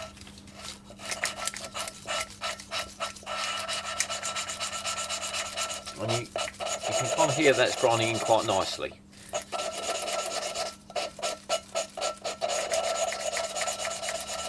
Now it's not one continual, you're going backwards and forwards like that, and then you lift, turn and drop it in again, so you've actually moved your position round a sort of, I don't know, quarter of a turn at a time.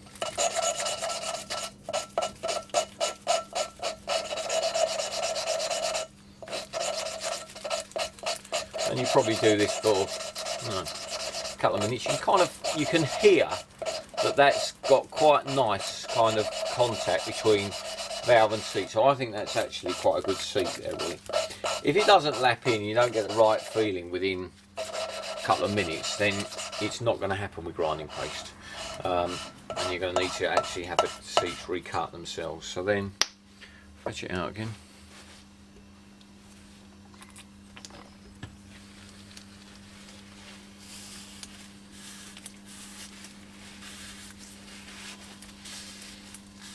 If you look first of all at the seat of the valve, you need to come a bit closer for this in. You can see that's gone, you know, like a beautiful grey, even texture all over there. The sort of shine that was on the seat has gone, and that the valve there has lapped in perfectly. So you know that tells us that the valve is perfectly concentric. Great. It's not necessarily the case that the seat's going to be perfect, but we need to now look at that. So that's a matter of. It's going to be just to clean all the goo off of it.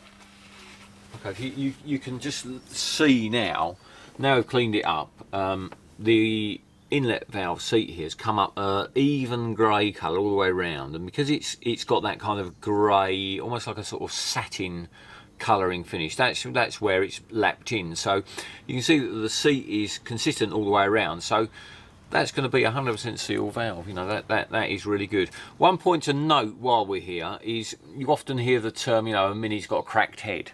Well, the heads crack between the inlet and the exhaust valves across the narrow bit here, and most commonly in the centre two chambers. So that's the area to look at. And so before you sort of commit to sending your head away, take all the valves out of it and have a look here, and you know, literally you're just looking for a hairline crack. The head modifier will always look at the casting and advise you of a bad one, but a cracked head, you know, there's no way back for it. It's going, yeah, it's on its way out. Just cleaned up the face a little bit here, you know, that's cleaned up well.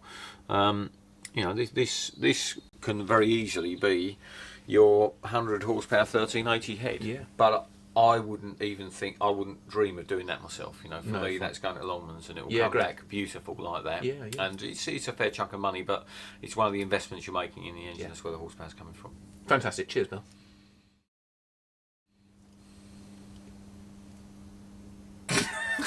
All waiting for you. No, I'm going to let you sweat. All waiting for Harmer to ping, turn it off. Right, we can go home now, Paul. That's it. You must be happy now.